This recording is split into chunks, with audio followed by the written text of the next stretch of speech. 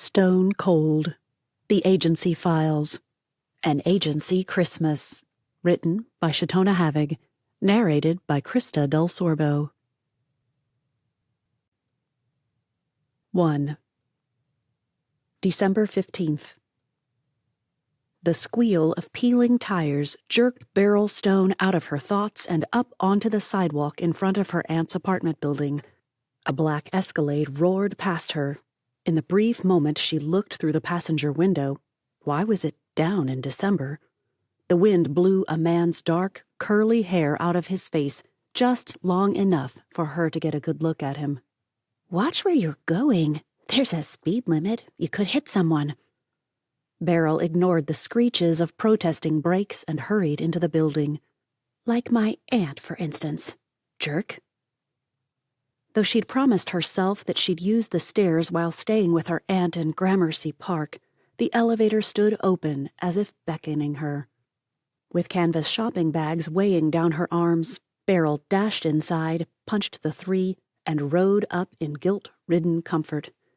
She stepped out, reached into her pocket for the keyring she'd snitched from her aunt's purse, and stopped short. Aunt Jackie's door stood slightly ajar. "I locked that, right?" Shouldering her way into the apartment, Beryl muttered threats against her aunt and the insanity of hobbling out of the apartment, hopped up on painkillers no less. And all because she just couldn't wait half an hour for me to get back with bagels and groceries. Beryl dropped everything on the foot and a half of counter space in the tiny kitchen and began pulling off her coat. "Aunt Jackie, going out for mail in your condition. Not smart. That's what I'm here for. Oh, and I got Essa bagels." No response. Not a surprise. She'd probably worn herself out trying to get to the bank of mailboxes and back without passing out. That thought sent Beryl's heart racing. She dropped her coat right there on the floor and dashed for the bedroom. No collapsed Aunt Jackie en route. That was good. She started to burst through the bedroom door and stopped herself just in time. No need to wake an exhausted patient, even if the woman had broken half her marbles along with her leg. It had been a car, of course, zipping along East 19th Street as if some parkway in Middle America. Hit and run. One Aunt Jackie insisted hadn't been an accident, but Beryl figured her aunt was just being pessimistic. Jacqueline Stone leaned toward the "half empty, there isn't a drop in there, that's all an illusion" camp. A gentle nudge swung the door open on well-oiled hinges. Aunt Jackie couldn't abide squeaks. Probably had the super up there once a month just to be sure. Or maybe just as an excuse to get the scoop on everything going on in the building. The woman's investigative reporter genes never quit. Aunt Jackie lay on her side, back to the door.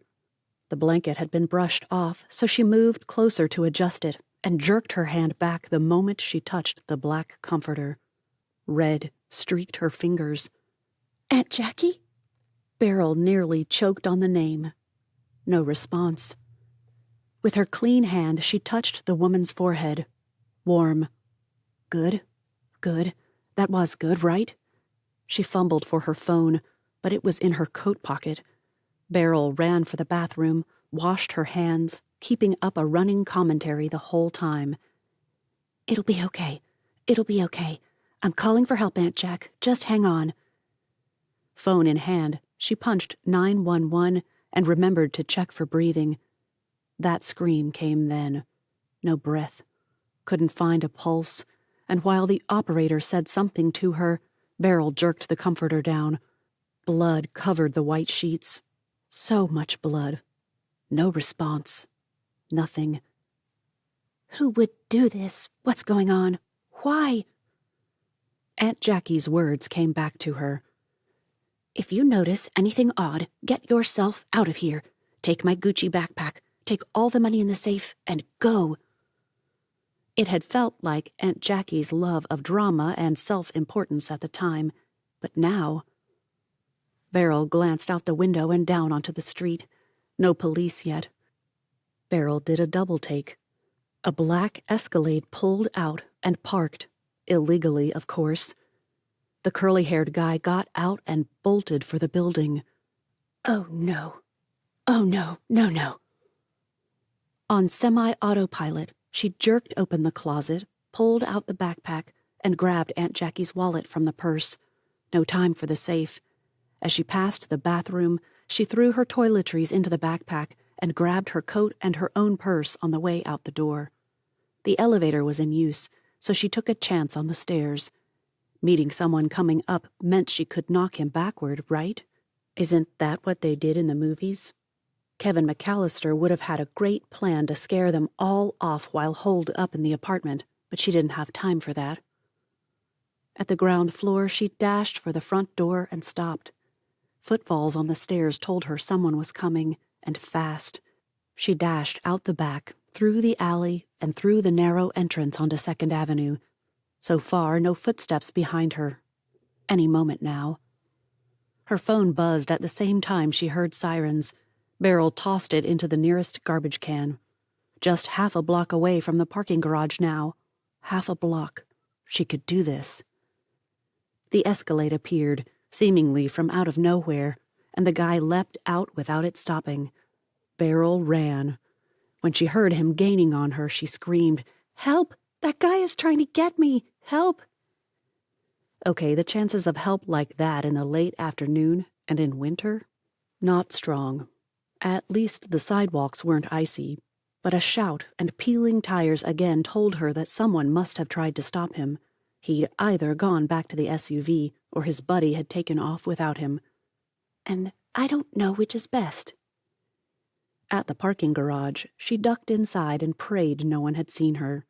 Just in case, she ripped off her coat, turned it inside out, and prayed that hiding in a red coat worked.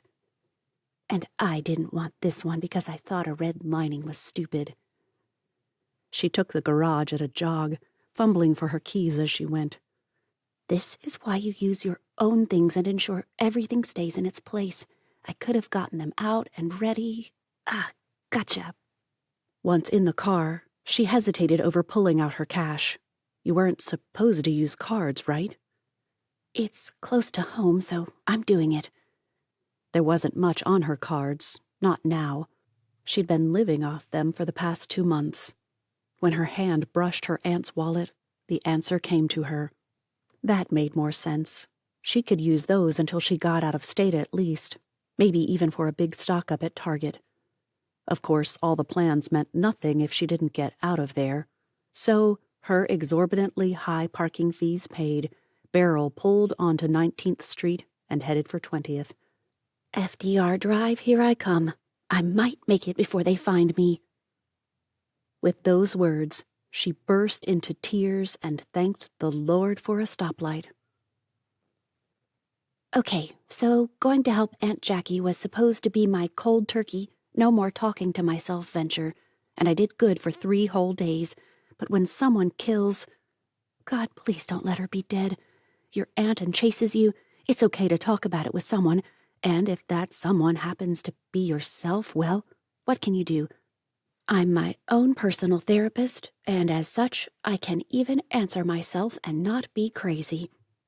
It was the 3rd time she'd made the ridiculous statement since she got into the car, and this time, Beryl almost believed herself. She made it to the Battery Park underpass before it dawned on her she had no GPS. Nothing to help her get out of there. I also don't know where to go. I can't call the police. I can't even call Gracie for help. And there aren't any good old-fashioned phone booths. How is Clark Kent supposed to save me if he can't change in one? Her car, an old Volvo that was as reliable as Old Faithful and battered enough to belong on something called the Battery Park Underpass, chose that moment to announce the impending need for fuel. Of course it did. Beryl scowled at the glowing gas pump before remembering that she probably had a couple of gallons left. One for sure. 20 miles minimum? A sign for the Holland Tunnel told her where she was. She'd taken that to get to Aunt Jackie's. Tears threatened again, but Beryl couldn't risk falling apart now. She had to get out of there. Get across to New Jersey. Get safe. Fall apart. Then figure out what came next. The cops are going to be looking for me. My fingerprints are there. My stuff is there. My laptop. Oh, great. When they see I used her card a few times, they'll be sure it was me. When they find out I'm broke... No! She screamed the word at the top of her voice. I will not panic. I will not freak out. I will keep it together until I'm at a nice, safe, sketchy gas station in New Jersey. Then I cry. Once upon a time, Beryl had considered herself a strong, independent woman. She never cried, never freaked out, and if anyone needed saving, she'd have been the one to do it. But when reality goes for harsh, it pops the invincibility bubble so fast the soap stings your eyes. That gas station came up almost immediately after getting off the Holland Tunnel. Exxon. Pricey, but there. And without GPS, she had no choice. Waiting in line for her turn, torture. If it took much longer, she'd have to push her car up to the pump. But, okay then, that would be just fine. She could do that. Not a problem. That's just how life went, right? Besides, it appeared there were homeless guys pumping gas for everyone. Not just windows here? She peered closer. They look awfully well bundled up for homeless. Then a vague recollection of a Facebook discussion about how New Jersey and Oregon having people pump gas for you came back to her. Oregon got rid of it, leaving New Jersey the last, can't pump your own gas state, right? While waiting for her turn, Beryl decided to check out the status of Aunt Jackie's backpack and wallet. The credit card she'd used at the stores was still in her coat pocket. She hadn't replaced it yet. On top of that, yep, an Exxon card. Success. Also, Visa, Amex, Discover. How many cards did one woman need anyway? And, debit card. If she had a phone, she could find out if there was an ATM there, grab all she could while she was there. That's when Beryl realized she'd need a PIN for the ATM. A moment later, she stared at the Amex again. Didn't Aunt Jack say that she had a business Amex from the magazine? They wouldn't trace that as quickly, would they? That decision made, she shoved the other cards back in the wallet and kept digging through the backpack. Water bottles, snacks. Wow, who knew Aunt Jackie liked beef jerky so much? Band-Aids, beautiful ibuprofen, and triple antibiotic cream. Nice. A zippered pocket held an actual, old-fashioned manila folder, the kind she'd tried to steal from her middle school office when she was 12. Yeah, that hadn't gone over well. A horn blared, and she jerked her head upright. Space. And some idiot was trying to squeeze around everyone and get in. Not on my watch. She zipped forward, ignored the Bronx salute, and began flipping through the file. A second blare and a few choice words screamed at her as Mr. Cut-in-Line plowed between cars on his way out of the station. You're not in the Bronx anymore, Toto. He couldn't hear her, but it felt good. Text-dense pages interspersed with photos that meant nothing to her filled the folder. Not overstuffed, but definitely filled. What was this? Beryl rummaged around in the bottom of that zipper and found a thumb drive and a key. She'd never seen one like it. Post office box, maybe? Another car moved out, and Beryl inched forward a bit. Her turn next, and now she was close enough to the store to see an ATM machine in there. Wish I knew Aunt Jackie's PIN for her accounts or her Amex.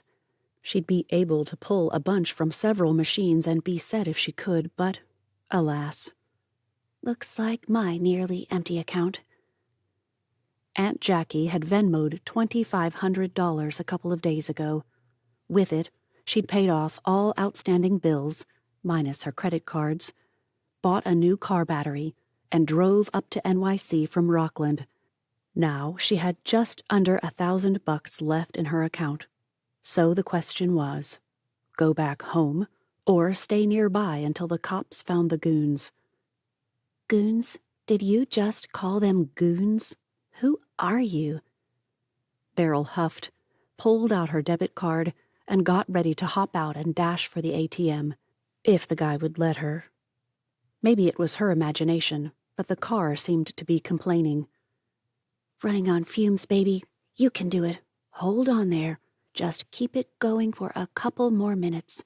I can't turn you off or I'll freeze. It's cold out there. And her turn. She pulled up to the pump, cut the engine, and got her card ready to hand over. This having someone fill your tank thing was awkward.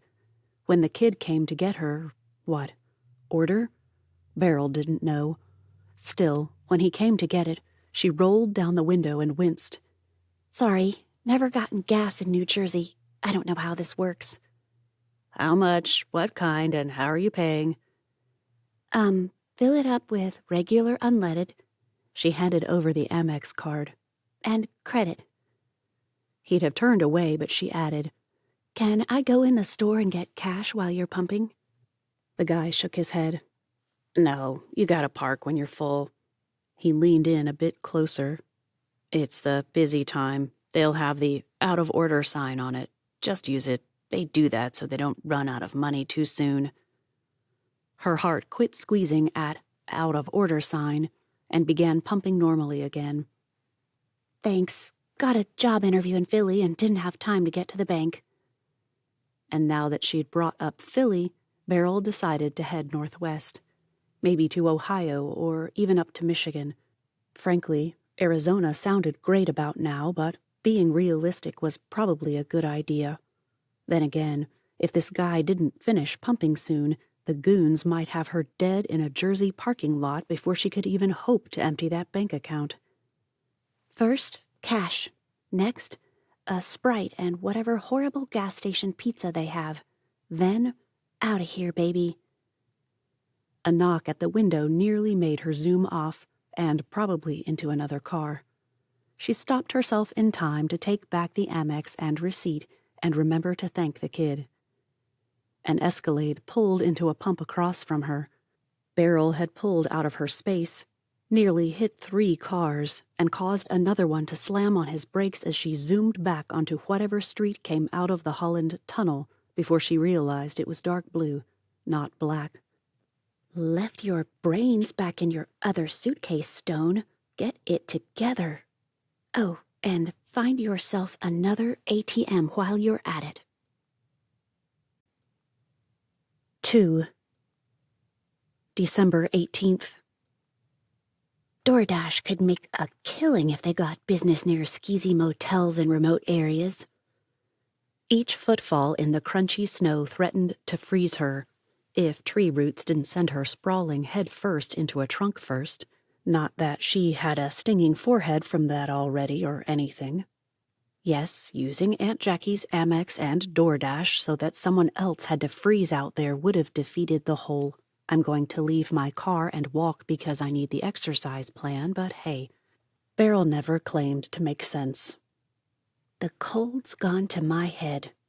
And, to try to warm up the gray matter in there, she trudged along and tried to decide once again if staying for just a few more nights would ensure she died of bedbug poisoning or give her time to make up her mind about turning herself in. She was innocent of any crime, and if she could just convince some small-town cop about the goons, she really needed to stop using that word, then maybe he'd put in a good word for her with the NYPD. Yeah, like it worked that way.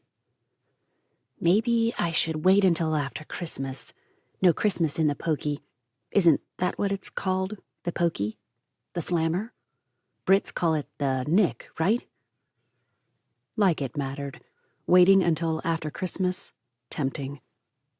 Beryl stayed just inside the tree line along the road, just in case some weird creep decided not to take no thanks for an answer if he came along and offered her a ride. Her foot went down, way down, and she wrenched her knee a bit.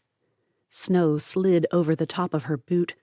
She shouldn't have tucked her jeans into them, and her previously freezing legs and feet finished the job. Totally frozen. In case someone was listening to her thoughts, God was listening, right? She snapped a finger. Just like that.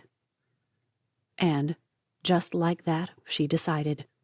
She'd stay 2 more nights and then go explain everything to the local cops. Surely Podunk, Michigan, with her current luck there'd actually be a place by that name, would have a nice, hunky cop who would be sympathetic to a terrified damsel in distress. She could do damsel and distress both, right? Sure, no problem. Did women faint anymore? That sounded like a great escape. Just hold your breath and wait to drop. Easy peasy? Get over yourself. So you're down on your luck, or whatever it's called now. So what? That doesn't make you pathetic and incapable of taking care of yourself. Get it together, Stone. And she would, sometime in the next 2 days. That decision made, Beryl shifted the backpack she refused to part with and marched onward, back to her bug-infested room. Okay, to be fair, she'd not seen a single critter, gotten a single bite, or even seen evidence of anything out to get her. Well, unless she counted the skeezy furniture, bedspread, and shower curtain. The thought brought a new shiver. Or was that a shudder? Pedantic Beryl, march.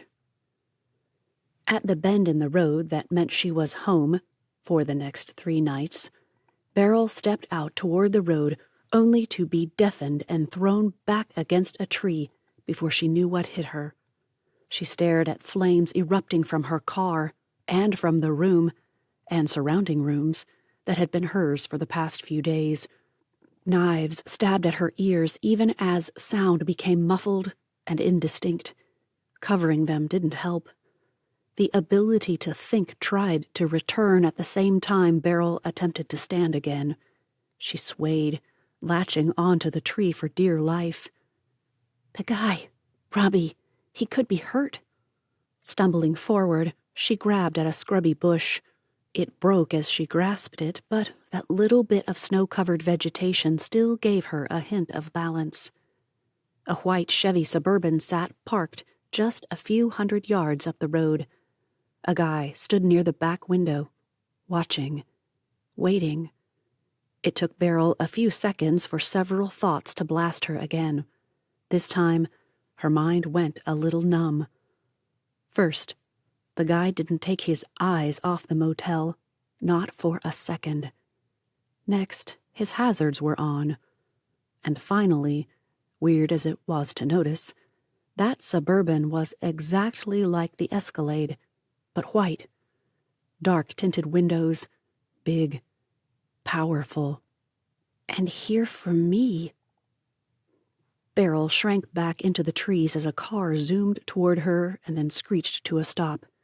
The guy, or was he a goon, began jogging toward the motel, picking up speed with every movement, as if he'd just gotten out after a long drive. Definitely sketchy. Her own voice sounded as if she spoke into a pillow. The 2 men met in front of the burning motel and began gesticulating as they spoke. What they said even shouted over the noise of the fire and occasional repeated explosions. How many bombs were there? She couldn't hear.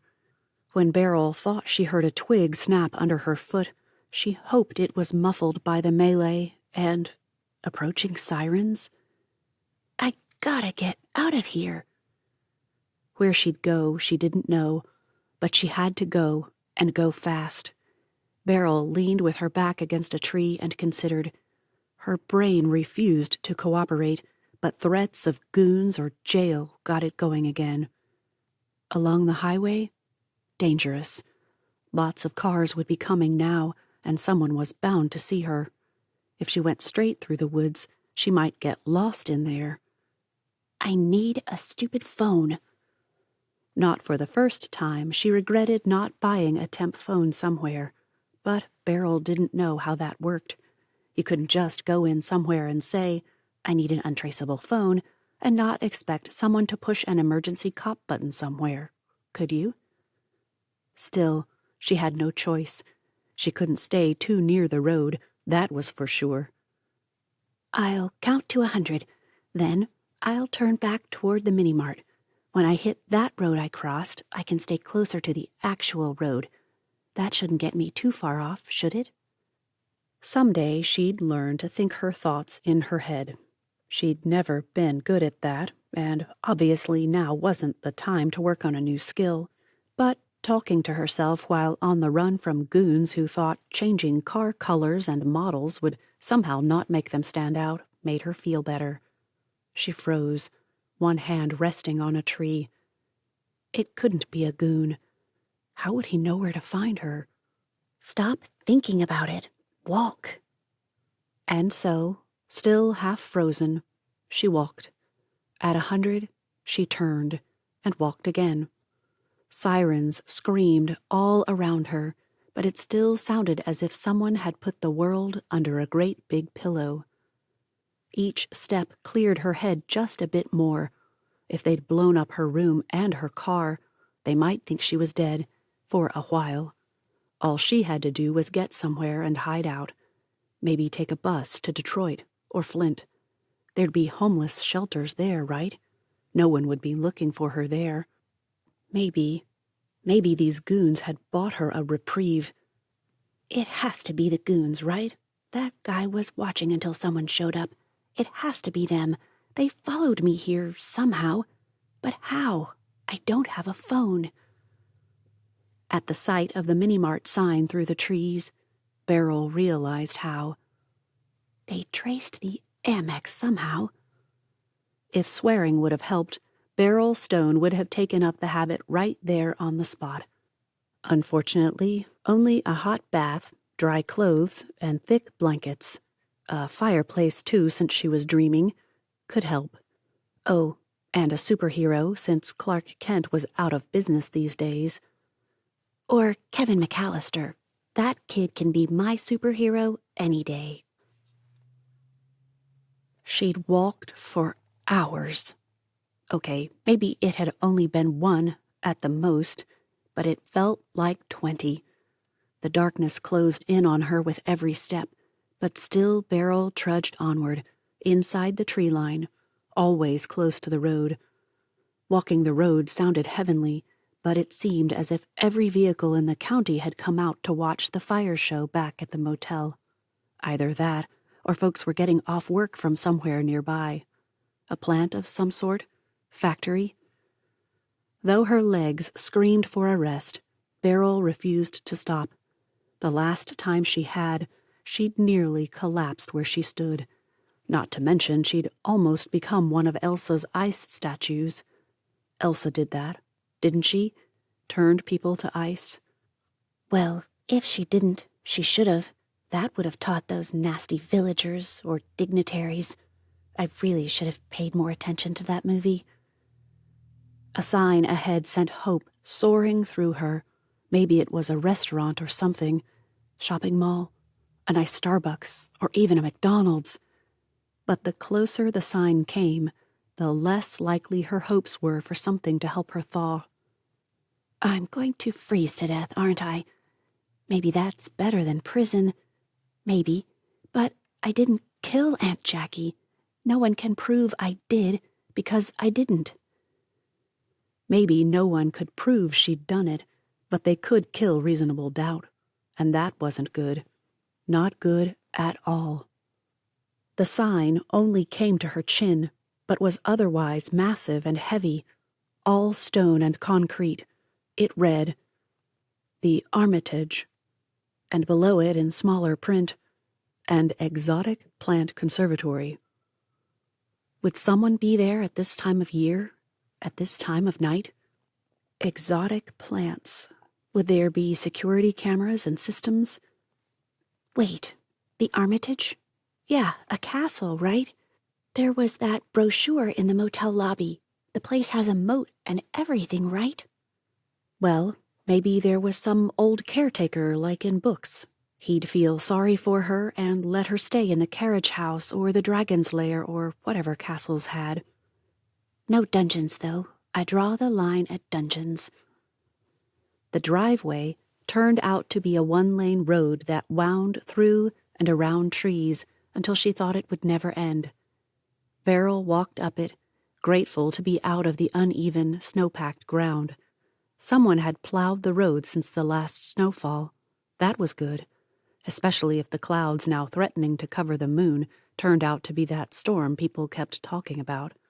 One gal had even come into the mini-mart for milk, just in case. The others had teased her about being like some silly southern miss who bought up all the bread and milk because a few flurries were predicted. But it's supposed to be bad. What's wrong with being prepared? Beryl had never understood the idea that there was some sort of virtue in pretending a snowmageddon wasn't coming, but she had a few friends who did that. They were also the type to grill burgers in the snow wearing shorts and sandals as if making some kind of statement. You're just jealous, Beryl Stone. Just because you can't hack the cold, you think no one else should. Well, grow up and keep marching. There's got to be a nice hot bathtub ahead. Practice charming old guys. Just as she rounded another bend, 3 things happened at once. The shape of an honest-to-goodness castle appeared. Clouds covered the moon, and wind stirred in the trees. That stirring wind unsettled her. It had happened the previous night and had begun howling inside half an hour. Okay, God, I've tried not to bug you about every little bit of comfort, but it's time. Please get me inside somewhere warm long enough to be able to think clearly. There. That sounded rational. God appreciated rational, didn't he? As she approached, the silhouette grew darker and more ominous, but something about its closeness also comforted. A finish line, as it were. Then she saw it. A drawbridge. Was it really a drawbridge? No way! Probably just rigged to look like one, but when she reached it, she saw that it covered a moat. An actual moat. The pamphlet hadn't lied. Why? I mean, cool, but why? With every expectation of a knight riding out and shouting, "Halt! Who goes there?" Beryl stepped onto the bridge and waited. Nothing. She crossed it. The thing was massive. Still nothing. Not even an electronic knight screaming at her to run before the cops were called. Weird. The circular drive outlined a courtyard that probably was gorgeous when things were in bloom. Now there were white blobs everywhere, showing what might be shrubs or trees or something. It was too hard to tell in the dark and with all that snow. As she approached, however, a light flickered on. Okay, here comes Mr. Caretaker. But no one appeared. When she finally made it up the slick stone steps, a giant knocker tempted her to pound. She did. Nothing. A doorbell, the old-fashioned kind that twisted, may have buzzed somewhere, but she didn't hear it. No stickers in windows or little signs stuck into the ground hinted at a security system, but surely they had one. Beryl worked her way back down the steps, landing on her backside only once, and trudged around to the side. There, great glass windows showed a workroom of some sort. Pots, lots of terracotta pots, long tables, buckets. Well, it's a conservatory, so potting shed? That didn't make sense. In the actual castle? Weird. At the back, the whole place opened out onto a terrace. Steps down each side and out the length of the back led into yards and side yards. Or maybe it was a garden. Who knew? She tried the doors there, banging and calling. No one answered, and only one lone light shone in the hallway. It looked empty except for all the plants. Tons of them. It's like an indoor jungle in there. Down the other side of the terrace, she saw a light shining on the snow. A glance up showed one light glowing in a window above. In any other season, Beryl would throw rocks at the window and hope she didn't break something priceless. The wind blasted her here, biting through her coat, and oddly enough, making her sleepy. Maybe if she found a shed somewhere. Another step sent her sprawling. She landed in a heap atop something bumpy. It did wake her up a bit.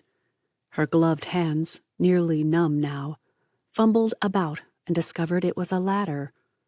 Why on earth would there be a ladder lying on the ground in the middle of winter? You making sure Santa can get up to that chimney? Okay, so her words came out in a staccato nightmare of stutters, but that was the gist of it. Beryl pulled, tugged, and finally worked the ladder free of a shrub and a garden hose. What was a garden hose doing out there in winter? This was a conservatory. They knew about this stuff. It made no sense. Still, she didn't have to go hunting or try to climb that tree that was totally not close enough to the window. Leaning the ladder against the house, Beryl decided it was close enough that it might, just might, get her into that window. If it opened. The idea? Terrifying. But she had to try, right? 3 rungs up, she slipped, swayed, and landed in a heap to the left of the ladder. The wind blew the stupid thing right down on top of her, and now her head hurt too. Great. Still, she had 2 options as far as she could see things. Try again, or give up and die. Melodramatic? Maybe, but it was what it was.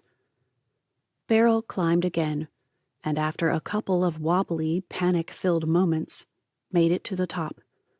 She ripped off a screen and nearly flung herself to the ground with it. The window didn't budge. That could be because it was locked, or it could just be the simple fact that she didn't have the strength to do anything. The room wasn't a room, though. It was a hallway, and from what she could see, an elevator opened out into it. An elevator! Scrambling back down once more, Beryl landed in a heap, but this time she grabbed the ladder and dragged it as she bolted for the corner. The second time she fell, she left the stupid thing lying there and kept going. The door to where she thought the elevator must be, locked. Of course it was. But another light sent a soft glow across the snow on that side of the castle. What do they say about insanity? Doing something over and over, expecting different results? Yep, that's me all right. Back she went for the ladder.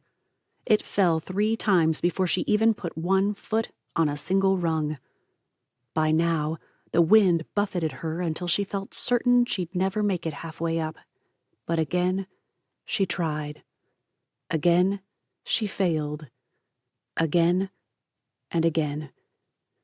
Her hands totally numb by now. It's probably why I can't grip, Beryl muttered as she shoved the ladder back in place. I've got to try. On this side, the ladder, if it fell in the right direction, might just lean against that weird corner squarish turrety thing, whatever it was called. If it blew the other way, she'd probably die by smashing her head into a gargoyle. Yeah, the silly castle had gargoyles over here. What was with that? At the top, she ripped off the screen again and didn't even need to throw it. The thing went flying to the next county. She pushed at the window. It didn't budge. She pushed again, and the ladder wobbled. Then she felt it. The tiniest movement. No way. Another shove. Another. It took half a dozen shoves and scrambles to stay upright before an inch of space emerged. Bit by bit, she wedged her hand and then her arm into the space. As if the room fought back the cold, it resisted every bit, but she kept trying. They were weird windows, looked like old leaded glass, but slid sideways like any aluminum double-paned jobby from any house. And then it slid fast, halfway open before coming to an abrupt and obviously final halt. Beryl stared. Could she squeeze through? Maybe. 3 rungs left on the ladder. 1 false step, and she'd be dead. You've got to quit with the dramatic, Stone. Just get in there. Maybe sliding in and landing on her shoulder after slipping across a credenza wasn't the smoothest move, but it worked. Beryl lay there, waiting for a screaming alarm system to alert the world to her presence. It didn't come. Forcing herself up, she went to close the window, considered that ladder, and pulled it inside. No one would miss it where it had been, but lying on top of the snow, if this storm didn't dump more down, it would be noticeable. So, not sure why she did it, Beryl pulled it in after her. It hung, suspended in the window while she opened the room's door. Once she had the ladder propped up against the hall wall, she closed the window, collapsed into a chair, and looked around. Wow. Just wow. 3. December 19th. Wind howled and snowflakes swirled around them as Bert and Lizzie Sutton helped Gibbs out of his Suburban and into the wheelchair. Don't let his foot touch down, Bert. I didn't. Gibbs just let events unfold. The blanket over his cast because it can't get wet. The umbrella, as if it would keep cold and snow from blowing all over him. The non-stop clattering of Lizzie's tongue as she supervised his return home. This storm is getting worse every minute. We'd better stay. Nope, no way. If you try to stay, I'll fire you. What? I don't think so. But Gibbs wasn't having it. You'll be here in the morning and the next day, too. I promise that if I can't do things myself, I'll admit it and get someone to come help. But you are going to San Antonio for Christmas. Those grandkids aren't getting any younger. Usually, Bert let his wife talk and did his own thing. She thought she ruled him, their roost, and Gibbs's as well. She didn't, and nobody let her onto the secret. But once in a long while, Bert put his foot down. Apparently, this was one of those times. The man doesn't want your fussing. Men don't like it, so just get in there and get his meals sorted. I'll get him to bed. And as always happened, all 2 other times plus this one, Lizzie Sutton blinked, started to sputter, and nodded. Right, of course. I'll get the door. That's kind of you, Liz. Thank you. Just like that, he went back to being henpecked husband, and Lizzie went back to being the queen of the coop. All was right at the Armitage again. All except my leg. He glared at the cast as if it could read his mind. If he'd had any doubts about losing his marbles while trying to unstick the upstairs hall window from the outside, proof they'd fled came in the form of realizing that he'd started growling at himself. Only crazy people talk to themselves, and you are not crazy, so shut up. Gibbs over here. He's getting all wet. Can't get the brake unstuck. Oh, there it is. Sorry. Gibbs waved off the apology. This all started when I couldn't open a window to let out a bat. Did we get that bat, by the way? And what was a bat doing in my house in winter, anyway? Don't they hibernate or migrate or something? Probably lives in the attic. I'll check it out after the new year. Got left behind or whatever. Bert didn't have much to say as a rule, so 3 whole sentences in a row constituted a lengthy conversation, and it was the second time in as many minutes. Unheard of. Got it. Is that bat out of my study at least? Yes. The jostling of the wheelchair over paving stones. Awful. He shouldn't have pretended to take those painkillers. He needed them. Each stifled yelp and groan increased the pain by a factor of 10 at least. Lizzie, waiting just inside the door, snatched up the umbrella and dumped it in the stand. I'll get the elevator door. She gave him a smug look and added, Bet you're glad you have it now, or you'd be sleeping among the carnivorous plants down there. I only have one carnivorous plant, and it isn't big enough to eat me. Yet. And it never would be in his conservatory. Yes, the Attenborough's pitcher plant could grow to over 4 feet tall, but not likely in a small environment like his conservatory. They needed more than he could provide. Still, it was a nearly extinct plant, and his owning one meant he could propagate and help fight against extinction, though some argued it was wrong to do that out of the wild. Not that it mattered. Not right now. By the time they made it to his home level, Gibbs could have collapsed on the floor and never gotten up again. His head pounded. 50 knives kept stabbing into his leg, and the cold had him shaking like an autumn leaf in a windstorm. Maybe he should have agreed to stay one more night in the hospital. But no, absolutely not. Just the thought of those incessant beeps and the regular intervals of circulation-killing machines made him rethink that. Home was better. Bert began to push him toward his bedroom, but as tired as Gibbs was, he resisted. I need to try to do this. Did you get the hoist thing attached in my room? Didn't have to. Lizzie ordered a thing that goes behind the headboard so it wouldn't hurt the beams or plaster. Heavy sucker, but they delivered it the day before yesterday. Pushing yourself in a wheelchair isn't as easy as you'd think.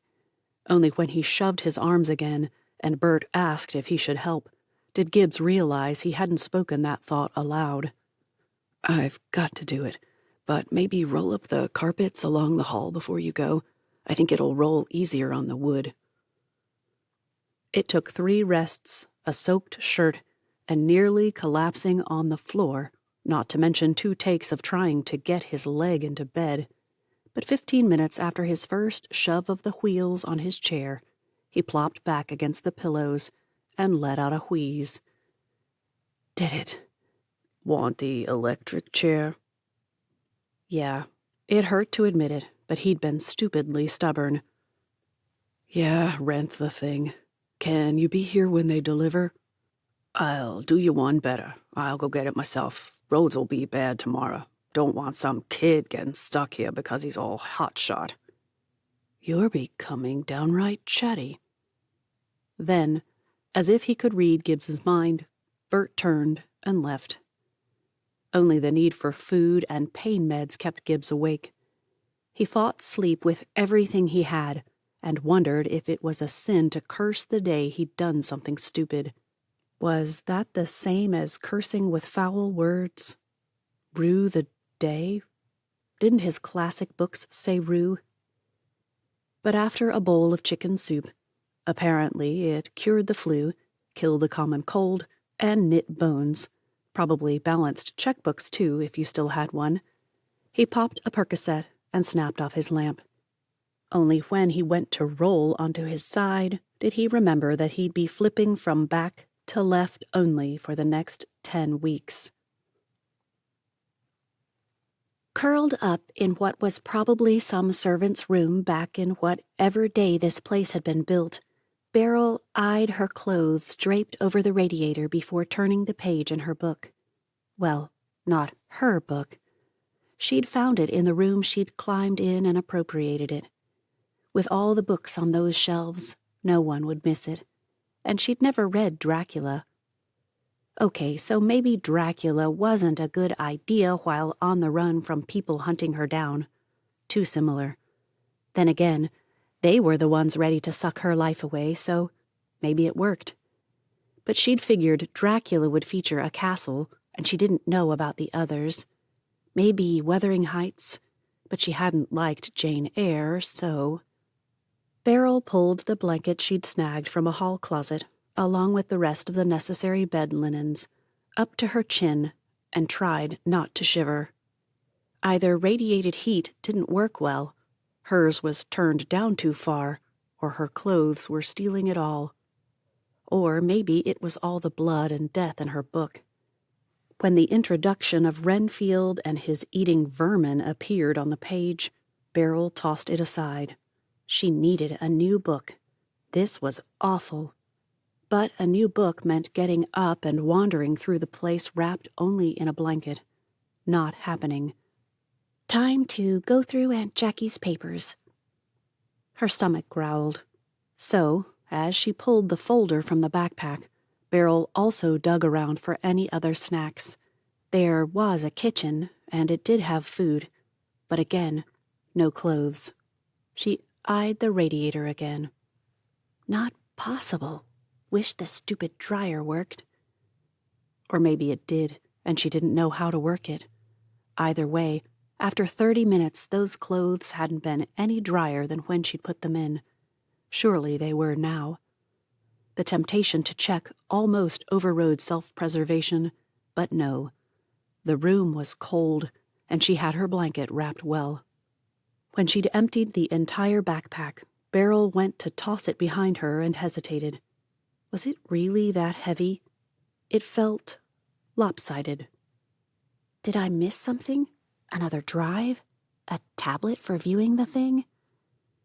Even as she talked herself through possibilities, she squeezed and twisted until she found it. A sleek pouch where the straps attached.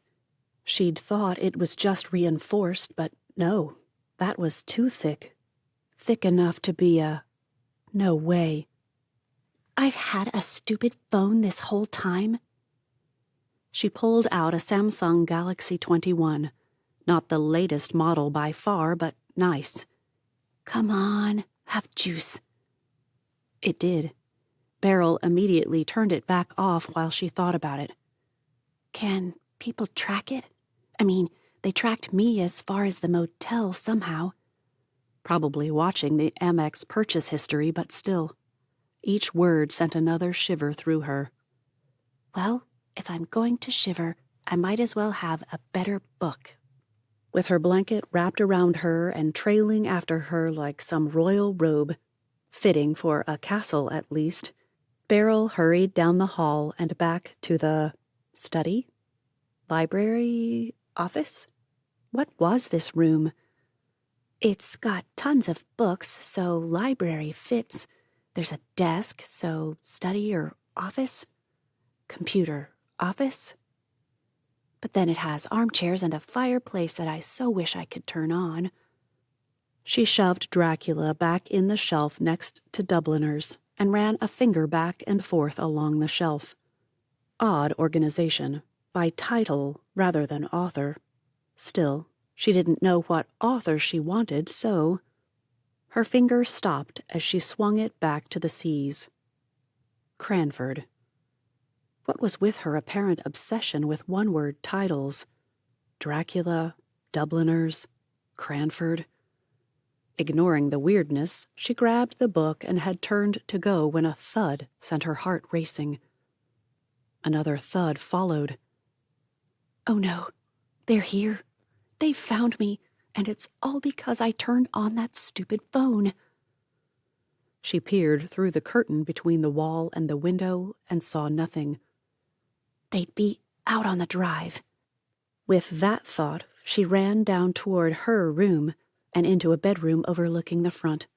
Again, she peered between wall and curtain. A white SUV. Floodlights filled the area and illuminated the scene below. No, that's silver, not white. The realization offered little comfort. Still, the guy opening the back of the thing didn't look like the goons. And there was a woman. Maybe it was her coat, but she looked a bit plump. The guy was scrawny and short, shorter than the woman by at least a couple of inches. Beryl nearly dropped the blanket when she saw him heft a wheelchair from the back and push it around to the right passenger door. A wheelchair? Must be the owner's. Some crotchety old man who can't catch me if he figures out I'm here. A second look at the woman unsettled her, though. But she might be scary. The man who eventually emerged, clinging to the door as if a lifeline, was not a crotchety old man. Bundled up in a jacket with one leg cut off a pair of sweats to accommodate a leg encased in a cast up to his thigh, the guy...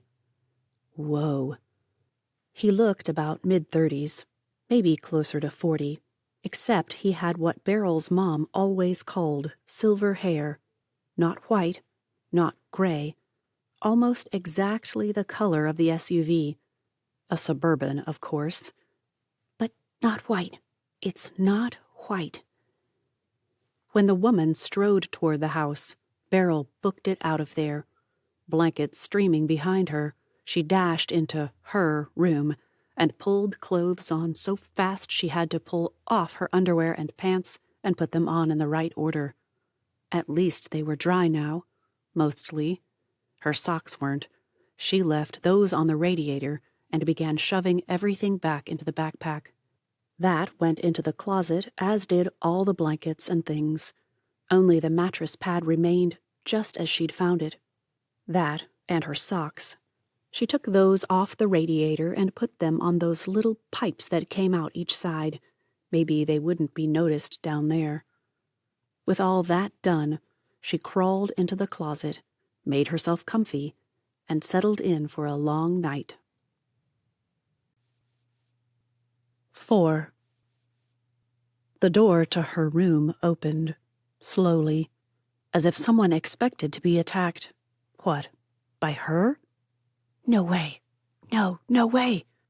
Despite barely whispering, Beryl clapped her hands over her mouth. A voice called out, "Hey, Lizzie?" Apparently, someone responded because it continued, "I'm gonna put these runners in the little room for now. I'll take 'em up to the attic tomorrow."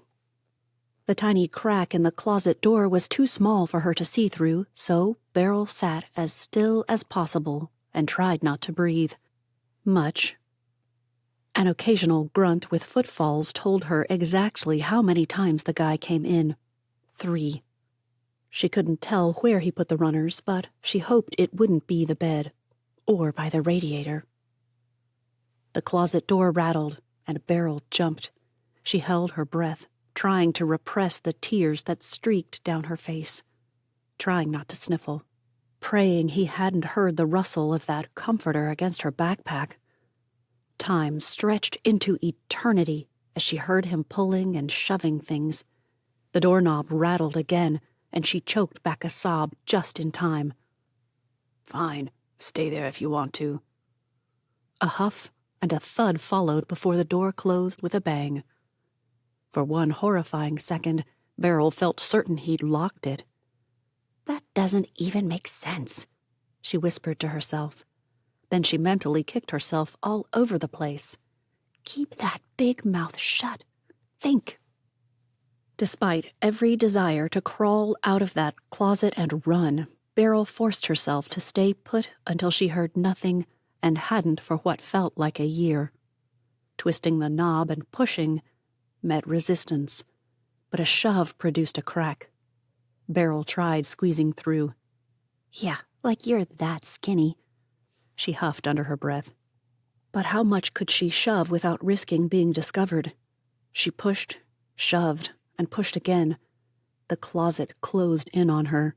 What had felt like a refuge just minutes before now suffocated her. She pushed, grunted, and nearly screamed as the stupid runners refused to budge. Wriggling her fingers around the door didn't do much, but then she saw it. A piece of the end of a rug peeking under the door. Why wasn't it rolling away and letting her out then? Oh, if Aunt Jackie wouldn't begin haunting her dreams with scoldings of dictionarial proportions, she'd have started swearing right then. "I should be more concerned with what God thinks of that, but he doesn't seem concerned about what's going on with me right now, so do I care?" And there was the problem. Beryl actually did care. A lot. But honesty forced her to admit that she was just a bit, okay, a whole lot, ticked off at how he'd let things spiral out of control. Then again, did she really think God wasn't in control? "I just think," she muttered between shoves and grunts, "he could and should do something about this." This time she worked her hand through and pulled on the end of the runner. It strained and then snapped back. The door didn't exactly fly open, but it did allow her to shove all 3 runners back enough to get her out. Phew! That was the moment she realized she'd become drenched in sweat. Extra gross when you considered her jeans weren't fully dry to begin with. And I can't wash anything with them here. Can't even take them off and let them dry. Though she whispered each word so softly an elephant couldn't have heard if she'd been speaking directly into his ear, it felt as if she'd shouted. Nah. Beryl snapped her mouth shut and finished that thought. Not a good idea to wander around without clothes, if I have to run. A sound outside sent her racing to the window. It wasn't as easy to see much from that other room, but with the SUV parked where it was, she should have been able to see if another vehicle had arrived. Again she shushed herself. Having a party with a guy with a broken leg? Genius. Snark. The answer to life's ills, or something. The Suburban rolled out of sight. Next, an old Toyota Tacoma appeared and circled around part of the drive. Beryl couldn't see the driver, but then brake lights came on and the woman got out and hustled around to the other side. If she strained, she could hear something mechanical, but what it was, Beryl didn't have the foggiest or... A glance at fast-falling flakes prompted an adjustment to the oldest saying, the snowiest. The guy came out, the one who'd tried to trap her in the closet, and half jogged to the truck. In a moment, they were off. Beryl backed up until her legs hit the bed. She sat. Did they just leave that guy here all alone? No, Mom. Stay in Inari. It's Jillian's wedding. Gibbs stifled a yawn and stared at the clock. He'd only been asleep for 40 minutes. He didn't even know if the Suttons had left yet. But you're supposed to be here. How can we have fun with you spending Christmas all alone in the middle of nowhere with a broken leg and messed up knee? This was where he both hurt his mother and ensured his stepsister's happiness. Mom, Jillian will be happier without me there. Have fun. Soak up the northern lights and snowy wonderland. How often do you get to visit Iceland? I'll watch the blizzard out there and feel like I'm just in the next room from you. Are Bert and Lizzie staying home with you? Well, maybe anger would soothe the hurt. Here went nothing. No, they'll leave for San Antonio in 2 days. Right now, they're either downstairs checking the plants or they're off home to pack. I promised to call a home nurse if I even once felt like I needed the help. Spencer Gibson Kane, you're all alone at the Armitage? What were you thinking? That's it. I'm looking up flights now. I'll be there by tomorrow. Someone interrupted his mother. His stepfather if his text message had been read. He picked up his phone and tapped his texts. There it was. Got it. Sorry about this. You're sure? Oh, he was sure. No, Gibbs wouldn't have purposefully fallen off a ladder to avoid Jillian's wedding, but it had been his first thought after regaining consciousness. Now I don't have to fly to Iceland and pretend to enjoy the princess's event. He loved Jillian. No, really, he did. But Gibbs didn't love it when she was the focus of everyone's attention. She became someone else, someone no one liked. Gibbs just didn't have the skills to hide his irritation, and it offended her. She pouted. He grumbled. Not a good moment for anyone. I'm best off here, Mom. And you'll regret missing Jillian's wedding for the rest of your life. You won't regret not sitting here watching me sleep and using a portable urinal when necessary. Don't be crass. If answering, well, then don't make me, would have ensured she stayed put, Gibbs might have risked it. But it would likely say something about his need for a mother's influence or something like that. She'd defy Warner and fly home. Warner, as if knowing it was his turn, broke into the conversation. I've put us all on speaker, Gibbs. I agree with both of you. You need care. There, I told you. I'll just... But our daughter also needs her parents present to have the wedding day of her dreams. We got ours. Now it's her turn. Mom deflated right then and there. He didn't even have to see it to know it. On the other side of the world. Okay, it was only like 3 time zones ahead. In even more frozen tundra than northeastern Michigan, Warner had his arms around his mother. No doubt. Meanwhile, Mom shed silent tears, frightened for her boy, and Jillian would soon receive the thrilling news that her obnoxious, her opinion, not his, older brother wouldn't be ruining her big day by daring to attend. If anything went wrong, well then, it would be his fault, of course. Duh. If you're sure. Warner preempted the concession, and Gibbs managed to stifle a groan. What I want for Christmas, Gibbs, is for you to promise to call a home health agency and request that someone stops in once a day to make sure all is well. He didn't want to, but he would. I'll get someone to come by. Maybe not from an agency, possibly just from the church. They were bringing meals anyway, so if I can get them to come in and check and maybe sometimes bring them at lunchtime instead of dinner. Perfect. Mom broke in. And you'll call us when you get up and before you go to bed? She actually thought he'd be keeping normal hours. How quaint, or cute, or something. I'll call, Mom. Hug Jillian for me. Tell her I said I want lots of pictures and promises that she'll forget all about everything but having the best day of her life. In an undertone that his deluded mother thought he couldn't hear, she murmured, He's such a selfless boy. This time, Gibbs saw the text notification. She actually believes Jillian will be disappointed. Don't disillusion her. No worries, Warnie. I won't. Gibbs never called his stepfather Warnie, but that's how he thought of the guy who had stepped into father role when Gibbs had been just 8 and lost the dad who had been his whole world. Warnie had tried and done a good job, but Warner wasn't a touchy-feely kind of guy. No nicknames for him. Just as he'd been about to ask what they'd been doing, he heard something. Gibbs sat up, fighting the blankets. Were Lizzie and Bert still there?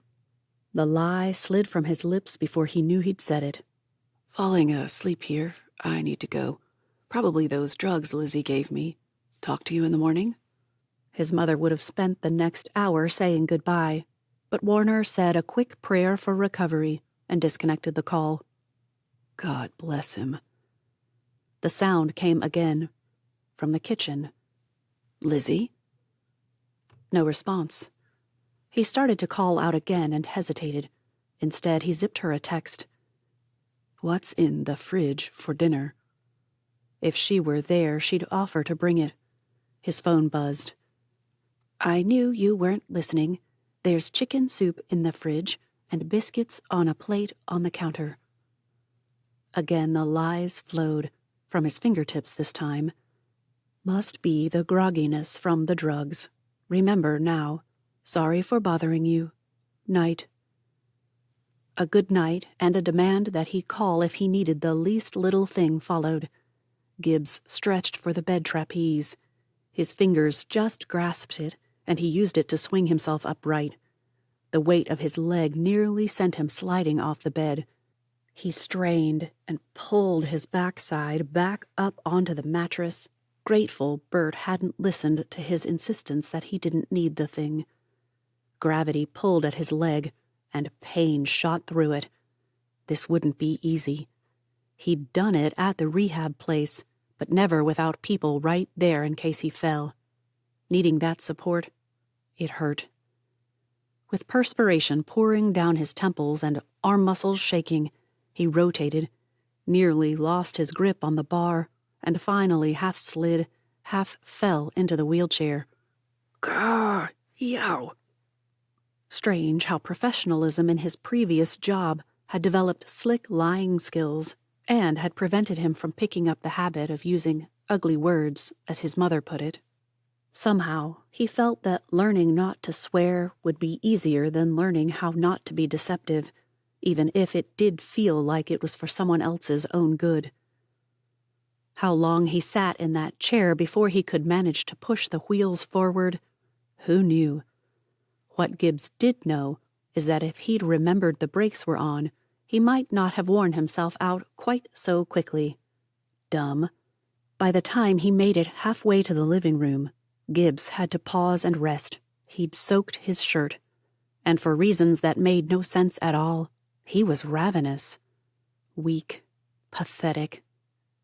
Oh, and everything in him insisted there was someone with him in the house. If it wasn't the Suttons, who was it? 5. December 19th. Beryl pulled open the cabinet door to replace her already washed and dried bowl, and nearly dropped it. There, stuck to the shelf above the bowls, was a sticky note, each word written in tiny, precise block letters. Did you get a biscuit? They're amazing. Honey is on the Lazy Susan on the fridge. Delicious that way. What the... Beryl clamped her mouth shut. Her gaze slid to each side before she gathered the courage to turn her head. No one behind her. She blinked, inhaled, exhaled, and blinked again. What on earth? This time, the words came out in a whisper. She slid the bowl back in its place and eyed the Lazy Susan. No way would she eat a biscuit or any honey. They had probably been laced with something. Fairness demanded she acknowledge that the guy had the right to try to disarm an intruder in his house by whatever means possible. Self-preservation called him a jerk. Still, the soup had been good. Too bad she couldn't grab another bowl. She'd learned that you could heat soup by putting the bowl in a sink full of hot water and replenishing that hot water a few times. Not as fast or as hot as a microwave, but no noises to alert the natives if you used a bathroom on the kitchen side of the house. No pipe noises there. Beryl scanned the cupboards and grabbed an unopened bag of beef jerky, a fruit cup, a pudding cup, and 2 mini bags of chips. The chips rattled, no matter how hard she tried to keep them quiet. Eventually, she learned that one in each hand, with the jerky under her arm, created the least noise. She dashed back to her room before someone could find her. Only when she dropped her loot on the bed did she realize that the guy could get to her in the wheelchair. She had to go up another floor. Hopefully the radiators work up there. As she bundled everything up again, Cranford dropped to the floor with a thud that could be heard back at the motel. He's gonna call the police. They'll find me.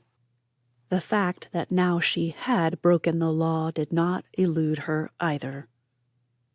Beryl left the book on the bed, grabbed comforter, sheets, and pillows, and with the backpack stuffed full of food and damaging evidence for something she couldn't understand. But it had to be damaging if it got Aunt Jackie killed, right? She rushed up the back stairs to the next floor and shivered. It had to be 20 degrees colder up here. The bedroom farthest from the likely occupied bedroom downstairs and closest to the stairs turned out to be nice. Like, amazingly nice. A big 4-poster bed, gorgeous wallpaper. Who knew she liked wallpaper? A wardrobe that looked right out of Victorian England, and an honest-to-goodness vanity with the most gorgeous etching along the edges of the mirror. Blues and greens with just a pop of dark rose pink here and there. People would pay a fortune to stay in a castle with a rare plant conservatory in a room like this. Once settled in, she crept along the hallway, peering into every room, each one more gorgeous than the last, no less. Beryl found a music room. There was an old Victrola there, a cello in a stand, without a speck of dust on it, no less, and what might be called a spinet. It was a small piano anyway. It begged her to rifle the keys, but Beryl resisted. Barely. A bust of some composer, it had to be right, sat on a pedestal in a corner. Art that was probably actually worth something hung on the walls. Jacquard drapes framed the windows and pooled on the floor beneath them, while chairs sat on either side of the fireplace. And that fireplace. Whoa! Mostly, the near side of the upstairs consisted of one amazing bedroom after the next, 6 in all, that music room, and 2 large bathrooms.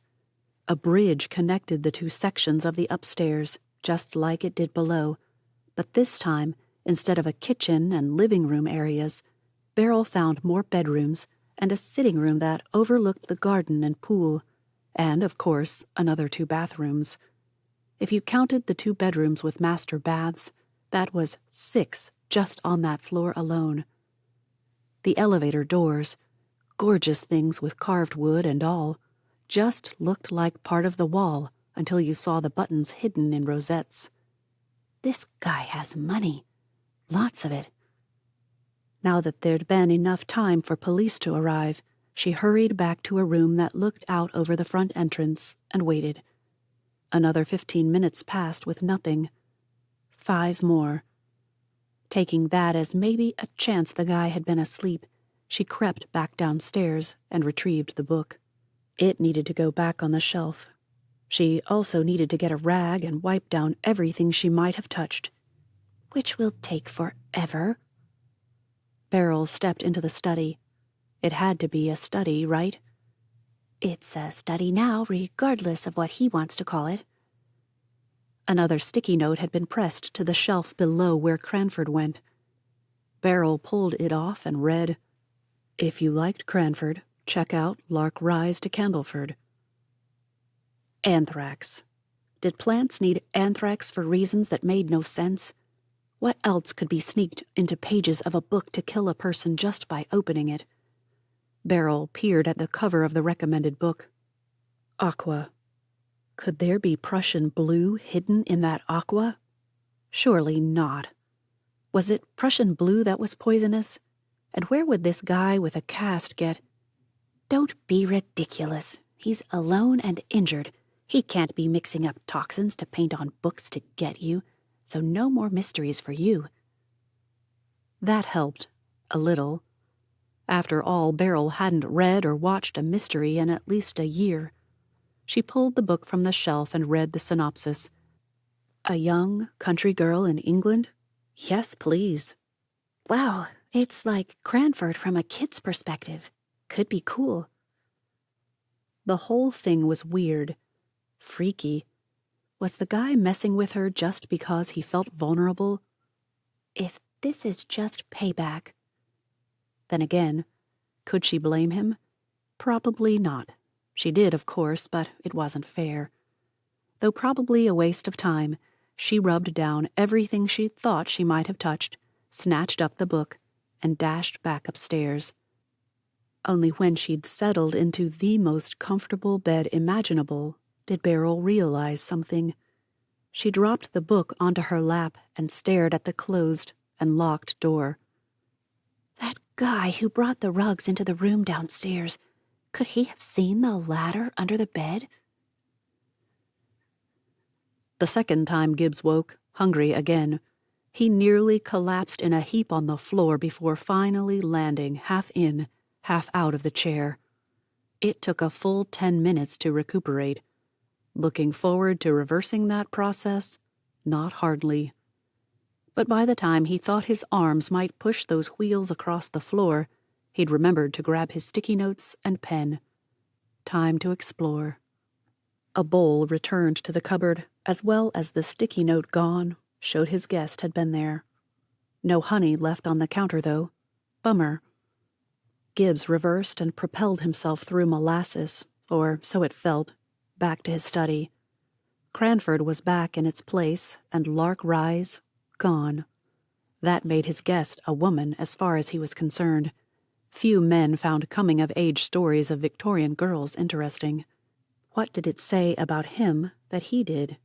Well, not a steady diet of them, but it had been a good read between Le Carre and Fleming. When he passed his desk, Gibbs froze. Eyes roaming over the beast of wood and more wood, every drawer perfectly shut, just as they usually were. That's what had been wrong the last time he'd been in there.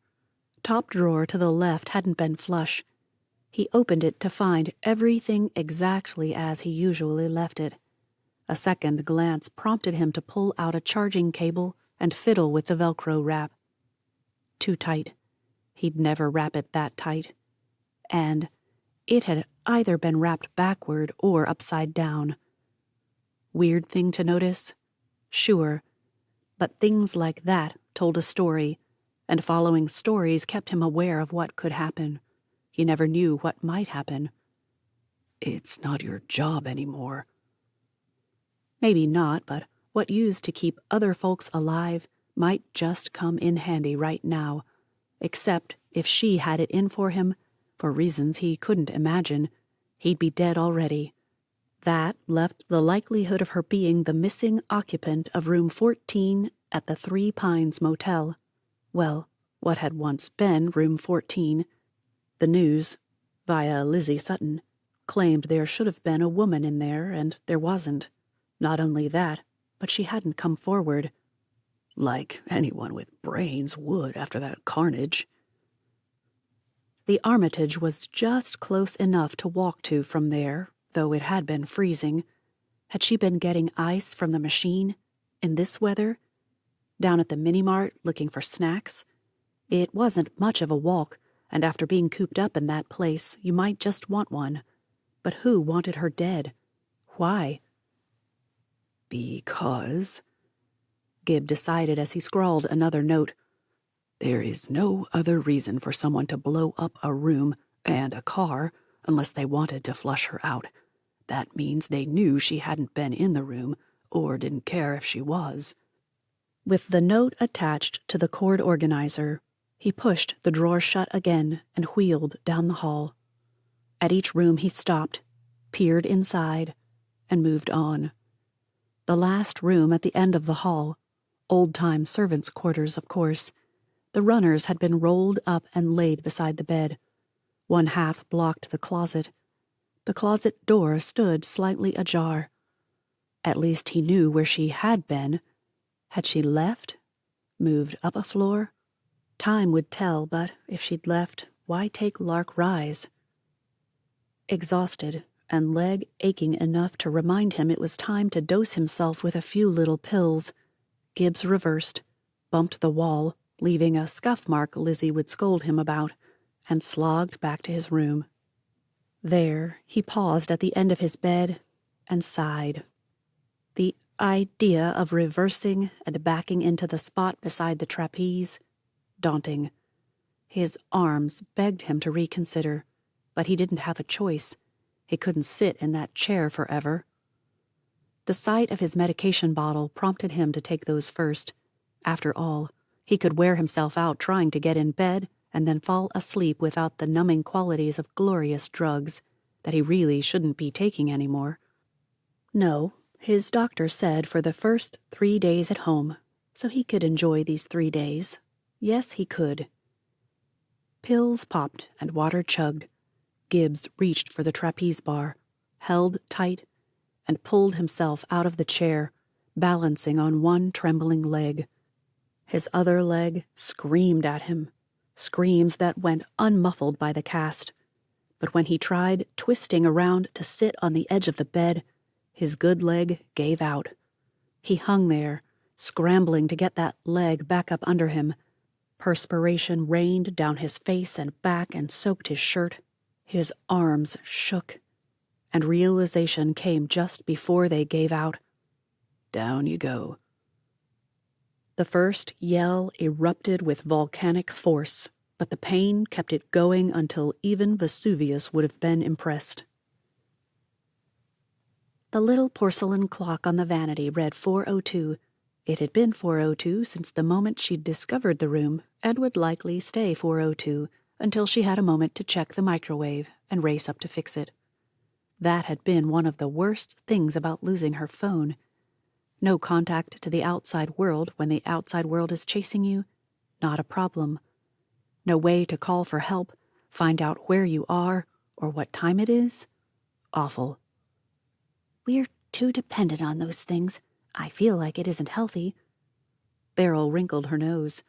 Now I sound like a boomer or something. The temptation to power on the phone, just long enough to check the time, sent her fumbling for it. Once in her hand, she debated. Didn't TV shows try to keep someone on the phone long enough to get a location? Was that a real thing? Still a thing? Until that Christmas week, Beryl would have argued that screams could not curdle blood. At the horrific sounds emanating from the floor below, she now knew it was possible. The problem? Was it a trap or reality? The guy had a cast. Was it real? And what kind of jerk doubted an invalid anyway? You've become a total creep. Beryl dashed for the stairs and took them 2 at a time, not even trying to hide her fingerprints on the railing. Reaching her old room, she slowed, ducking into each room as she passed it, seeking out any movement, anything. She certainly couldn't hear anyone over those screams. I know someone is in here. Please, I need help. A few moans followed, another scream, and silence. Eerie. That was the only word for it. She heard normal house sounds, tree branches rubbing together outside, wind howling, the metal expansion of a radiator, the boiler down in the basement maybe. Something was down there, so unless it was a dungeon with a dragon blowing heat up those radiators, it had to be, right? But nothing else. Okay, God, you're on duty here. Send an angel if you're too busy. Not Gabriel. I need a warrior. Michael, that's the one. Gabriel would talk the guy to death, but I'd be dead first. So if you could loan me Michael for just a minute. Or does he have an apprentice? I'll take an apprentice if I can't have him. Remembering the fireplace in the study, she dashed in there, grabbed the poker in one hand and the shovel in the other. Wrought iron would definitely do some damage and might even protect against a bullet, as long as she knew where to position them. But the sight of a foot and a cast peeking out from the end of the bed told her the guy really had fallen. Still, it could be a trap, right? Not a trap. The moment she stepped close enough to see the other side of the bed, Beryl dropped her weapons and jumped over the guy. Hey, hey! She patted his cheeks. Nothing. Feeling his pulse didn't do diddly. She couldn't find anything. Cold washcloth. Beryl dashed for the bathroom and snatched up a cloth from a basket before plunging it under freezing water. Wonder what smelling salts were made of. Something pungent. Ammonia? I wonder if they have a bottle somewhere. She tried the washcloth first, and it might work, but it was taking too long. A rummage around the second floor revealed a bottle of ammonia in a closet near the kitchen. One whiff cleared her sinuses, which had been clogged since the winter she turned 14. Potent. Back in the guy's room, she stared down at him, almost feeling guilty for what she was about to do. Come on, mister. Just wake up so I don't have to singe your nose hairs. He didn't stir. Despite everything, the guy was good-looking. That whole silver fox kind of thing, but with a young face. Far too young for that hair. She imagined dark blue eyes, but who knew? There was something Nordic about him, despite a tan that could just be left over from summer, maybe, and he seemed fit. So, how had he fallen? Well, here goes whatever. She uncapped the half-empty bottle of ammonia and shoved it under the guy's nostrils. Nothing. Beryl pushed it closer. In one swift move, the guy choked, coughed, and grabbed her wrist, sloshing ammonia over their hands and his chest. Unable to escape his death grip, Beryl transferred the ammonia to her other hand, prepared to use it as a weapon. The guy's eyes opened, and he gave her a weak grin before moaning and sucking air in between his teeth. Nice to finally meet my house guest. I'm Gibbs. With that, he passed out again, even with ammonia fumes doing their best to turn them both into mutants. 6.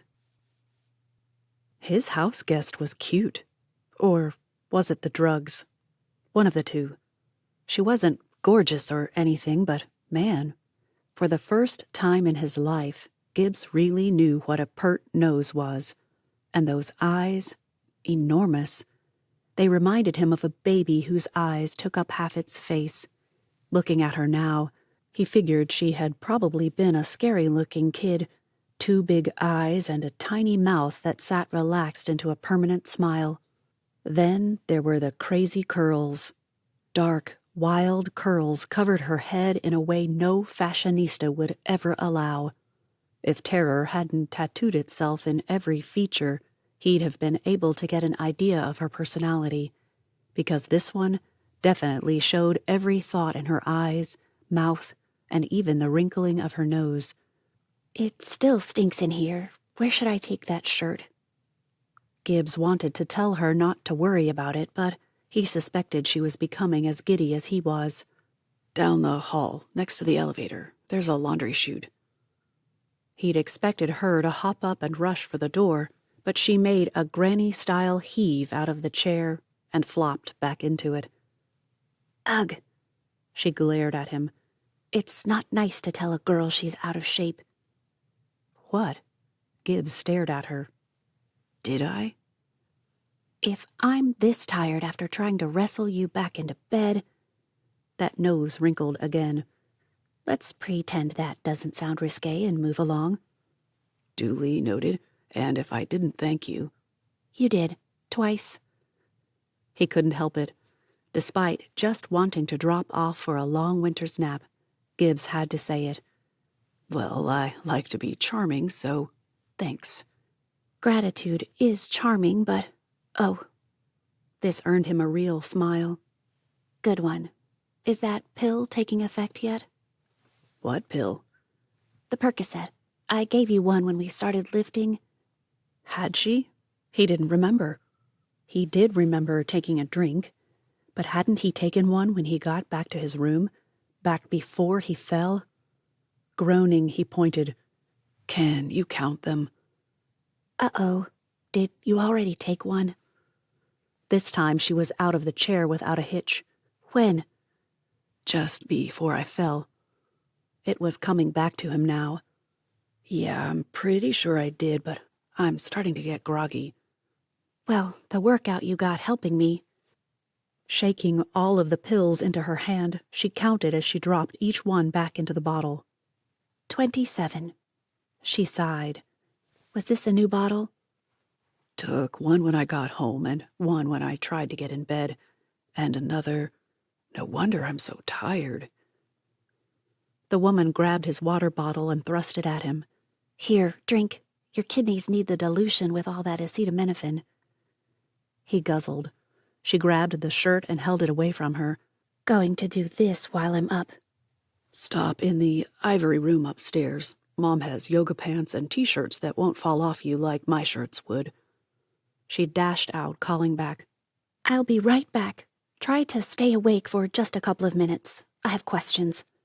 "I've got more." Gibbs may have muttered it or just thought it to himself, but she was right. He had to stay awake. He couldn't help her without some answers, starting with the question of her name. He'd nodded off 3 times before the woman returned, clad in his mother's workout gear.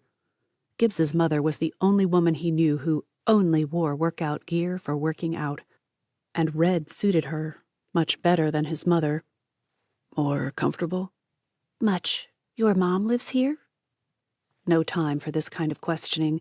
Gibbs shook his head. "I'm getting really groggy. I don't know when I'll drop off now. Physically exhausted, too. Anyway, I'm Gibbs Kane." "Gibbs, like..." "Jethro," he agreed. "but not. Long story. Tell you later. You're..." "Beryl." Gibbs waited for a surname, but she didn't give it. Later. No time for reassurances. "Are you the woman who was staying in room 14 at the Three Pines?" Wide eyes answered before she could. He didn't wait for her to find her voice. "Who's trying to kill you?" That's all it took to snap her back to focus. I don't know.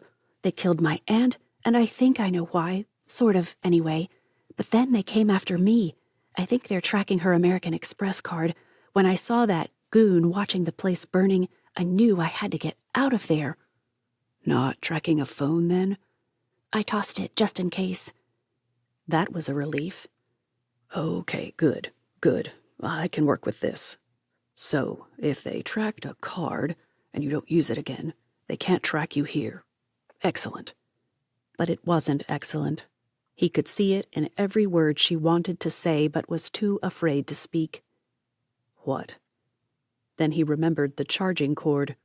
You bought a burner? You're good. Beryl shook her head.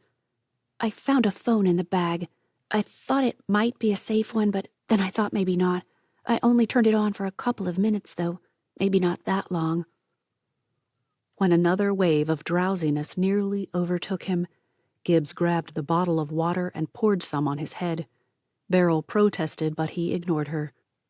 Okay, here's what you do. Those chips you got earlier, take them to the pool house. In the basement, you'll find sleeping bags.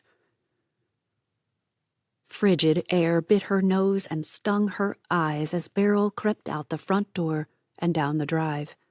Wind howled around her, but wearing a coat from the entry closet, ugly and enormous but toasty, kept most of that wind out. If there was a moon, she couldn't see it, but Gibbs had assured her that it also meant they'd need light to see her. Go fast, use the flashlight, and make as few trips as possible. Try to step into your previous shoe prints. Easier said than done, that was for sure. What with the foot or more of snow that had dropped in the past 24 hours. Beryl was used to snow, but not like this. Maybe he's right, she muttered to the trees lining the drive. Maybe they won't want to risk wandering around a strange area and will come to the door, get no answer, leave. It did help that the whole town probably knew of his accident with the ladder. She shivered. He hadn't told her the whole story, but just mentioning the ladder that now resided under a bed on his floor unnerved her. She'd nearly fallen a couple of times herself. And you'd have deserved to die of hypothermia for what you did. Aunt Jackie would have said to quit being melodramatic and get on with things. Gibbs said he'd take a look at her files when he woke up. So, with his phone in her pocket and Aunt Jackie's with him, Beryl found a shrubby place to slip into the tree line and made a circuit back toward the castle. Time to get this thing done. Walking with a coat that tied around her thighs wasn't easy, nor was walking with her arms partially sticking out like a scarecrow. But she'd wrapped a sleeping bag around her before pulling on the coat and tying it off to keep the thing from slipping down. On her back, she wore a backpack stuffed with garbage from prepackaged foods. She also had water bottles that she'd poured out and a few she'd leave there, and a mini-mart bag to hold trash.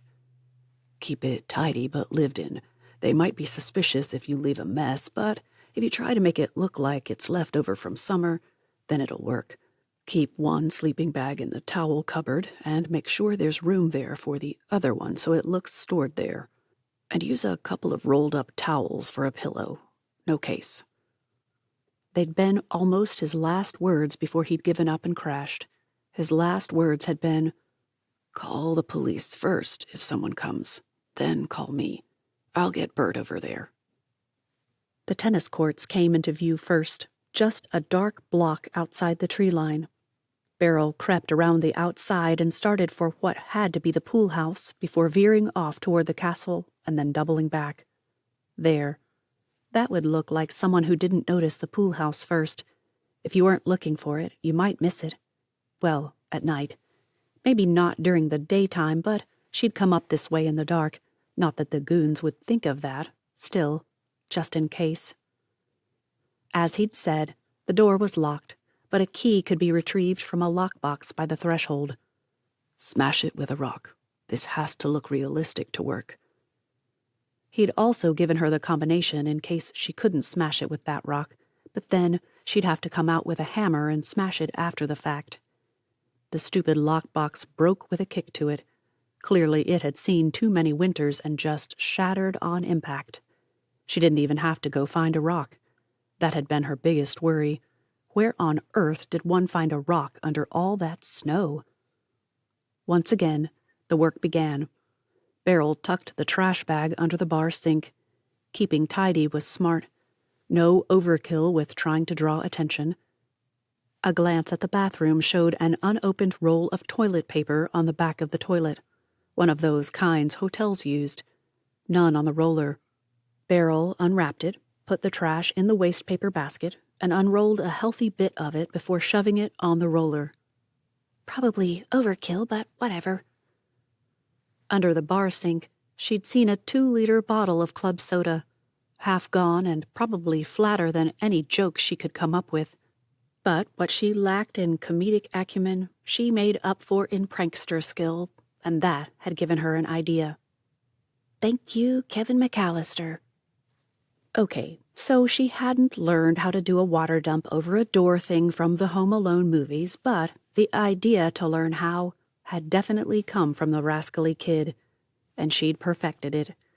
The pool house might be large, but its tools were limited. Still, she found a wire pool skimmer. No, fish pond. It had to be for a fish pond. Anyway, she found the wire thing, and she found a small, countertop-sized trash can with a spinning top. Off went the top, and the fish skimmer got bent in half. Okay, so it took all her strength to bend that thing, but really, that would only make it stronger, right? Best of all, there in a drawer, next to little pink umbrellas, no joke, sat a roll of duct tape. Duct tape is the Windex of inanimate objects. It'll fix anything, Mr. Portacallis. She stopped and stared at the roll in her hand. Had she seriously just tried to justify her actions to a fictional guy in a movie? Oh well. Beryl ripped off a strip of tape. I'm under duress. I'm not responsible for the stupid things I think, say, or do. Only once she had the whole thing taped in place and ready for action did Beryl realize that she now couldn't get out the door. Kevin McAllister never had these problems.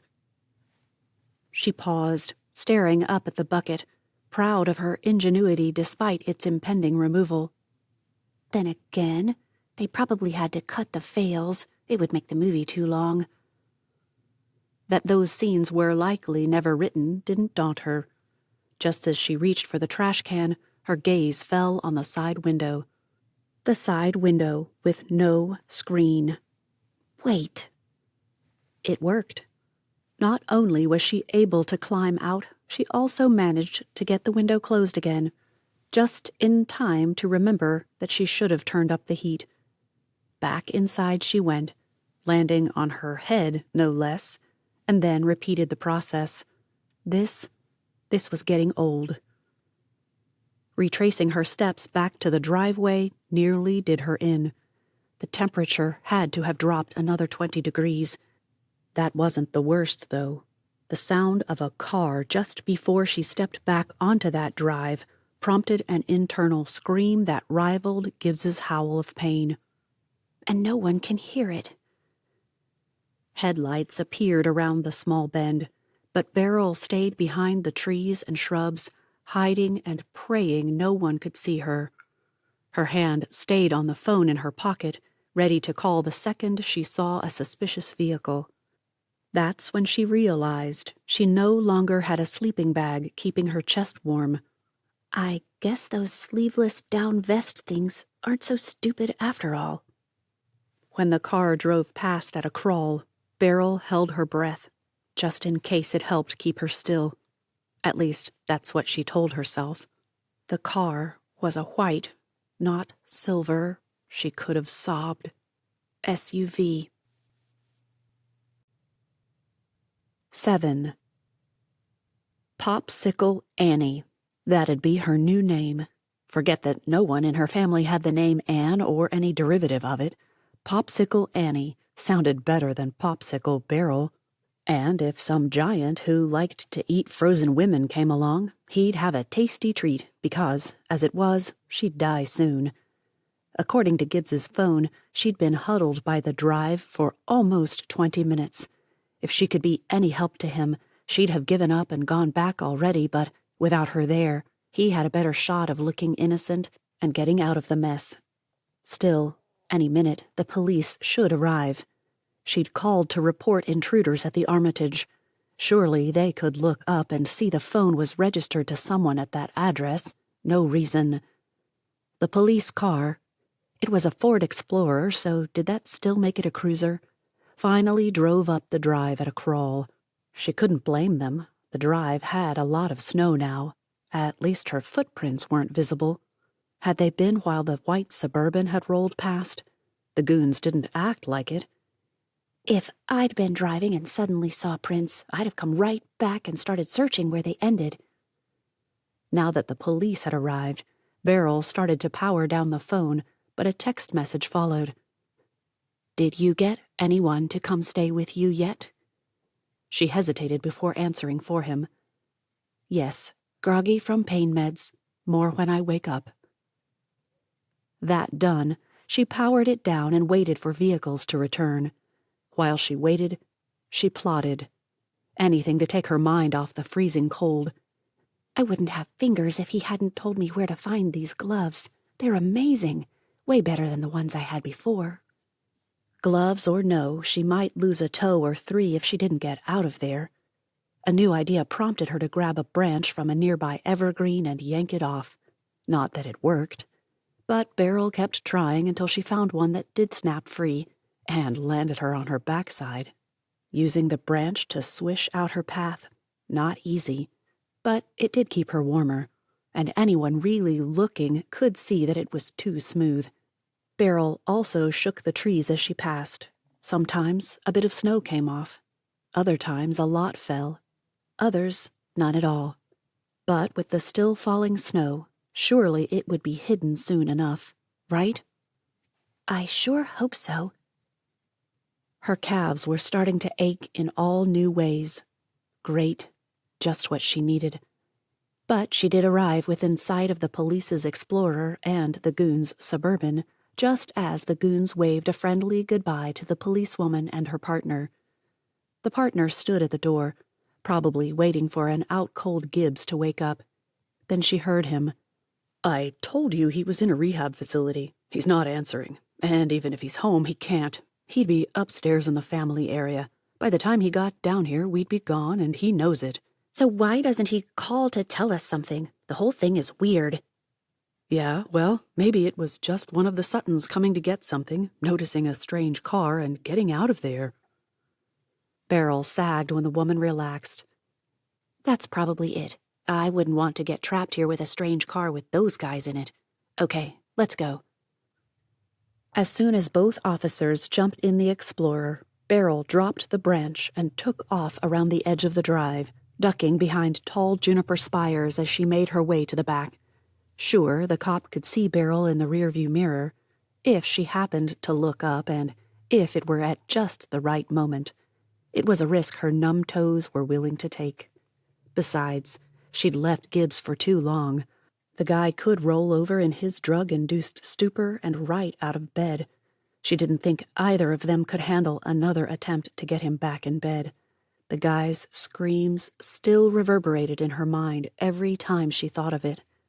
Having the code to the back door by the elevator made getting in easier. Remembering it was pretty easy, too. 1776. Independence from the cold, baby.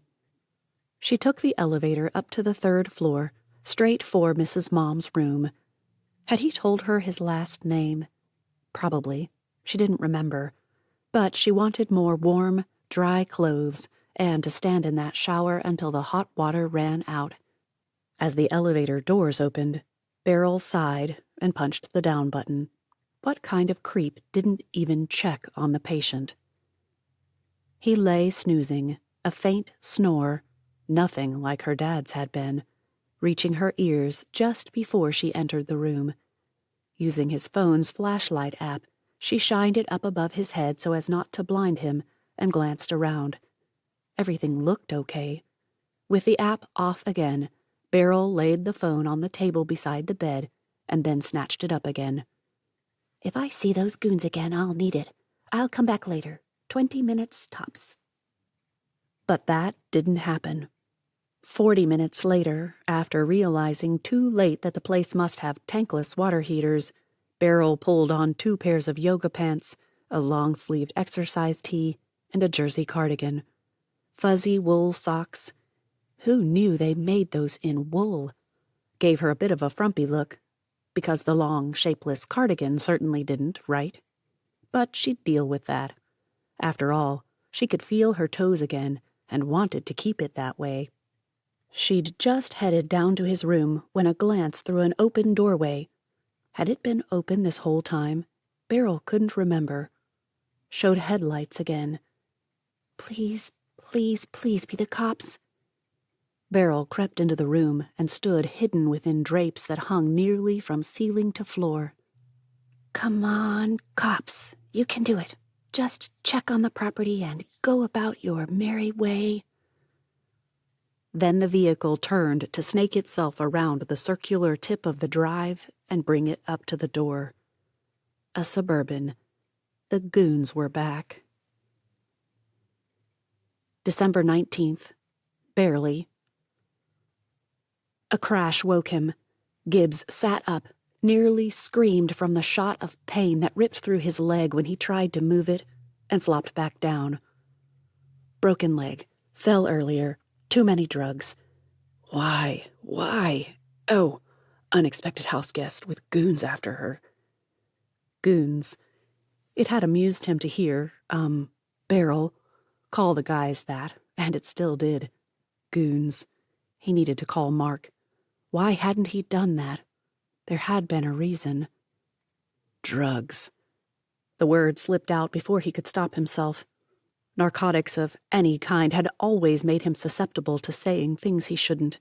He still had the agency's dentists take care of his dental issues for that very reason. Another crash reminded him of what had wakened him. But this time, Beryl yelled something. Gibbs blinked. Did she just say, do you guys give up or are you thirsty for more? The only thing that kept him from calling out was not wanting to miss if there was an answer. Another crash followed. This time, he had no doubt. The woman screamed. This is my house. Not really, but work with me here, and I have to defend it. Beryl? A squeak, followed by another crash, preceded thundering steps on the stairs. That had to mean no one was out there, right? Then who was she screaming at? The woman burst into the room seconds later. You're awake. Do you feel okay? Should I call for help? I've been so worried that I couldn't sleep, so I booby-trapped the castle. She grinned at him. It took a while to figure out the paint cans, but I got it. Paint cans? What paint cans? He realized the question should have been, booby traps? What booby traps? A few seconds too late. In Home Alone, Kevin McAllister beats the guys back with paint cans. Maybe Gibbs should have kept his thoughts to himself. For that matter, if he'd been sans drugs, he might have done that. Instead, he asked, You're rigging traps from Home Alone? Sure. Anything to keep them away from you. You can't run, can't defend yourself, and they've been here twice already. He'd started to assure her that he wouldn't need to run, that he could defend himself, but those words stopped him. You saw them? She nodded, coming closer and sitting on the end of the bed. Yeah, I called the police and they talked to the goons. The goons came back after the police were long gone, walked all over the place. I don't know if they found the pool house or not. I hope so. Beryl grinned at him. I rigged a bucket of water over the door. Gibbs just gaped at her. He knew he was doing it and couldn't stop himself. She didn't, surely. But the self-satisfied expression insisted that she had. Why? Because I can. I learned how to do it because of those movies. She grinned at his disbelief. That metal filing cabinet from the closet in your study? Yeah. All the files are neatly stacked so I can put them back, but the cabinet? Man, that thing is heavy. Is now lying beside the railing. All I have to do is shove it over in front of the stairs and push it down. Beryl had to be kidding. She had to be. No one. But that grin. You do know that real people don't stand there and take it when someone pulls this stuff, right? Real people jump out of the way. And half the things that kid did in those movies would kill a person. If they don't kill you first, they have guns. They killed my aunt, I think. They deserve what they get. She might not have physically folded her arms over her chest in a gesture of defiance, but her tone did. As much as he couldn't argue with that, he also couldn't condone it. She really would get herself killed.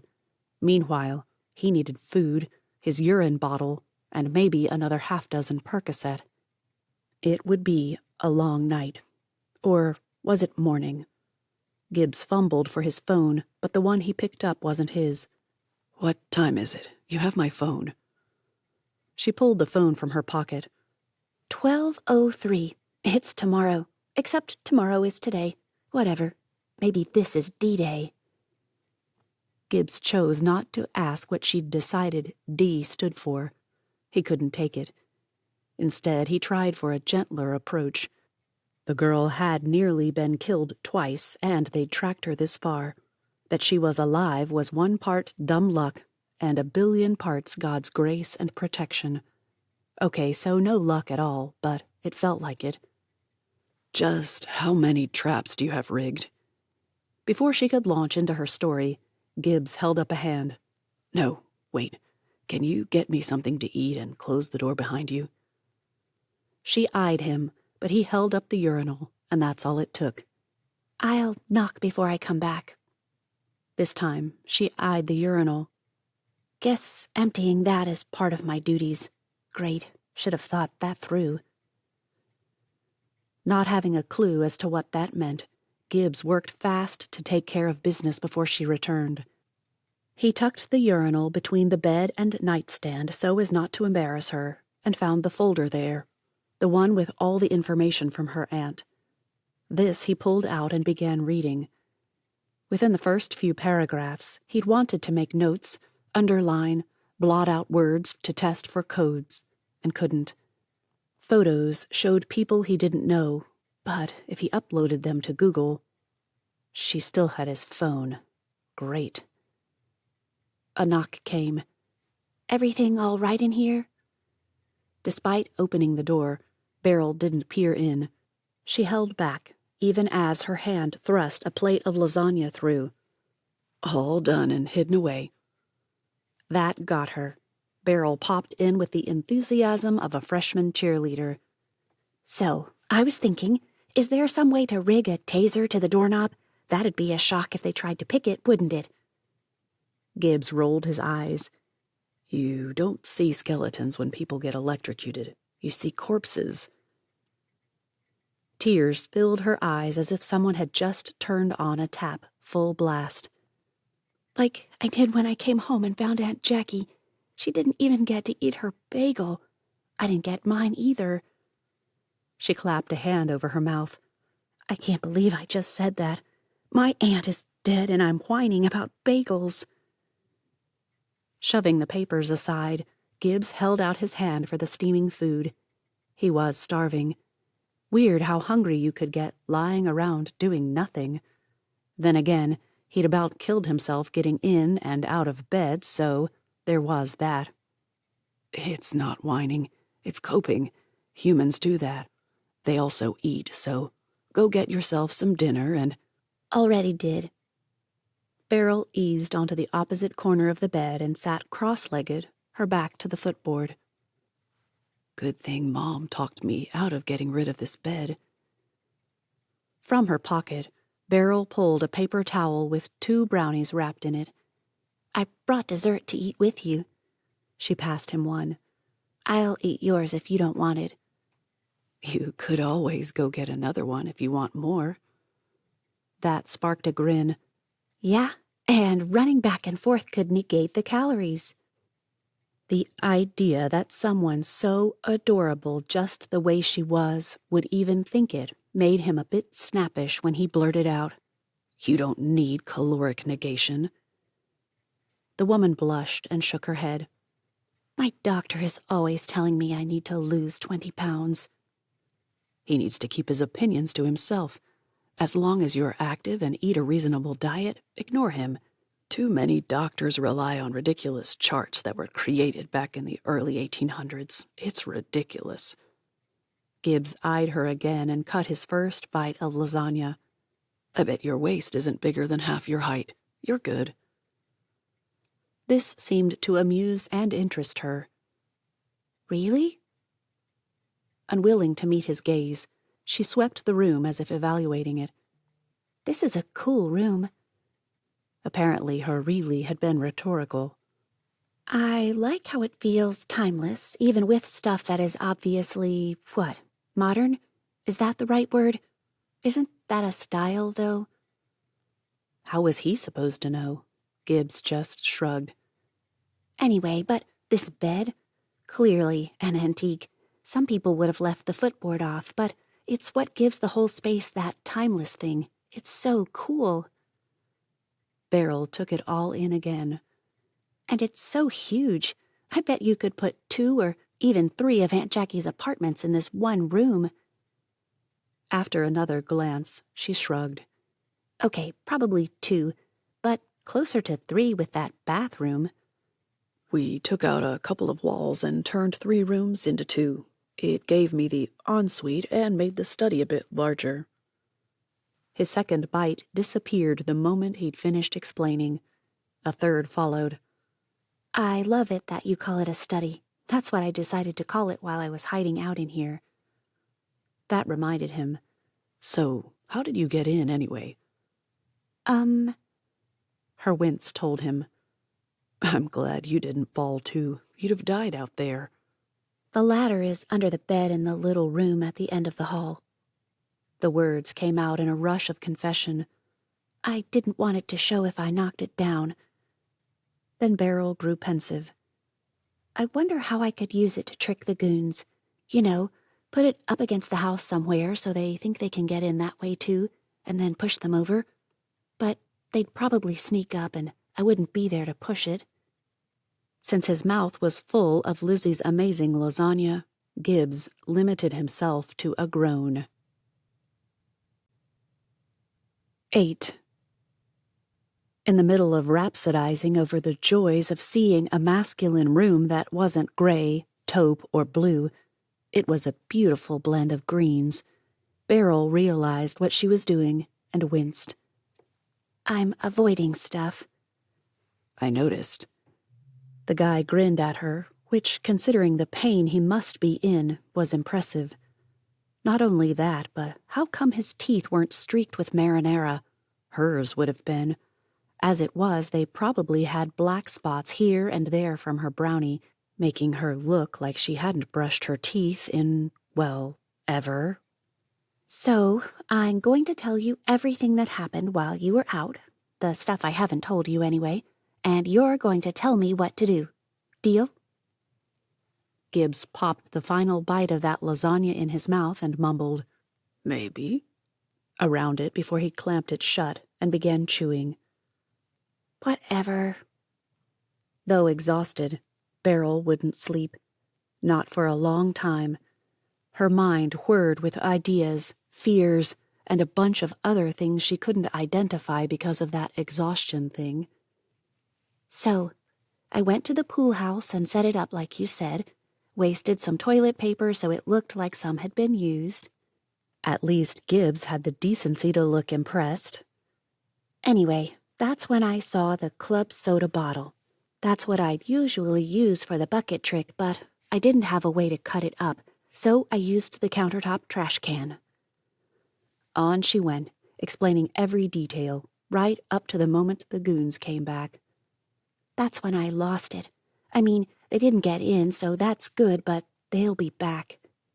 She took a breath before continuing. "So, I started setting up booby traps." With his eyes closed, Gibbs put his hands behind his head and sighed. You know that's illegal, right? So is killing people, chasing people, blowing up their cars and motel rooms. So is trying to break into cool castles with weird plants. Beryl paused at that one. You don't happen to have any man-eating plants down there? I could put it by the door and... No man-eating plants. Now listen, there's a problem with all this. Gibbs assured her that he understood she'd been through a lot, but insisted she couldn't let panic set in. Tomorrow, Lizzie and Bert will be back to check on me. Then they're heading off to San Antonio. If they come in and you've rigged the door with a taser... So it can be done. She kicked her feet in the air with the exuberance of a furious toddler, but made her excitement evident. Yes! Gibbs broke in again. You'll hurt them, and likely get yourself arrested for assault. You can't do that. Why not? At the horror on his face, Beryl adjusted that. I mean, why can't it be done, assuming they weren't coming? If I can shoot an intruder to protect myself, why can't I try to impede his intrusion? She could see it.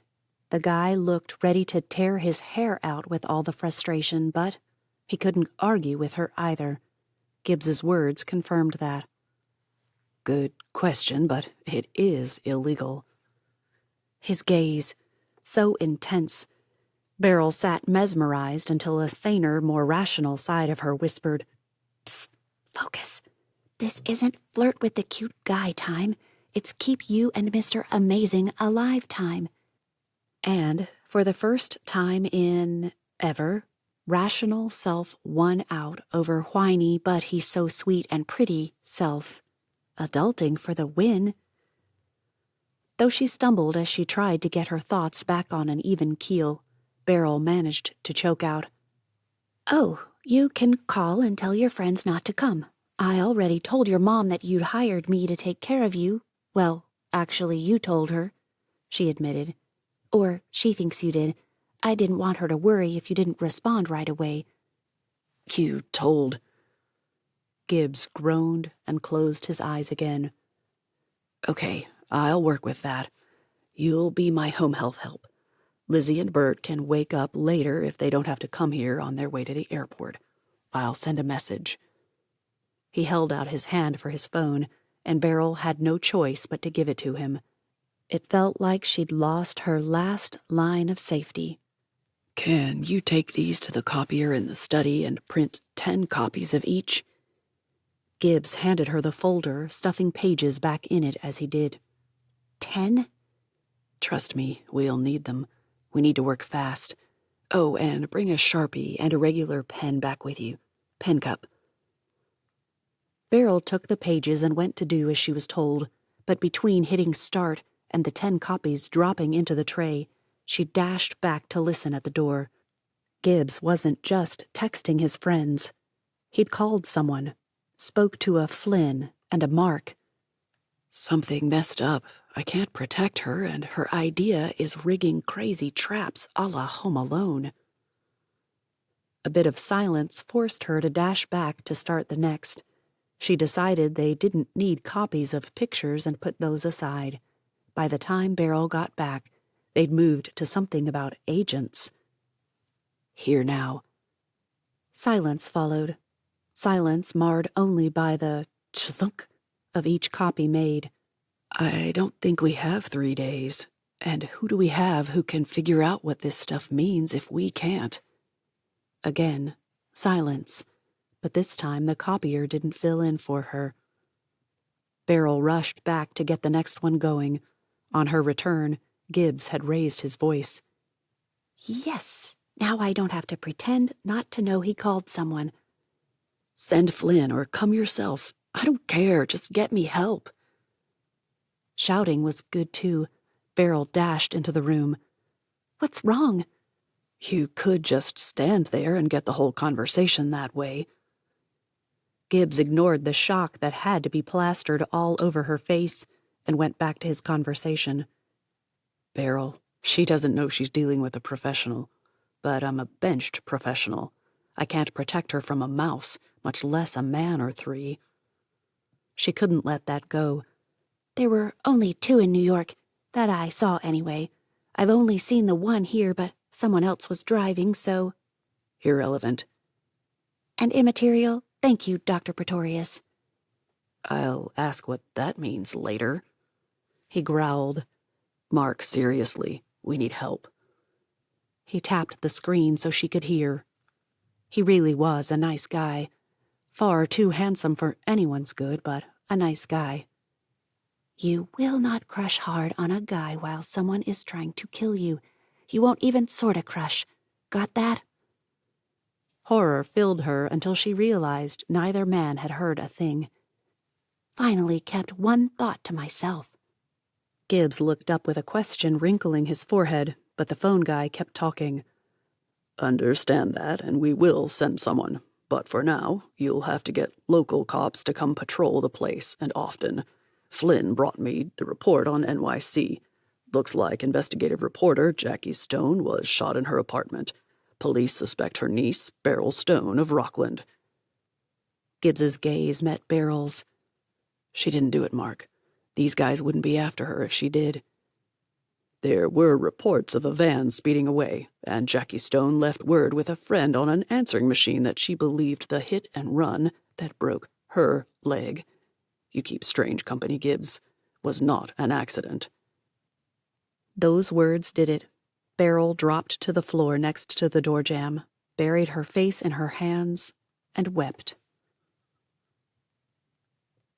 Maybe Gibbs wasn't the most comforting of people, but for the first time in his life, he couldn't even if he'd wanted to. Truth be told, he wanted to. How did you comfort someone when you couldn't get near her? It's not like I can just say, come up here and let me hug you. That's not creepy or anything. Then again, the surge of protectiveness he felt for the quirky woman couldn't be more unexpected or intense. As quickly as the waterworks turned on, Beryl shut down the emotion. He'd never seen anything like it.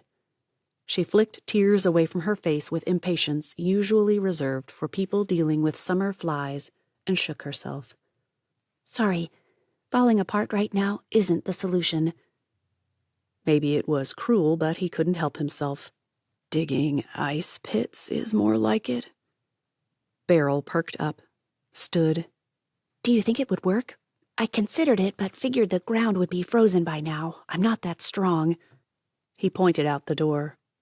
Our strongest option is to figure out why they wanted your aunt dead. And me. We know why they want you. She'd turned to get the papers, but now she whirled back to face him. We do? Gibbs just nodded and waited. It took a moment, but Beryl went from confused to thoughtful. After several long seconds, she screwed up her face and said, Because they think I can identify them? Exactly.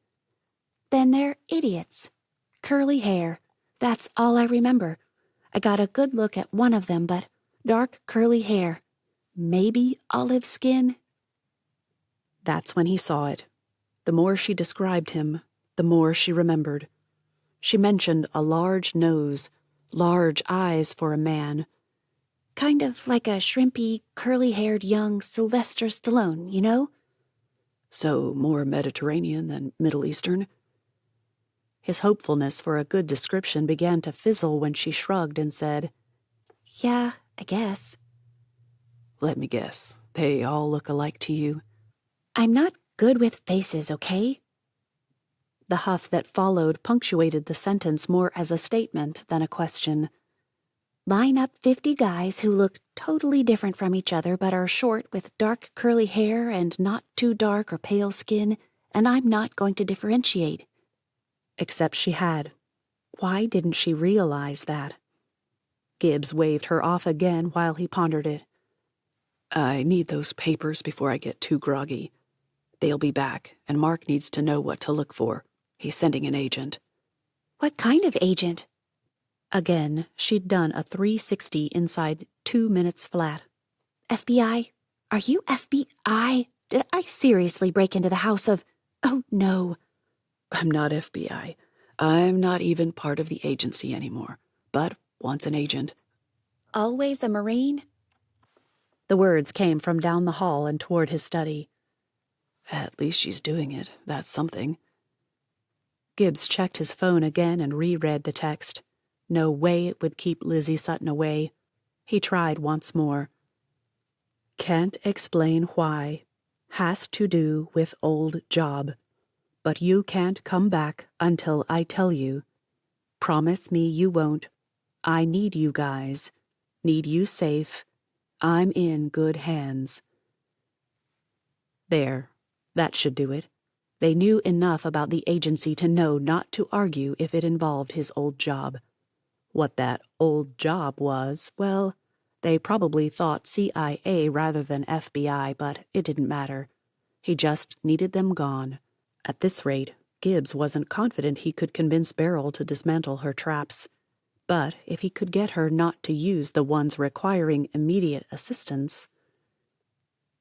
By the time Beryl came back in the room, he'd downed the rest of his water and inhaled his brownie. She waltzed in with an impressive stack of papers. Where do you want them? Set them beside me. Got the pens?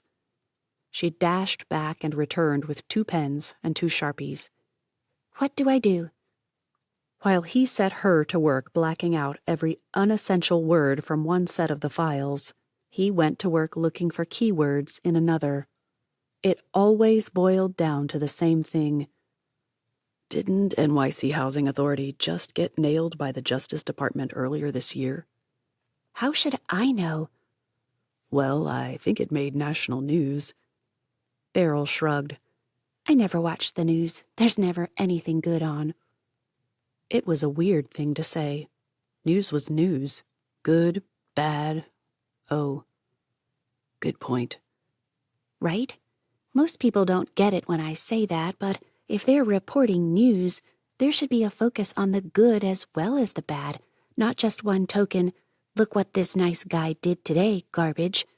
People do amazing things every day, more amazing than bad, I bet. But do we hear about it? No, because that's not good for ratings.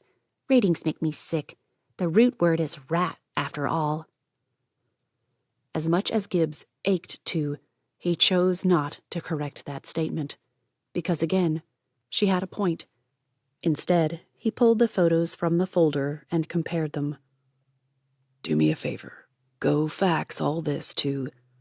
He pulled out his phone and retrieved the number. I'll just write it in the margin. He tried calling Mark again to warn of impending fax tray loading, but the call didn't go out. He stared at the phone. No bars. Of course not. Just as he started to call out to tell Beryl to attach a note, the castle went dark.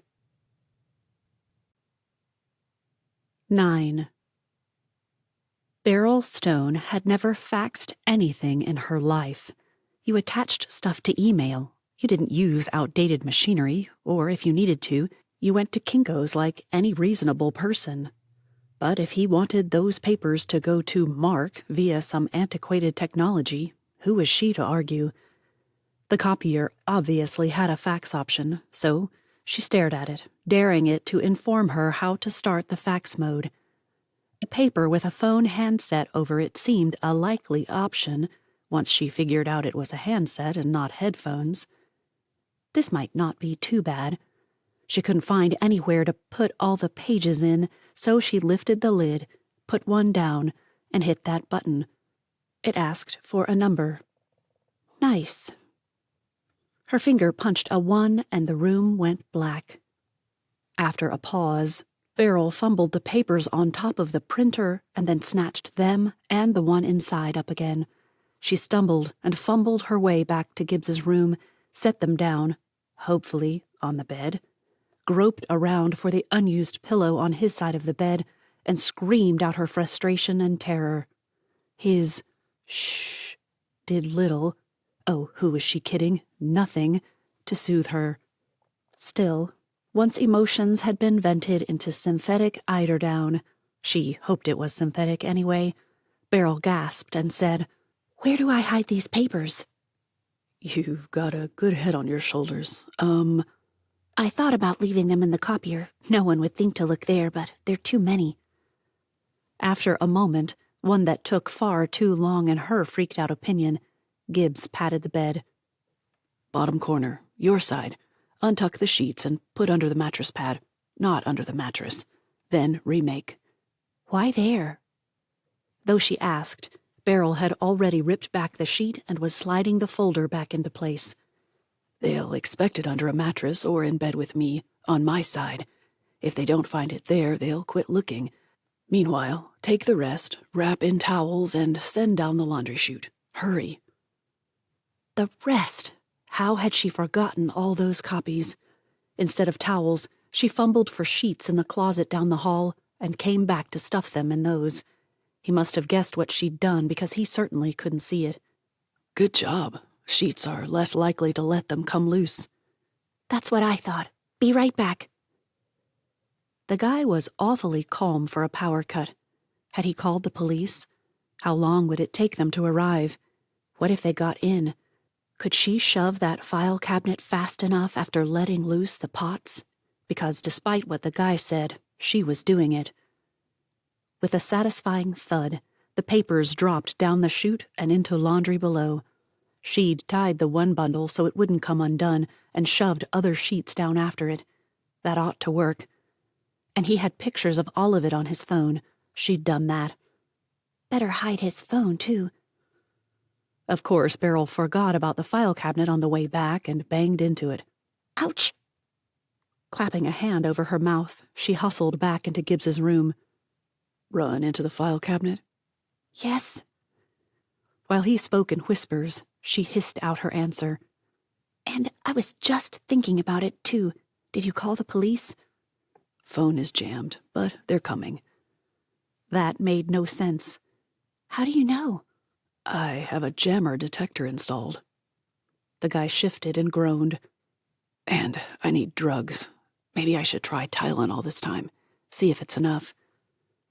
She fumbled around for his phone, found his hand, snatched hers away, and kept fumbling. What do you need? Your phone. I'll go look for meds. Though he handed it to her, made a fumbling mess of it, but he did. Gibbs sighed.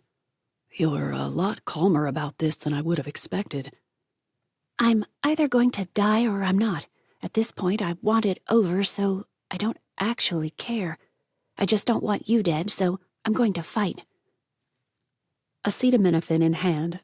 Generic. How cool was that? She rushed back. So, what does a jammer detector do besides detect jammers?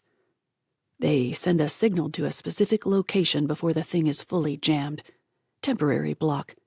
Very temporary, but long enough to warn of a problem. My signal goes directly to the police here, so when they try to break in and the alarm goes off, they'll think they're safe, but they're not. How can the alarm go off without electricity? Gibbs chuckled. Battery, and if this lasts too long, I'll have you start the generator. I was trying to work up the courage to go get a couple more sleeping bags, and you've got a generator? Sleeping bags is smart, but you'd have to take the stairs all the way. They could see your silhouette if they have flashlights, which they probably do, so you'd better stay put. He sighed. Except I need you to get my gun safe. Beryl had never been so grateful for darkness. He'd have seen her panic. She'd never held a gun. The thought made her want to run. She'd never touch the things. She'd just as soon sprout wings. Wings could fly her anywhere, but she couldn't leave Gibbs there. Fine, Dr. Seuss. I'll get the stupid safe. What? You had to be there. Where's the safe? Beryl? He chuckled at her squeaked-out reply. I am here. What's up? So, I kind of hate guns now, okay? They shot my aunt, they shot at me. They're here to kill me. With a gun. He murmured something soothing about how he had night vision goggles in the case and could see them even if they came in the dark. Beryl wasn't having that. And they'll have flashlights, so they'll blind you and you'll be in even more pain and... That's a TV thing. They just go green and you can't see anything, so you pull them down. But they don't usually show up and flip on a light. You see signs of it before they arrive and pull them down. No delay. It's fine. Just get the safe. Where is it? He must have pointed and then remembered she couldn't see him. Bottom shelf of the nightstand. I could do it, but I'll admit to being terrified that I'll fall out of bed and end up screaming again. It'll feel like a cigar humidor. Trust me, it's not. Seconds after she set it on the guy's lap, he had it open and was checking the thing. Or that's what it sounded like. Can I look through the goggles? Something bumped her, so Beryl took it as a yes. She peered through what she thought were the lenses and realized she must have them backward. Gibbs's shape came in perfectly. There was a weird greenish tint, kind of like money. Really weird. But there he was. Good, I think. Look, I can fire enough rounds into the doorway to ensure I hit someone even without them. My eyes are adjusting a bit. How? It's pitch black in here. But even as she said it, Beryl realized she could tell where the doorway was. That blackness seemed blacker there. Okay, whatever. Just keep yourself alive. I'm going to go get into position. She thought he'd argue, but he didn't. All he said was, If someone comes up those stairs, don't try that file thing. They'll be able to see you, and you won't be able to get out of the way fast enough. Hide instead. Back of Mom's closet would be better. But I can throw the pots? That's your first line of defense. She nodded, remembered he couldn't see her, and started to answer aloud when he added, Good, fine. Pots it is, but then hide. Save the file cabinet for when you can see. I knew I'd win him over. A sound she couldn't identify preceded blaring alarms by less than 3 seconds. Whoever created movies with loud, ticking bomb sounds when things dragged on forever must have endured some truly horrific things. Gibbs would have insisted those things weren't real. He'd have been wrong. Even through the blasting of his alarm, that mental tick, tick, tick kept his senses heightened and alert. What did people do before clocks were invented? Probably listen to their own heartbeats or something. Questions bombarded Gibbs as he waited. Had he distracted Beryl for too long? That fine line between keeping her distracted long enough to ensure she didn't have time to get to those booby traps while still giving her time to get to safety.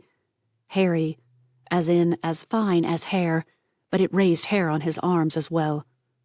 He sat there, goggles on, gun ready, praying that she'd stay away or that he'd be able to identify her fast enough to avoid shooting her. Should have told her to stay away until the Leos got here. Trying to think with a fuzzy head, a leg killing him, and an alarm doing its best to destroy his hearing, nearly impossible. But he had figured out one thing.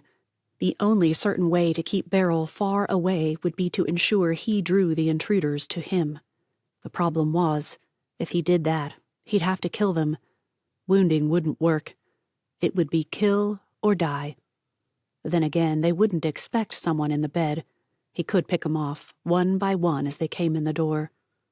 I could go for a real movie, like Sergeant York. Pick 'em off like a flock of turkeys. None of this silly prankster stuff. For the first time, Gibbs felt Alvin York's turmoil. The guy didn't believe in killing, but when his men were dropping like flies around him, he'd stopped those guns by the only means he knew how. Except the death toll was reduced because of it. I'll kill 1 to maybe 5 or 6 men to save myself and 1 woman. An innocent woman, but... There was no but. He'd have to do it. And that's when why hit him hard. Because people are dying in NYC due to the corruption her aunt uncovered. That'll never stop unless the right people get this information and do something. He checked his weapon and pulled out 3 magazines ready to load and go. If he shot 51 times and still had people coming in, they were doomed anyway. How long had the alarm been going off? 1 minute? 2? Even still, it was a long way from the 20 minutes it would take for it to quit shrieking. If only he could get up or listen for footfalls. If these guys knew what they were doing, they'd be sweeping every inch of the ground floor before moving up to the top, and finally to the attic. If they were idiots, they'd just barge in any old place and get hit with pots and his filing cabinet. At least he hadn't gone for the solid walnut one his mother had wanted. His was fireproof. Wood wasn't. It was also why his was so heavy and could kill a guy if knocked down by it. Beryl didn't need that on her conscience for life. Each second that passed added another ton of strain and stress. Gibbs wiped away perspiration and readjusted the goggles. He saw nothing. Still, his hand held the gun ready to raise and fire. God, don't let her come back. That was the problem with the Glock. Its greatest strength was also its greatest danger. No safety to slow down your reaction time. The minute you pulled the trigger, all 3 safety mechanisms disengaged. But that also meant that you could fire before you should. The only thing nearly as bad as firing too late was firing too soon. It generally had the same effect. A crash sounded downstairs. Loud. Repeated. He heard it even over the alarm and decided it had to be the pots. Beryl wasn't hiding yet. Great. 10. One great thing about idiots invading a man's home and his castle was that they didn't know where anything was, so they brought their little flashlights. With those tiny beams sweeping here and there, Beryl knew exactly where each of the 4 men were. As far as she could tell, there were just 4. Pots for 1, file cabinet for 1, ladder for 1, if she could get down there and rig it. And if all else failed, she could always start throwing books at them or something. Should have thought of that earlier, she muttered. What else could I use? Small appliances? The moment came, though. The pinprick lights moved from the potting room to what she'd named the Grand Hall, where most of the exhibits were. Above that, a huge wrought iron chandelier. She'd just looped one coil of nylon rope after another around the thing, carried the tails up to the 2nd floor, ran them through the holes in the ends of enormous terracotta planting pots, and tied them. When hanging, they looked like weird Tuscan bells hanging from that chandelier. However, now they dangled over the railing, waiting to be let loose. And the first guy was almost into position. She held her breath, swung it away from the railing, and let loose. Several pinprick lights rushed the stairs, so she let the rest fly and ran. Down the hall, to the last bedroom, she grabbed the ladder from under the bed and yanked. No, she couldn't do a window thing, but maybe she could put it on the stairs. If they weren't paying attention... The thing kept sliding out, showing itself, so she ran and let it do what it wanted. Hopefully they couldn't hear the noise it made over the noise they'd made. On the 2nd floor, she passed the door to his mother's room and ran all the way down to the elevator.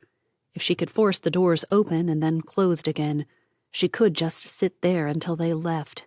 They wouldn't expect her to be in there, right? Beryl arrived at the elevator at about the time she decided the guys had run into the ladder. Something was making an additional racket. It had to be the ladder, right?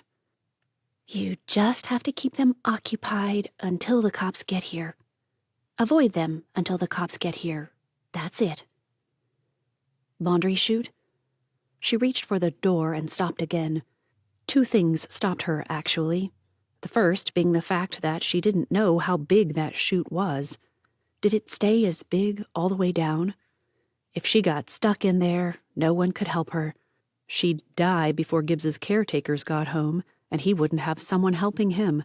So, even if number 2 wasn't a huge deterrent, possibly leading the guys right to where they'd hidden the files, Beryl figured she had to let that cool option go. It wouldn't have been that way in a movie. In a movie, I could have set a bomb down the chute and they'd have followed, and bye-bye, bad guy. She'd just have to hide. Hide and seek, that's all it was. A champion game of hide and seek to the death. She could do this. She'd been the one to beat at family reunions. All of them. Camp, 3 years running, and church picnics, pretty much her whole life. So, time to put those skills to work. Though Beryl couldn't make it all the way to the other end of the hall, she did decide to hide in one of the middle bedrooms and watch where the flashlight went. Once it left a room and entered another, she'd dash into the cleared room. Then all she had to do was hide and wait. That's all. Hide and wait. By now the police have to be on their way, right? The first pinprick of light showed up seconds after she'd made her plan. It went into a bedroom diagonally from her. Perfect. Diagonally meant there was no way he'd come to this room next. He might zigzag across the hall, but he certainly wouldn't go diagonally. That didn't make sense. Too bad I don't get a prize for this one. Despite the alarm's constant screaming at her, Beryl began to feel like someone might hear her talking to herself. It's not scary enough to keep them from shooting you, or maybe it's scary enough to make them shoot. Either way, stuff it, Beryl Stone. The minute the guy left one room and moved to the next, she slid out of the doorway and dashed to the vacated space. The pink one. It wasn't truly pink, more of a pinkish beige, but still. Of all the places to hide, this one had the least. Beryl did the only thing she could think of and rolled under the four-poster bed. Time to wait. I wonder if spiders live under here. Does that woman vacuum? I really don't want to. That thought ran screaming like a crazed woman from a pit of vipers when 2 hands grabbed her ankles and jerked her out from under that bed. Of all the irrational things she could have said, bet I have a rug burn on my chin, shouldn't have even made the list. So, Beryl screamed instead. The first shadow filled the doorway almost completely while a narrow beam of light rose up from the floor. The guy must have a thick coat on. No way it was Beryl. Gibbs fired 1 round. The guy dropped. Sickened at what he knew would come next, he rolled onto his side, steadied himself, and waited. What had been a tiny bit of light in the hall disappeared. A shot rang out and struck the plaster wall near the window. Another followed over Gibbs's head. An arm, he supposed, reached in and aimed around the corner. Gibbs waited, silent. Normally he might have tried a groan, but they probably couldn't hear it. The guy came in low, crawling over the body of his fellow goon. Gibbs dropped him with 1 shot. This time, a shout followed, and he thought he heard thundering footsteps. Amazing how the mind and body could adjust to something like noise and allow him to work around it. Whoever had been there was running away. Just be hiding, Beryl. Hide out and don't play any more games. While he waited for a return, there would be a return. Gibbs worked himself around on the bed. Each jostle and strain sent stabs of pain through him, but he managed to get himself pressed against the footboard. He rested there, waiting, watching. Not that he could see much. Uncertain. A scream ripped through the castle, drowning out the eardrum-numbing wails of his security system. Surely the police would be here any moment.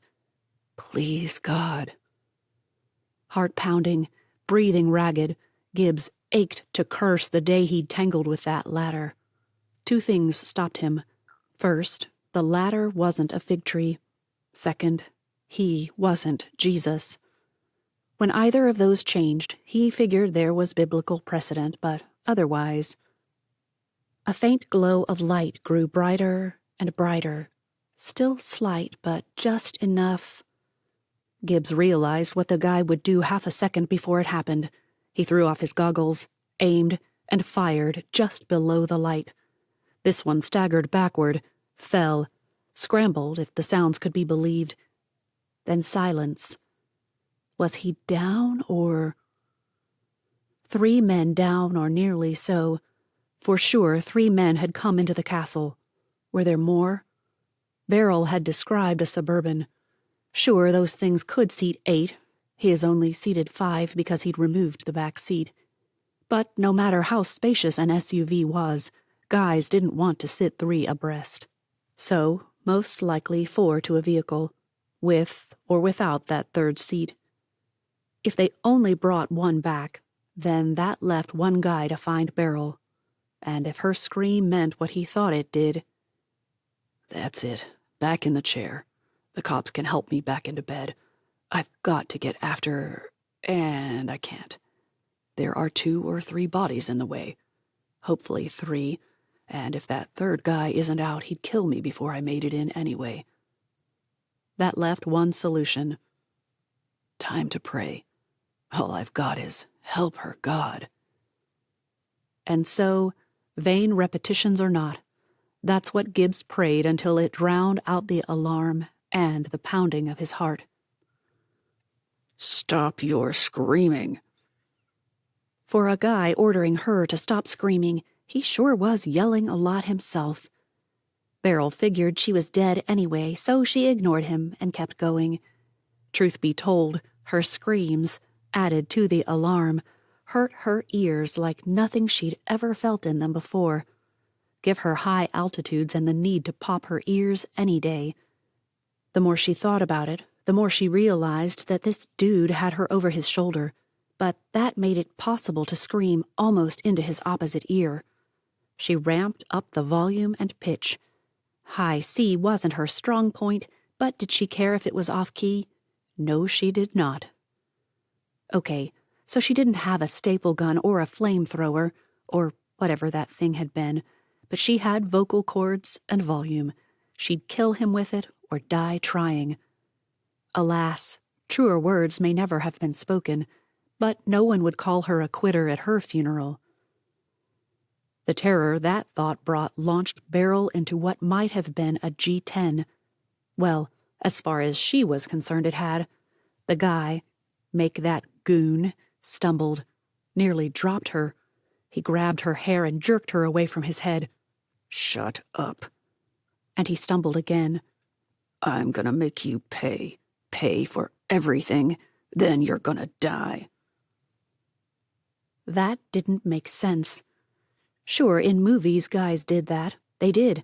They got all worked up about things, monologued a bit, dragged out killing someone for all kinds of stupid reasons, and then, finally, just before the last moment arrived, in rode 007 to save the day, or whatever.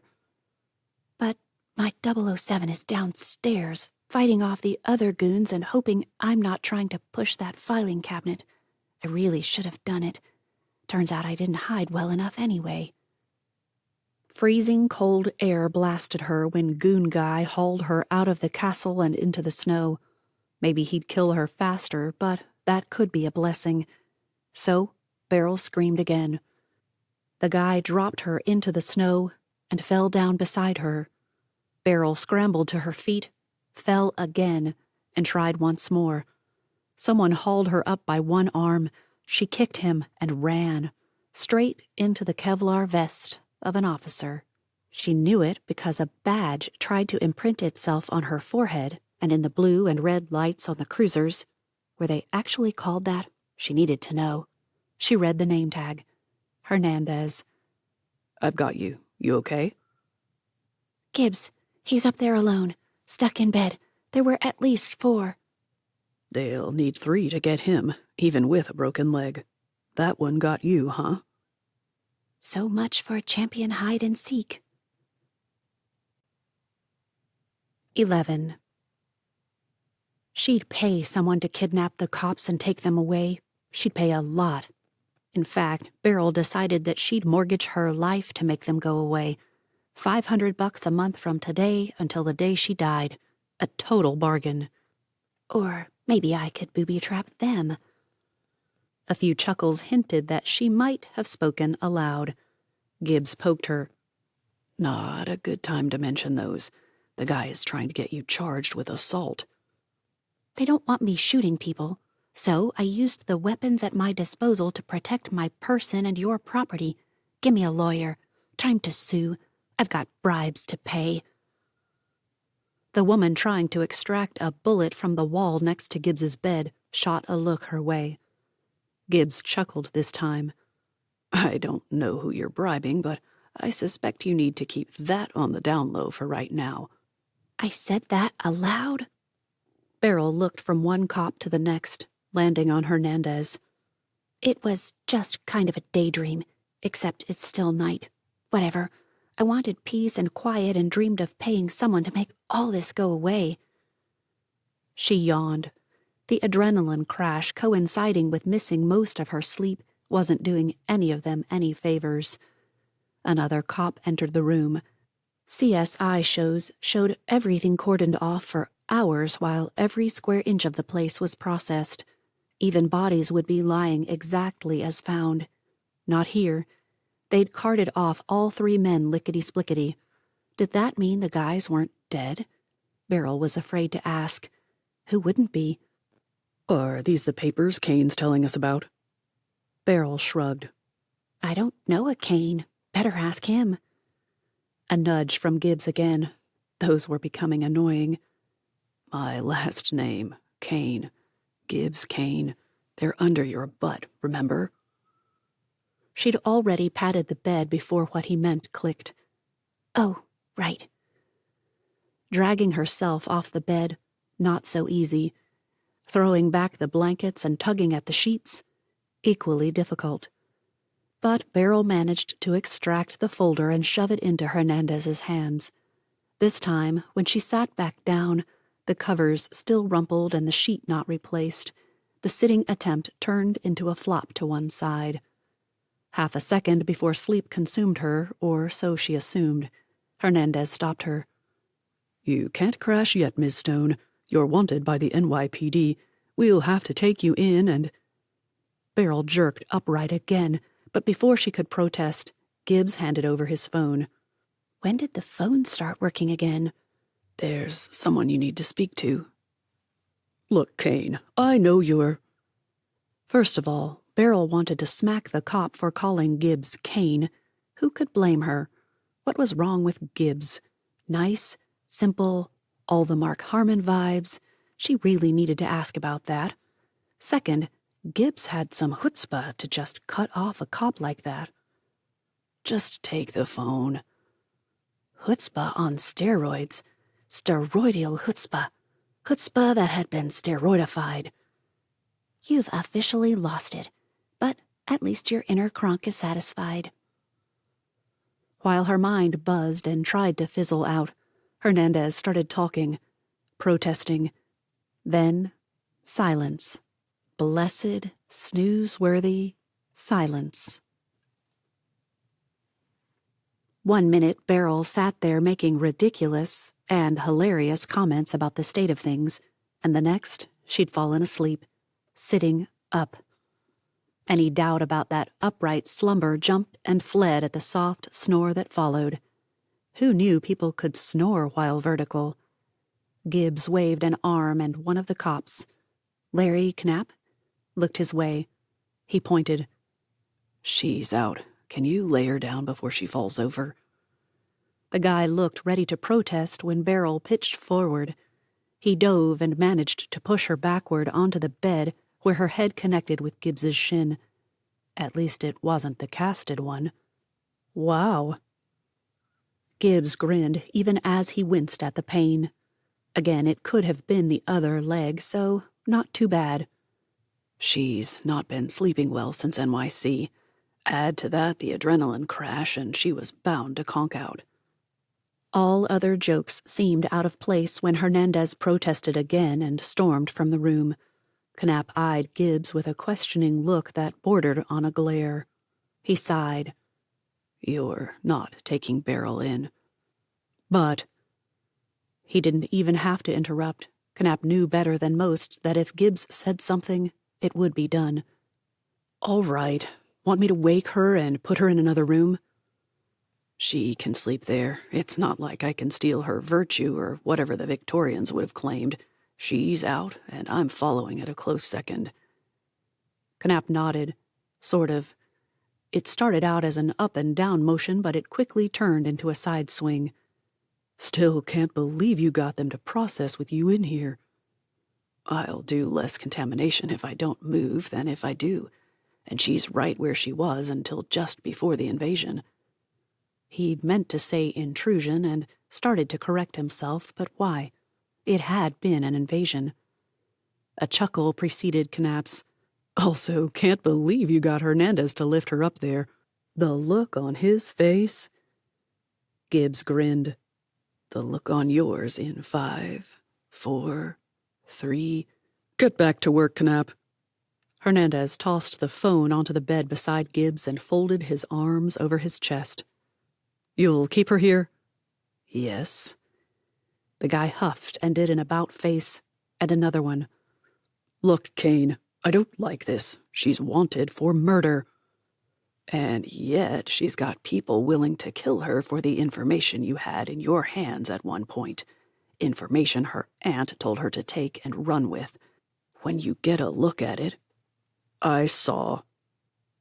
Well, at least he'd done that much. Gibbs tried another tack. Okay, then you get why this is ominous. The timeline I have shows Jackie Stone writing an article exposing this new housing authority corruption and turning it in. On her way home from the office, she is hit by a car and left for dead. She survived. Right so far? So far? The guy wasn't connecting dots as fast as Gibbs thought he should, but whatever. Stone insists it was an intentional hit and run. Her niece comes to take care of her. Trust me, I get it. Gibbs glared at his own leg before continuing. Coming back from the market, a vehicle nearly hits her.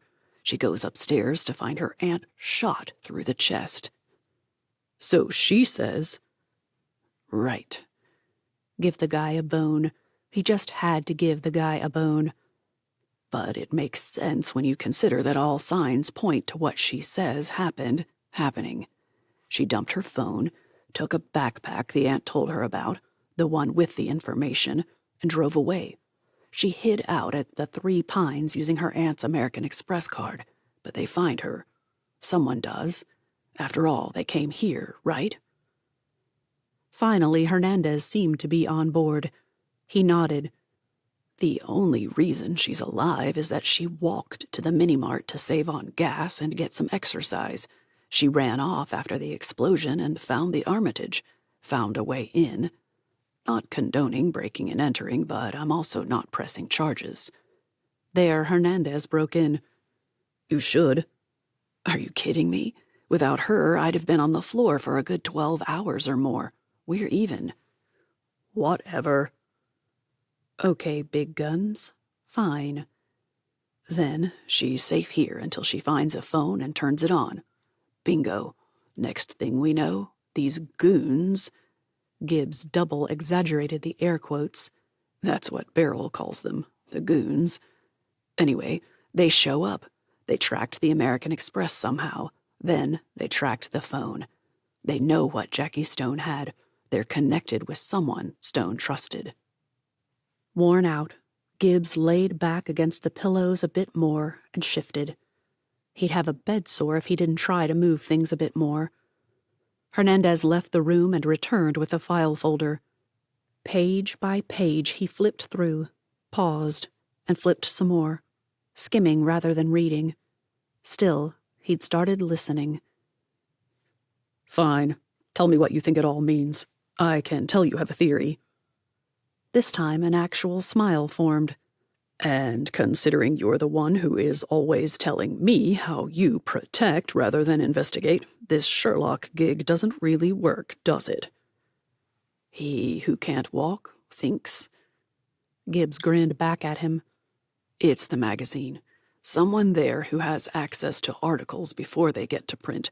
And I bet that's a lot of people. Tipped off someone else who decided to silence her. And Stone knew it.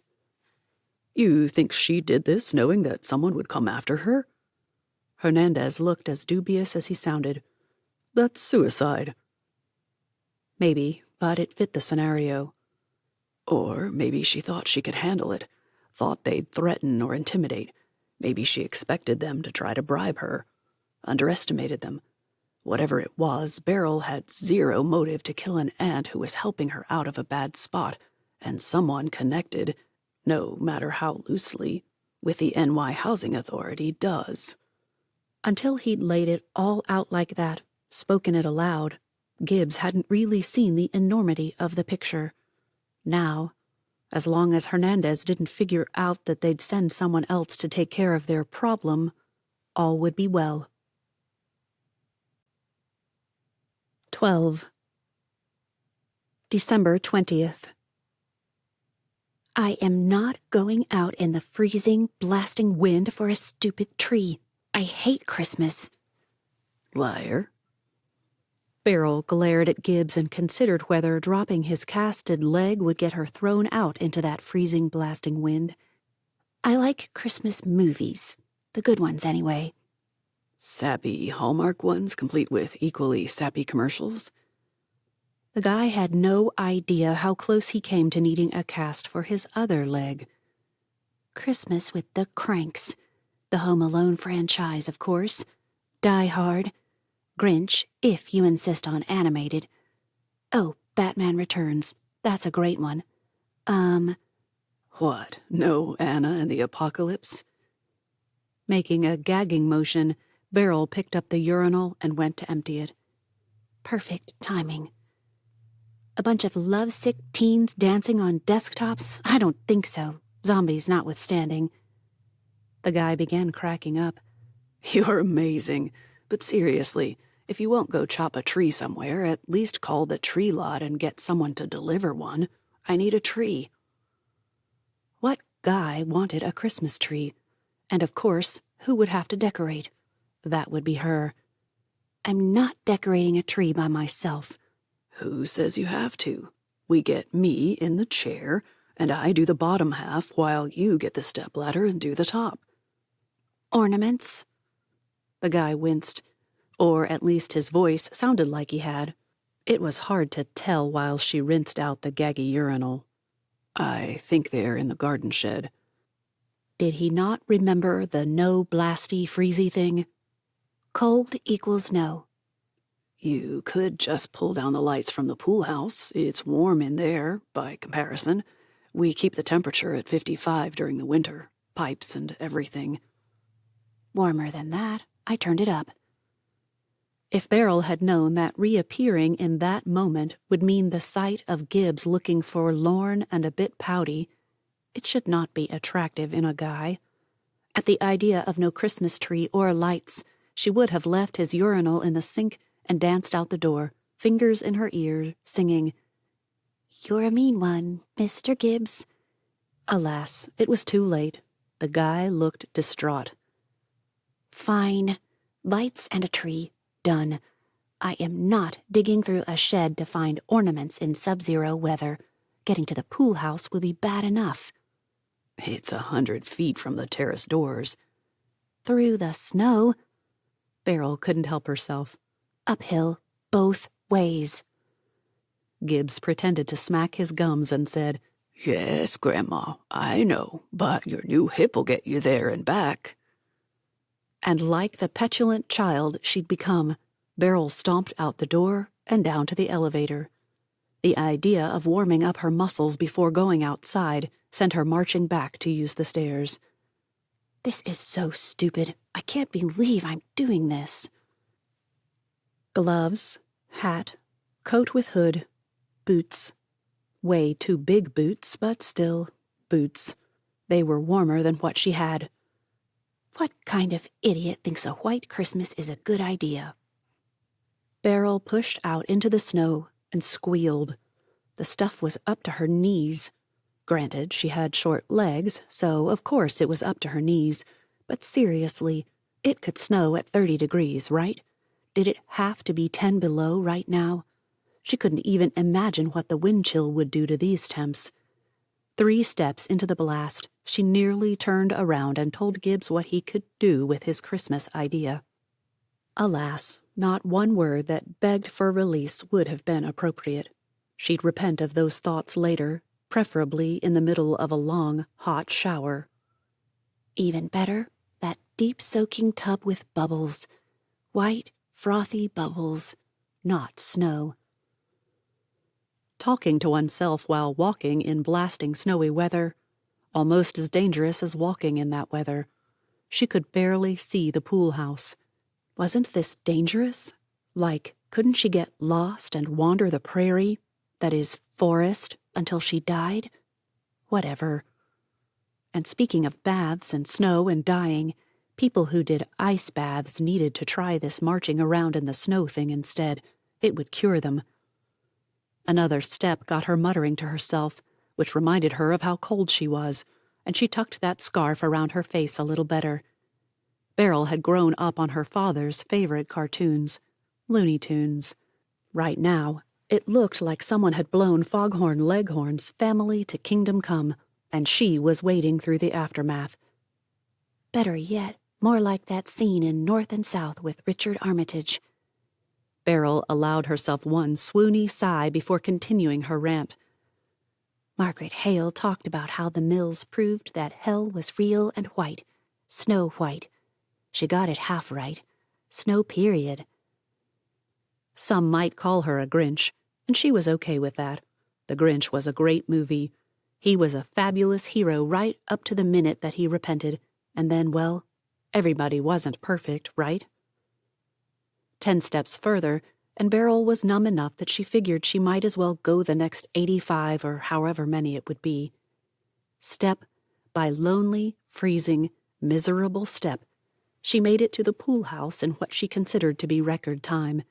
After all, she hadn't frozen into a stiff statue reminiscent of all those ones in Narnia. Yeah, Narnia. That Jadis woman really was wicked. She'd have to be to make the world like this. At the pool house, Beryl opened the door half a second before she realized how dumb an idea that was. No doubt about it. And her curiosity about whether the goons had found the pool house, something they had opted not to mention to the cops, was now satisfied. No, the jerks had not found the pool house. Hadn't found her carefully constructed scenario, and yes, it worked all too well. Dripping all over the pool house floor, it was probably used to it, right? Beryl unplugged the lights and removed them from around the room and the net version from the ceiling. She rolled it all up in a giant ball, dumped that ball in a trash sack, and hefted it over her shoulder, feeling much, too much, like Santa Claus. I'm fat, I'm cold, I've got this over my shoulder, and I'm trudging out into the snow. If that's not Santa, I don't know what is. So, with that thought, she let out a hearty ho-ho-hum and began the trek back. She made it 3 whole steps and froze. Not literally, yet. First, she needed to dry off better, or she'd definitely be a popsicle in no time. Then, there was her trap. Just because the idiots didn't find the pool house this time doesn't mean that they might not the next. There's no reason not to reset the trap for them. Of course, that meant more snow, more water, and a load of sodden towels added to her pack because she just couldn't leave a whole pool of water, not even in a pool house. By the time Beryl got out again, wet towels ensured that those lights were soaked. Totally not safe. She also figured Gibbs was probably panicking at how long it had taken her. Good, it serves him right. What kind of guy wants to decorate for Christmas anyway? That, of course, was the crux of the question. Since when did guys like Christmas? Especially guys laid up in bed. And that probably settled it right there. The guy was laid up in bed. He didn't have anything else he could do, but she could get him up. She could get him in that chair, and he could decorate that tree. The one she hadn't ordered yet. They could make Christmas cookies and... oh, Christmas cookies. Okay, so she did like baking those. She'd make them every month if she could get away with it, but it wasn't the same any other time of year, even with different cutters for different holidays. Strange, she'd forgotten how much Aunt Jackie had liked Christmas. Beryl tried to shove that thought away, tried to push it as far from her as she could. It was only a matter of time before the horror of everything that had happened really hit. It always did. And then she'd shut down. It's how her mind and body processed trauma. Keep going until it felt safe enough to shut down for maintenance. Kind of like me getting through this stupid snow. She might have said that aloud if the wind and snow weren't freezing the scarf to her face. The memory returned. 6th grade. Her bunny getting mauled by the neighbor's Jack Russell. She'd handled everything for 3 whole weeks, and then, wham. That dog rushed the gate when she walked past, and she'd gone in sobbing. Then she'd cried without stopping, except for occasional bouts of staring at the wall while her tear ducts refilled. For 2 weeks. Mom had been awesome. She called the principal to inform him that she'd be out for a week or 3. Yeah, that must have been weird. Sorry, my daughter can't come to school for a while. Her bunny died a few weeks ago. The guy had threatened her with the police, and Mom told him to bring it on. I had the best mom ever. When the truant officer showed up at the door, her mother hadn't argued or explained. She just led him to Beryl's room and stood in the doorway. Beryl sat on her bed, unseeing and almost unhearing, right up until the officer made the most ridiculous comment. "I'm sorry for the loss of your bunny, but—" He'd trailed off when she just flopped over and sobbed. It had become a family joke. Any time someone said the wrong thing at the wrong time and made everything worse, someone would say, "Keep your bunny butt to yourself." Listeners couldn't see it spelled, so if they happened to think they'd said something else, then that was on them. The bunny butt helped Stones laugh about something that had been horrible, and that truant officer had left the house assuring her mother that he would have a talk with the principal. Mom always said he left adding, "And oh, by the way, maybe a little therapy would be a good idea." Her mother declined, though she never told the cop that. She thanked him for his suggestion, waved him off, and returned to her daughter's room. She sat beside Beryl on the bed and held her little daughter while her shirt got soaked with tears. Again. And it's coming. Any moment now, someone will do a bunny butt, and I'll fall apart. Beryl shook herself and plowed through the last few yards to the terrace. She couldn't think about that. She had to get to the house, because sometimes bunny butts appeared as near catatonic moments where she couldn't function, couldn't process. That couldn't happen out here in the snow. After trudging around to the side door, Beryl jerked it open and dropped the Santa sack just inside the door. She stripped right there. There was one blessing in a guy who couldn't get downstairs. Wrapped herself in a coat big enough to be a robe, and dashed up the stairs to the first bathroom she could find. There, she plunged herself deep into a tub of steaming water. Okay, so she had to fill the tub first, but in her mind, she had jumped from frozen to toasting in one leaping bound up the stairs. I really should have been a children's author. I could tell wild, crazy tales that would delight their imaginative little brains. That would be something to think about after this mess was over. After the second tub refill, Beryl made herself climb back out and dry herself off. No clothes meant she had to go up another floor, so with the coat around her again, she dashed up more stairs and back into Gibbs's mother's room to grab another pair of yoga pants, another long-sleeve t-shirt. By the time she reached Gibbs's room, she was starving. The guy looked ready to pounce. "Where have you been? I've been panicking over here, wondering if I needed to call search and rescue." You will if I don't get food. I'm starved. Yeah, she should have apologized for not letting him know she'd returned, but she didn't. The guy backed down. "Me too." Know what you want? She wove her fingers through tangles in her hair and groaned at the stupidity of not combing it out. I really haven't dug through your fridge and freezer. Just grabbed the first thing that I thought I could take some of without anyone noticing it was gone. I've done that since I got here. Gibbs looked interested in that.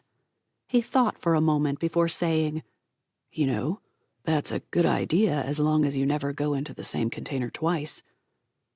She shot him a silent question, and he explained as if able to read her mind. "Cool."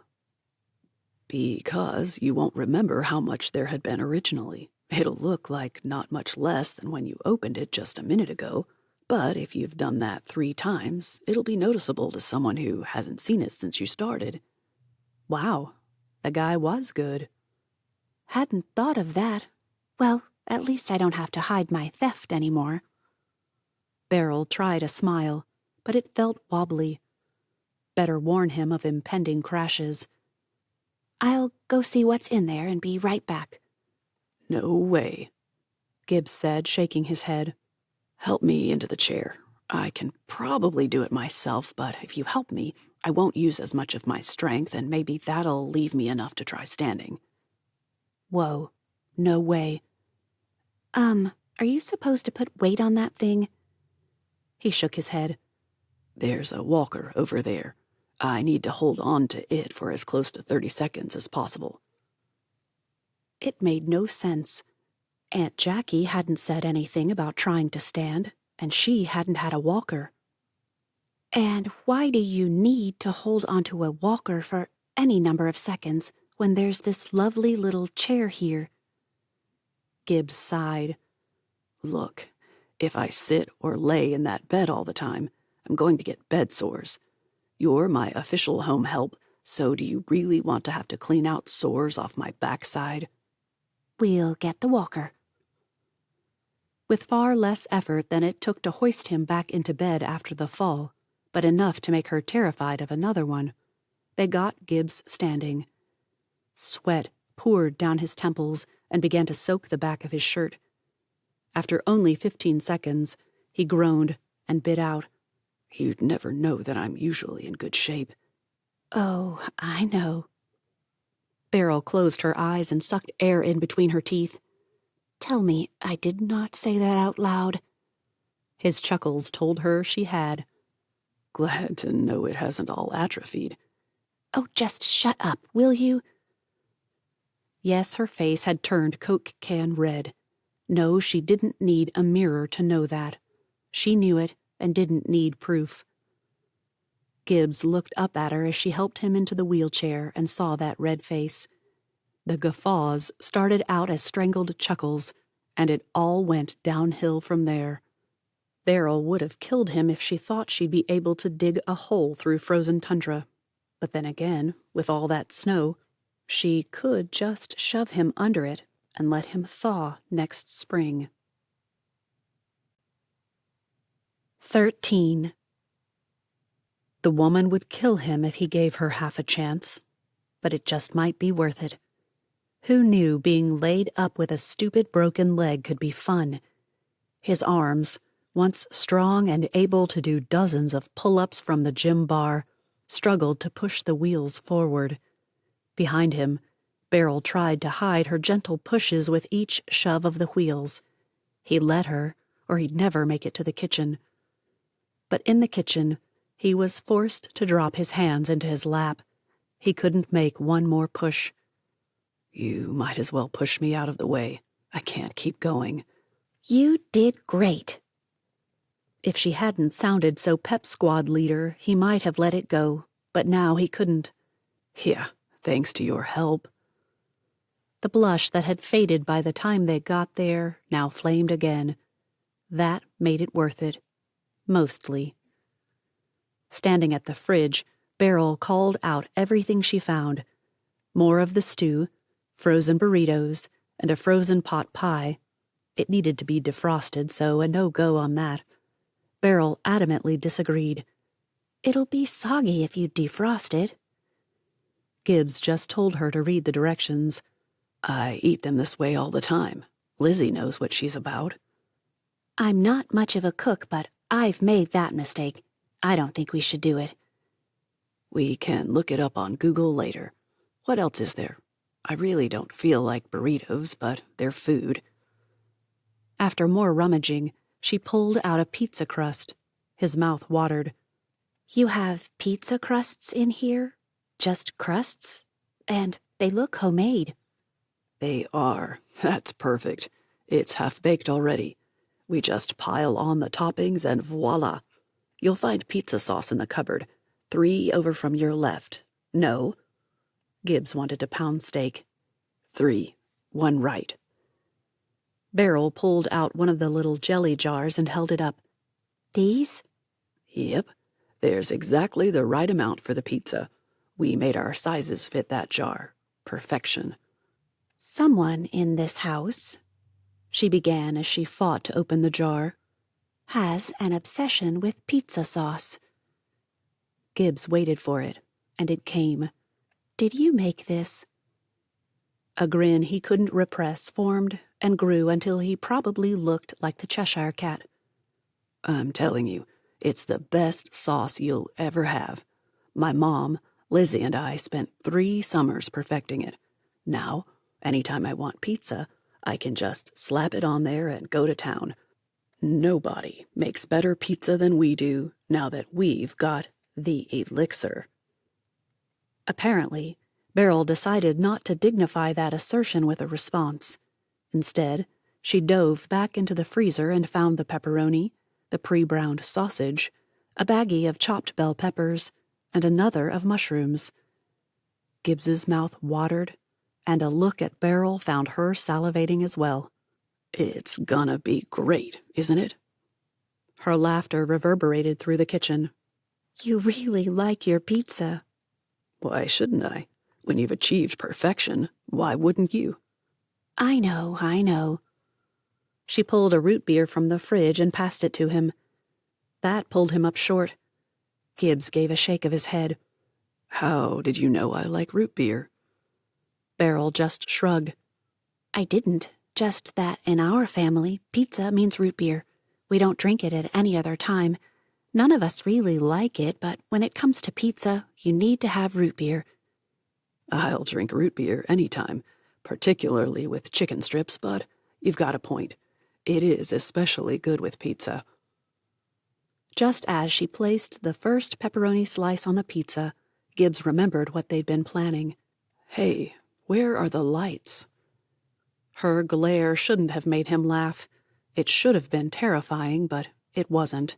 You mean the ones that got drenched when I... Oops. Right then she figured out that he'd known she'd forget the booby trap. Cool as a cucumber, or maybe cold as an icicle, Beryl reopened the freezer, pulled out an ice cube. With slow, menacing steps, she moved to his side. Gibbs couldn't have fled if he'd tried. Vengeance is sweet, and the Lord is allowing me to repay that for him. Blessed be the name of the Lord. Beryl, come on. You are the one who put it up there. That hadn't been the right tack. Okay, redirect. And you don't want me to get sick. You're the one who'll have to deal with it. I'll pay you to drop that into the sink. $100. That made her pause and eye both him and the cube. And why did people still call those wedges cubes anyway? Gibbs ran with it. 500. Beryl took another step, still looking contemplative. 1,000. Cash. He could see it. That one was hard for her to resist, but the steel in her eyes turned to glee. I've heard revenge is a dish best served cold, so... Down the back of his shirt it went. Gibbs hopped around in the chair like a little kid in church who needs the bathroom. He knew it, tried to stop it, and still couldn't manage until he finally pulled the half-melted thing that now looked more like a crescent moon and tossed it across the room and into the sink. You've done that before. Yeah, usually it's with a wet rag, but an ice cube will work. And yeah, I deserve that. Her smug expression shouldn't have been so cute. Gibbs redirected that thought. I guess that means they didn't find it. She shook her head and went back to assembling their pizza. A new thought struck him. Ugh, I should have warned you. You could have re-rigged it.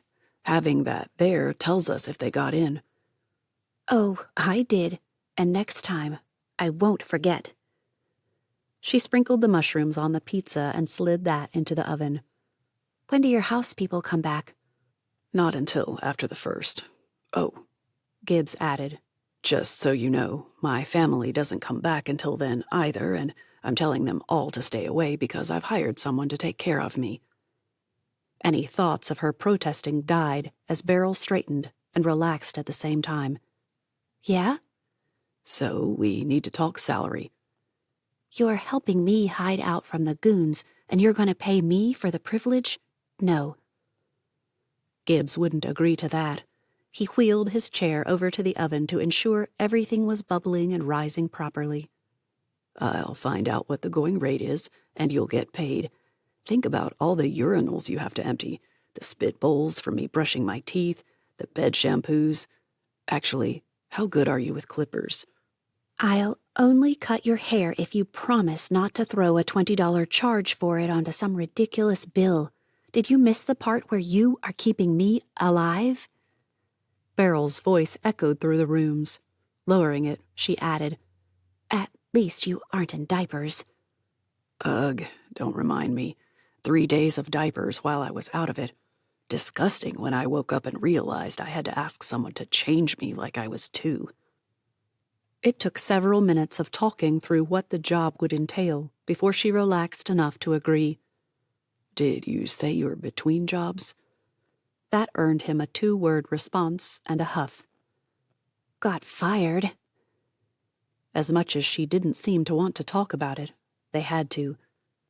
Make you a deal. This time, all he got was a raised eyebrow, or maybe 2. The other was hidden under her hair, so he couldn't be sure. We agree to a 3-month work contract. During that time, you can do internet searches, send out resumes, all the things. Basically, you'd be getting paid to do a job search. So that I can tell people, great, you can hire me in 3 months?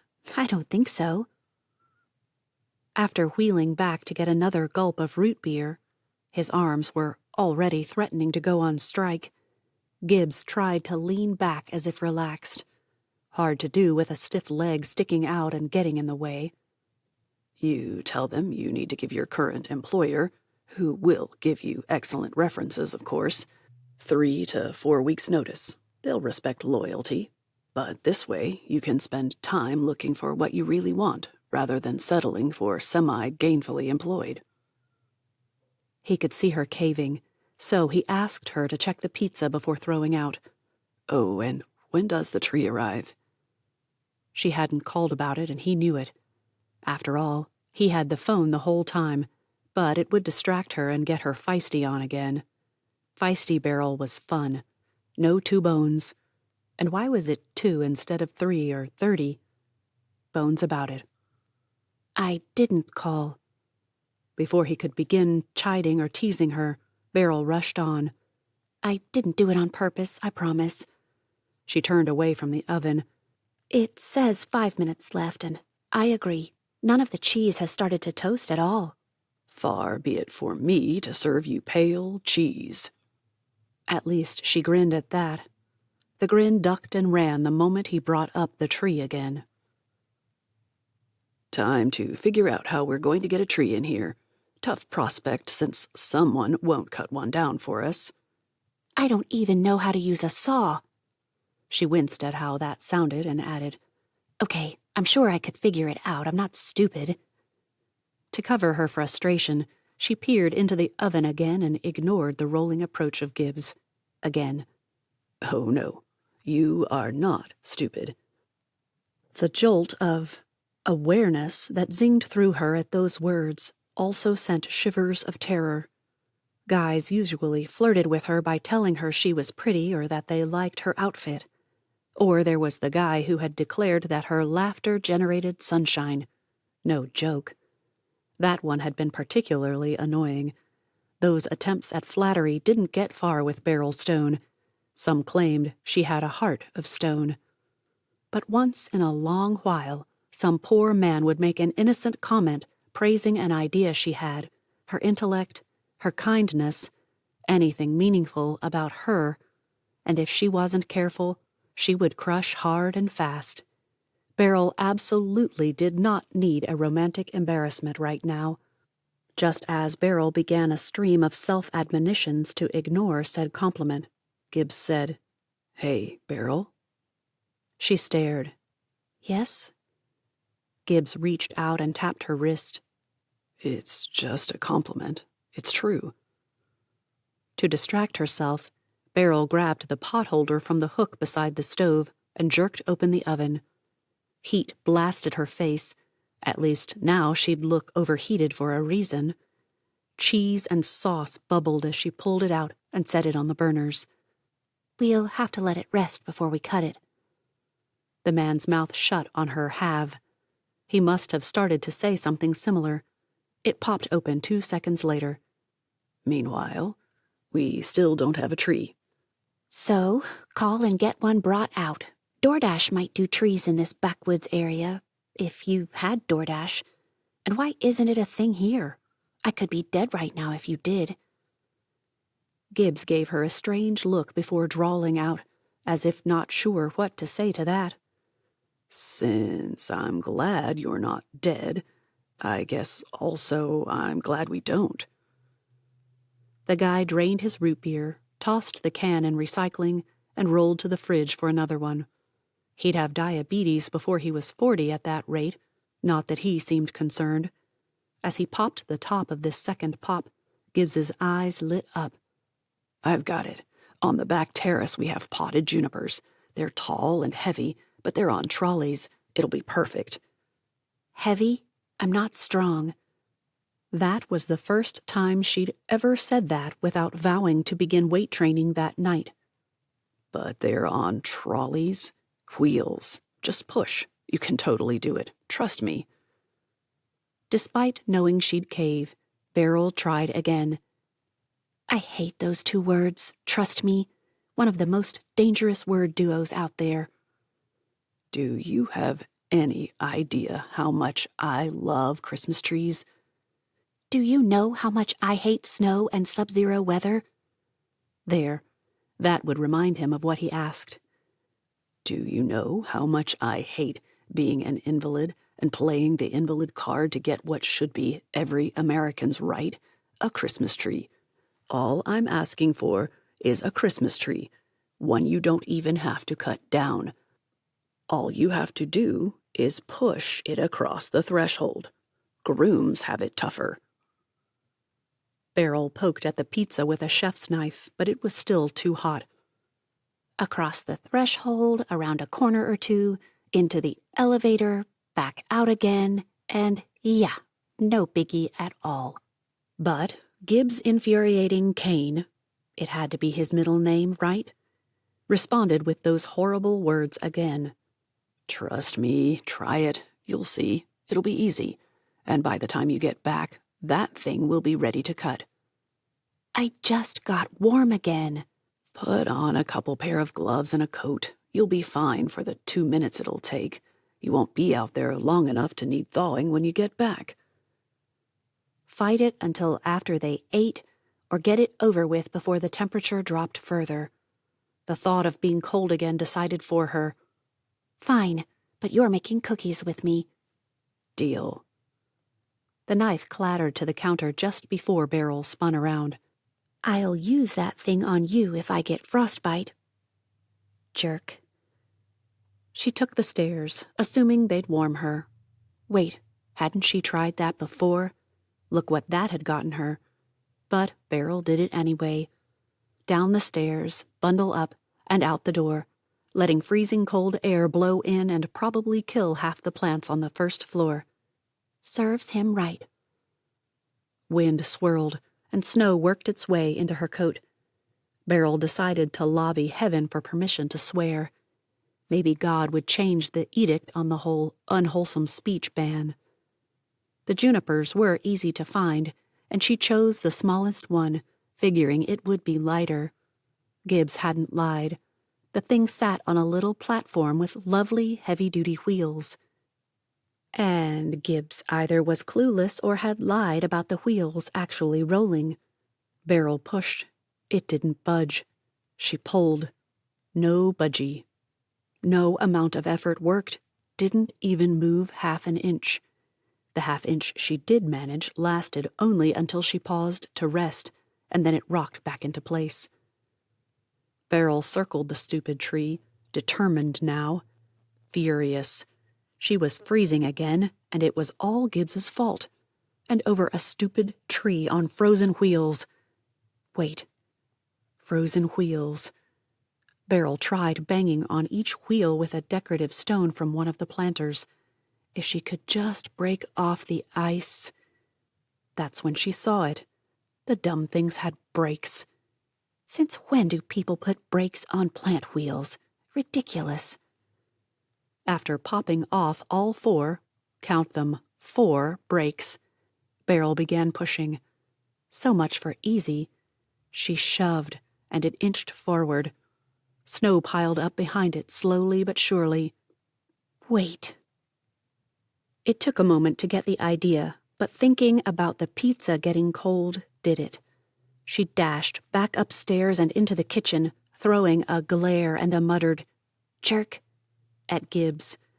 Grabbing a cookie sheet, she raced back down and back into the snow. It made an okay shovel as she plowed the snow away from the path she'd need to take. Her fingers, numb. But it should help, right? Ha, easy. Sure it is. Beryl abandoned the cookie sheet and gave the juniper trolley a shove, and stumbled after it without face-planting. Barely. Okay, so it was easy to push when the brakes were off, and with the snow out of the way. That thing rolled across the terrace like butter, into the conservatory, almost like butter. It rocked a little as it bounced over the threshold, and then back down again. Yep, you guessed it, like butter. What they hadn't planned on was that this smallest juniper didn't really fit well in the elevator. The top bent over at a wonky angle that reminded her of Dr. Seuss-like trees. Interesting. Not only that, when she went to push it out onto the second floor, Beryl nearly broke off that top until she figured out that she needed to pivot and pull it out so that she wasn't going against the bend. The top hung limp and jostled with every step as she rolled it down the hallway. In fact, she suspected that top part might be broken. If it was, he deserved it. Then again, it might be kind of cute if they could hang a star from a string up there, almost like those crescent moon things that people did in illustrations. Maybe that would make up for damaging a helpless juniper that just wanted to spend its long winter's nap out in the snow where it belonged. A full 10 minutes after she'd gone after the tree, Beryl rolled it into the living room. Gibbs saw her, saw the tree, and burst out laughing. You're a dead man. 14. Gibbs had forgotten about the brakes on the plant trolley's wheels. The flipping and setting and releasing of those brakes had become such an integral part of taking care of the property that Gibbs didn't think about it anymore. But when she didn't come right back in, and when the howling wind blew in Arctic air that wafted upstairs, and furthermore, when he heard her grunts and grumbles, he remembered and shouted down to her. Nothing. He'd probably been drowned out by those blasts of wind, its howls, and hers, and he heard it. Step by very slow step, she pushed the tree in through the door. At the sight of that drooping tip, Gibbs lost it. It's too tall for the elevator. Sorry. Beryl glared. Sorry you didn't think of that, or that you didn't bother to warn me about the brakes. No, I tried calling to you when I remembered, but you probably couldn't hear me. It's not a problem. We'll lop off a couple of feet after Christmas when we take it back out. That prompted questions about it surviving, going from cold to warm to cold again. Questions that showed an intelligent thoughtfulness about things and a willingness to learn. When that sparked deeper interest, Gibbs wondered if her being here for 3 months would be a blessing or a recipe for heartbreak. Folks called people breaths of fresh air. That was Beryl all over. Or maybe he'd been around too many know-it-all women lately. Know-it-alls and don't care as well. Besides, he added another assurance that she hadn't done any real damage. We're gonna have the best tree ever, saggy top and all. Beryl had abandoned the tree and went to cut the pizza. I thought maybe we could hang the star from the top, be all cute and droopy. It was a good idea. Gibbs would have started on lights right then, snagging a bite of pizza between untangling and stringing, but Beryl stood at the counter, rocking his chef's knife over the pizza. Enormous wedges of crust, sauce, cheese, and savory goodness landed on each plate. There were only 2 pieces left on the stone, but they took up a third of the pizza. She likes 'em big. Once he'd prayed over his plate, he started to snatch up a piece.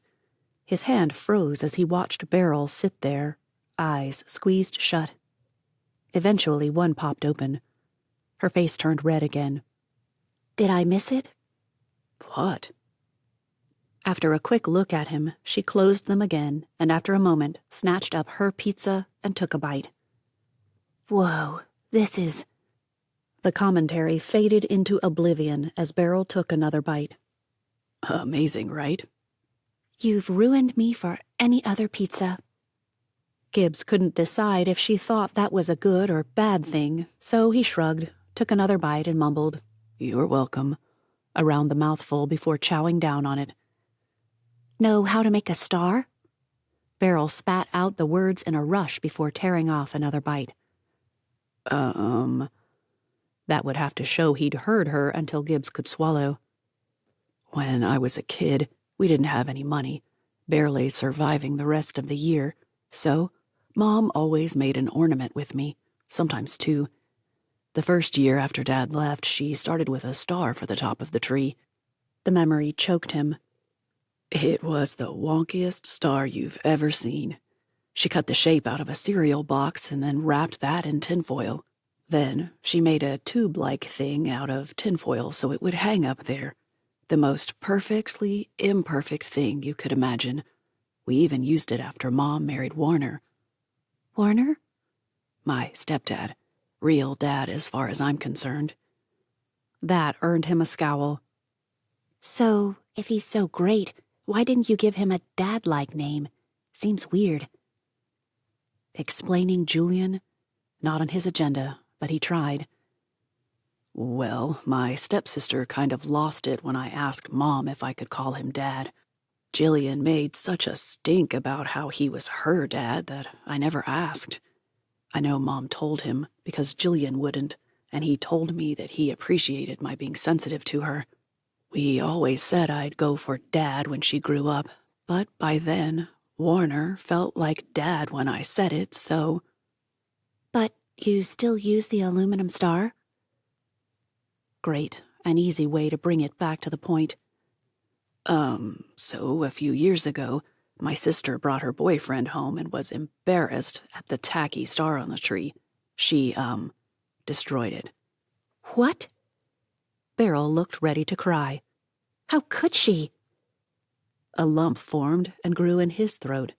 She didn't tell us or anything. We just couldn't find it, so her boyfriend went out and bought us a beautiful Moravian star at a nearby gift shop. Who cares about beautiful? Your childhood memories. The lump nearly choked Gibbs. Well, we looked for that star for 3 more years and through 3 more boyfriends. One guy brought us an angel, and another this wonky fiber optic filament thing. Jillian finally confessed at that one. The first tear skied down the slope of Beryl's cheek, and Gibbs ached to brush, maybe kiss, it away when she whispered, I'm just so sorry. That's horrible. It's okay. My stepfather has a lot of money, and Jillian was used to nice things. Expensive things. Yes, she was a brat, but Warner didn't realize it until it was too late. Beryl's sniff showed what she thought of that. So, the castle is his? As she asked, she poked at a drop of sauce, licked it off her finger, and rose to grab the other 2 pieces of pizza. Gibbs took that moment to bask in the glory that is exceptional pizza. Then he realized she waited for an answer. No, it's actually mine. Warner helped me invest my money well. Otherwise, I could never have bought this place. I needed his financial wizardry. He showed me how to invest every penny I made and then how to negotiate the best deal while treating the seller with respect. That's what I love so much about him.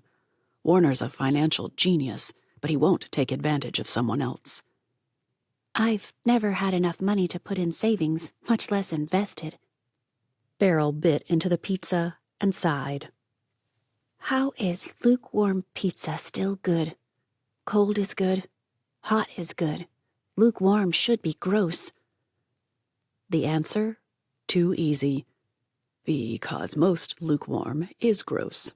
This is just pizza perfection, and that means it can't ever be gross.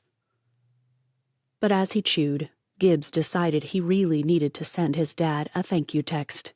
He'd never have had a savings either, not without Warner's influence. Let's finish up and get to work on that tree. Soon. Beryl closed her eyes and chewed. I have ambrosia to inhale first. The crack of a gunshot broke through the howling wind. Beryl froze in place, only her hands shaking so hard that she dropped those plates showed she hadn't turned to stone. Gibbs wheeled over and took them from her. Without the plates shaking for her, her tremors moved up her arms, and Beryl became a quivering mess. Gut instinct told him she'd hate herself for it later. They're back?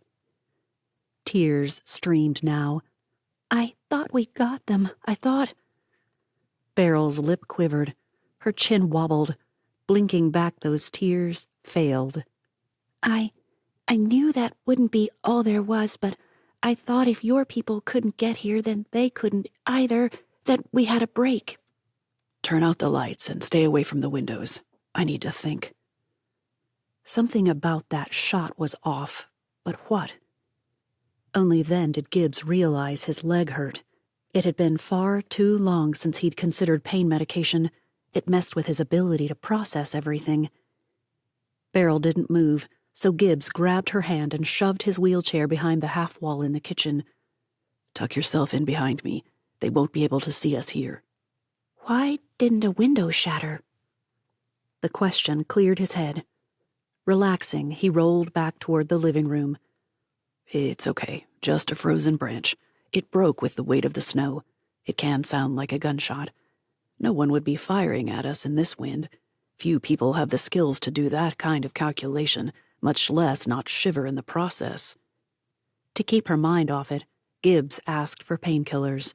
I should have known that right away. It's been too long. As she dashed for the Tylenol, Gibbs considered the best place for the tree. It shouldn't be near the fireplace, and the center of the room might be overkill. Near the window.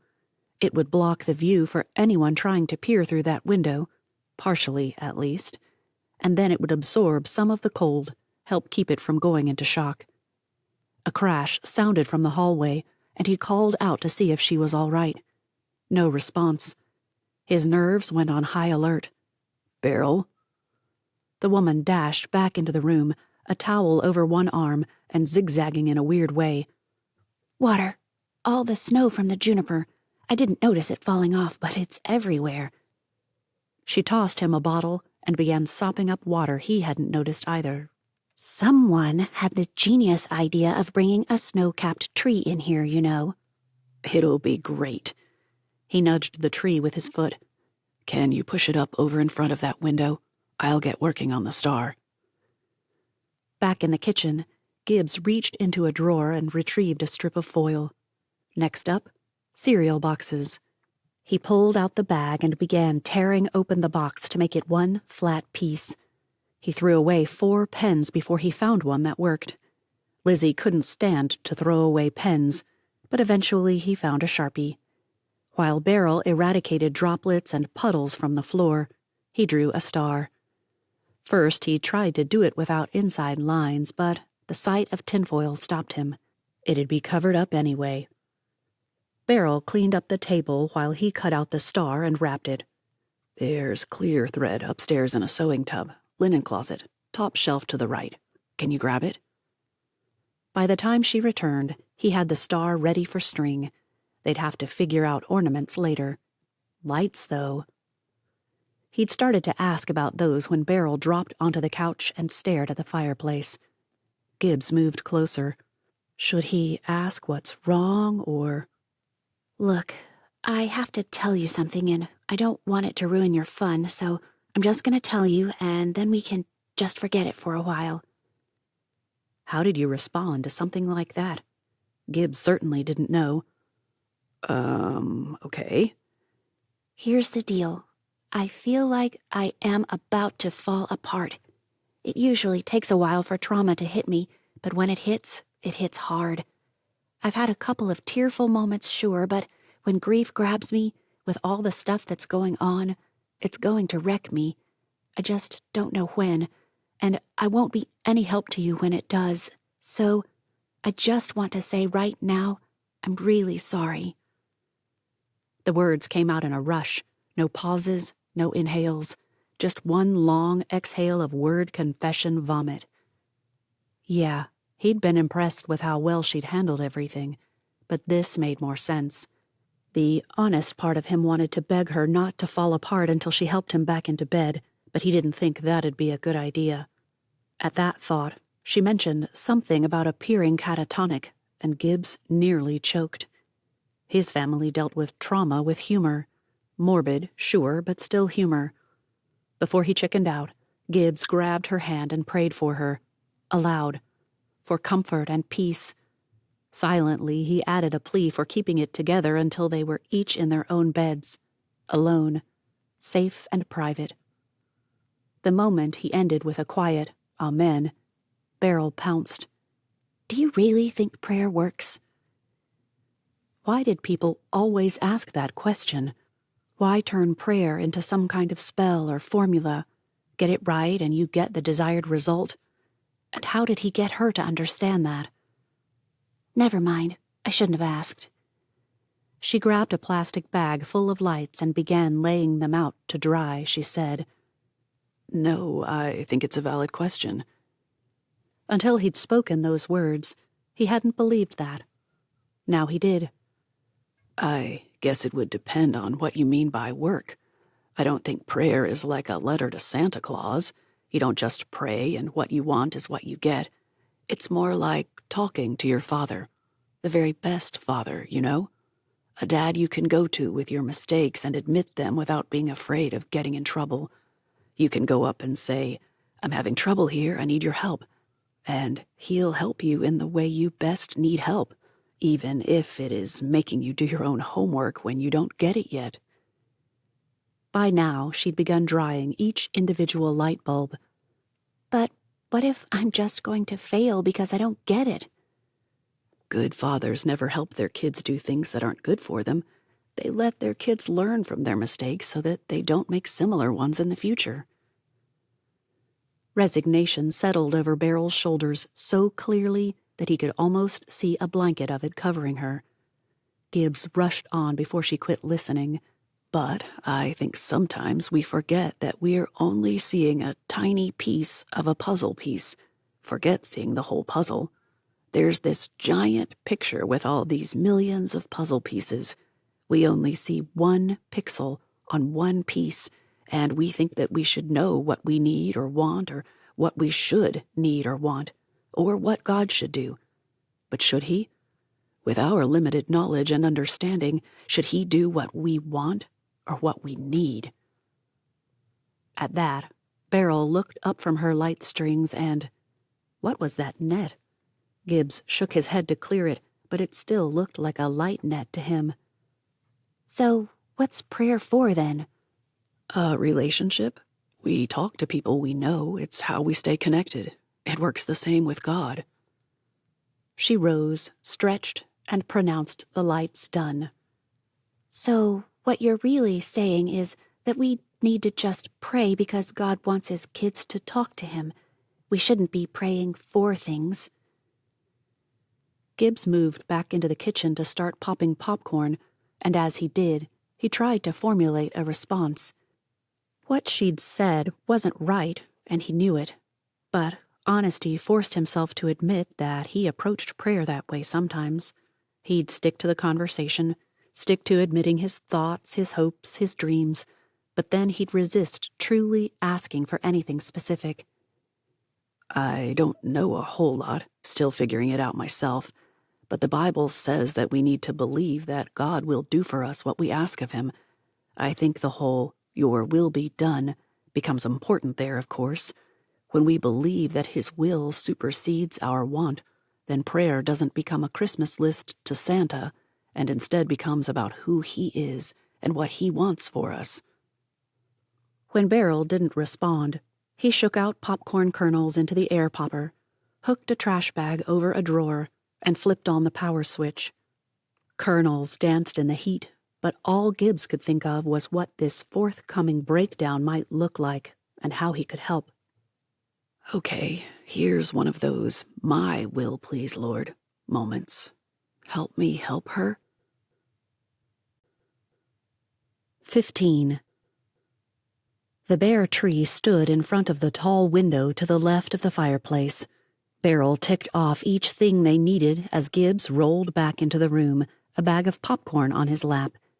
Occasionally one fell out of the holes made when unpopped kernels hit the plastic straight out of the popper. The top item on her list? We need a fire in the fireplace. Can you do that? Not really. I can't get close enough to lean in. That's what you get when you make a hearth wide enough to sleep on. The grin that spread across his mouth unnerved her. His next words added to that. You can do it, though. You think you're so smart. Beryl popped her hands on hips and glared at him. I actually do know how to start a fire, so quit feeling so smug and superior. Gibbs didn't balk at all.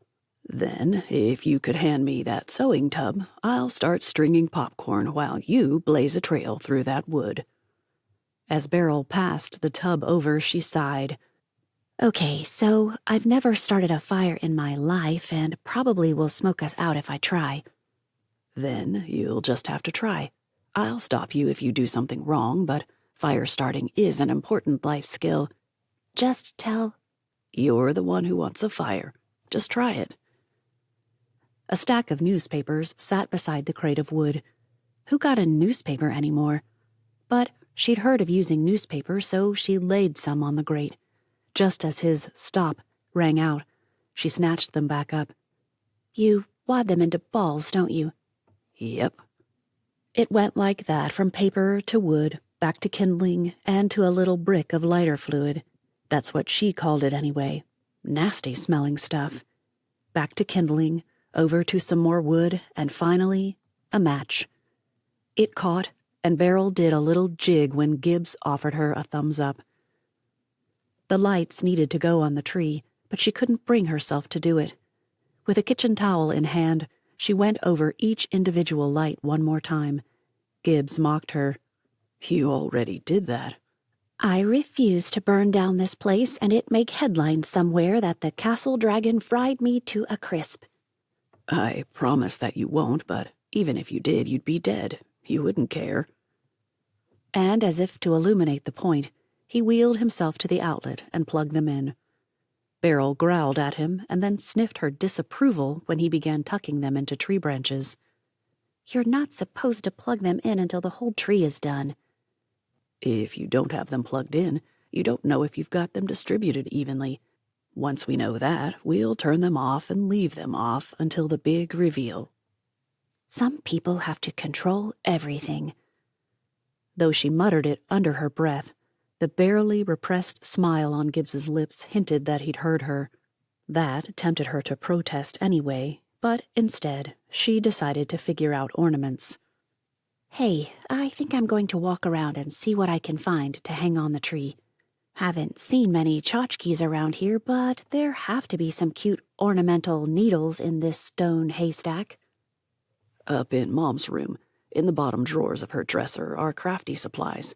You might find something in there to make ornaments, sequins maybe. I've got the clear thread. She hadn't thought of it earlier, but now Beryl had to ask. So clear thread. Why clear? It matches everything. Who was she to argue with that? Got it. Beryl returned 10-ish minutes later, her arms loaded with styrofoam balls, weird ribbon stuff in packages marked seam binding, and corsage pins. Hey, think your mom would mind if I played with this stuff to make ornaments? She plopped it all on the coffee table in front of him. I don't know what they were meant for, but I figured we might be able to wrap this ribbon around these balls, maybe stick the pins in to hold a loop. We might even be able to use them to make designs. Go for it. I'll keep stringing popcorn. He held up the strand.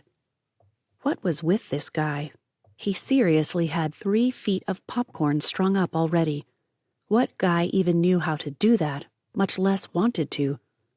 Beryl started to ask and changed her mind. Something told her she just didn't want to know. Instead, she grabbed the lights and began filling the tree where Gibbs had left off. When she couldn't reach any more, she got directions for finding the stepladder and finished. With that done, she grabbed the net and hung one side from the top and wrapped the rest around it. The white wires annoyed her, but she just tucked them deeper into the foliage and hoped for the best. And at that point, Gibbs handed her the first strand of popcorn. I'm starting another one. Think we'll need 3 or 4 of those? How am I supposed to know? You're the tree fiend.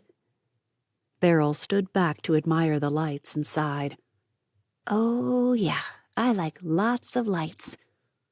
She tried, honestly tried, to resist a happy dance, but she couldn't.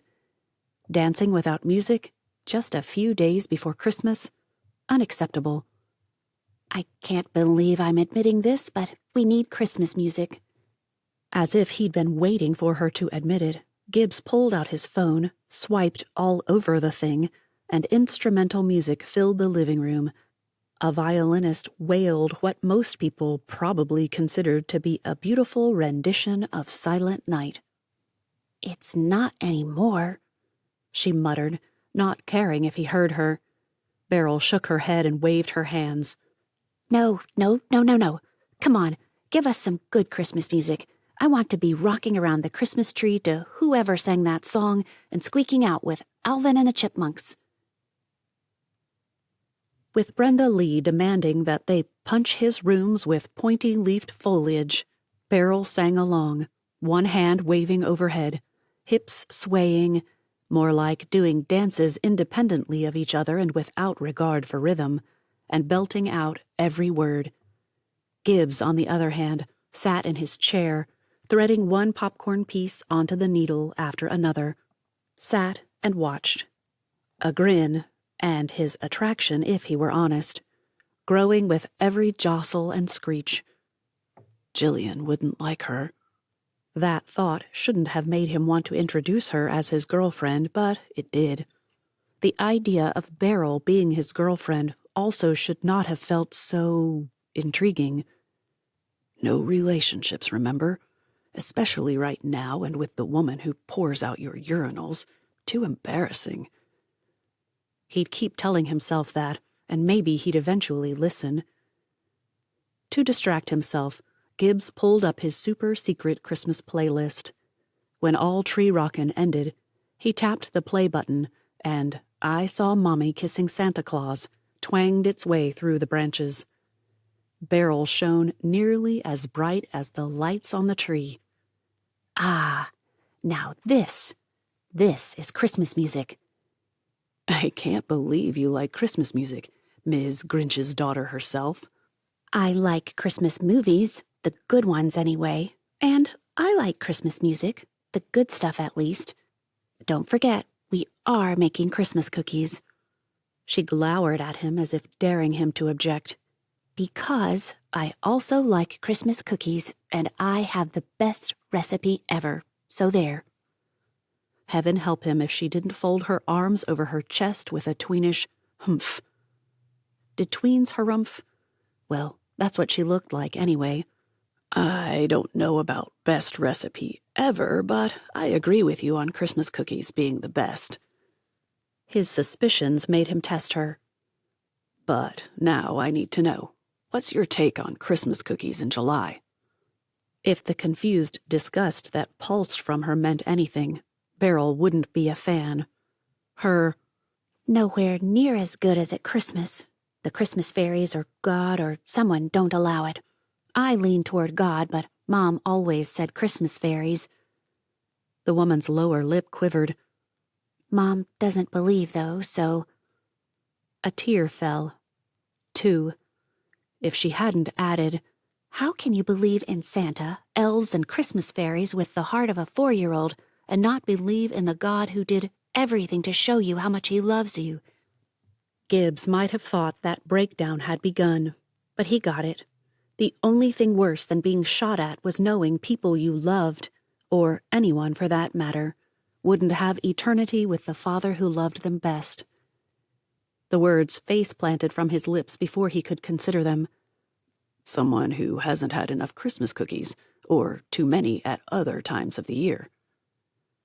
This time, they grinned at each other. Seriously, Gibbs hadn't done this much grinning, well, ever.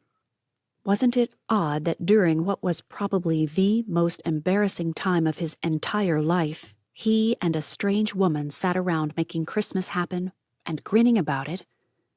It killed him that he'd soon have to ruin it all and remind her to be prepared for the return of the goons. No, we're not doing cookies yet. Beryl's barked words stopped him in his tracks. What? Until the last ornament dangles from that ridiculous tree, we're not even thinking about cookies. Got it? Before he could answer, she added, I wish you could put the star on it. The wistful tone in her voice proved she meant it. It should be you. Well, since I can't, you'll have to grab a stool and hop up there. It's going to be everything that tree should be. I have to put the string through it. How do you make a hole? That part he could do. He rolled into the kitchen, pulled out a small cutting board and an ice pick, score 1 for Mom not being willing to part with something they'd never used for ice, and stabbed a hole in the top of the star. A few strands of clear thread knotted and melted provided a perfect hanger. Beryl carried it and the step stool to the tree, climbed up, and let it dangle from the curled and drooping top, like some idiot in a sappy movie somewhere, one that Beryl would not approve of. Gibbs actually held his breath as the star swayed, and she scrambled back down to survey the results. Maybe I hit my head when I fell, and they missed it at the hospital. Only when she returned from shoving the stepladder back into the utility cupboard did Beryl realize why she'd been so unsettled as she hung that star. Hands fidgeting, she turned her head and eyed Gibbs. Did you seriously take a picture of me hanging a stupid star? I've got to show my mom. He said it like that solved everything. It'll mean so much to her. You don't mind, do you? A groan drowned out her attempted retort. Ugh, I hate it when people say that. Let me rephrase.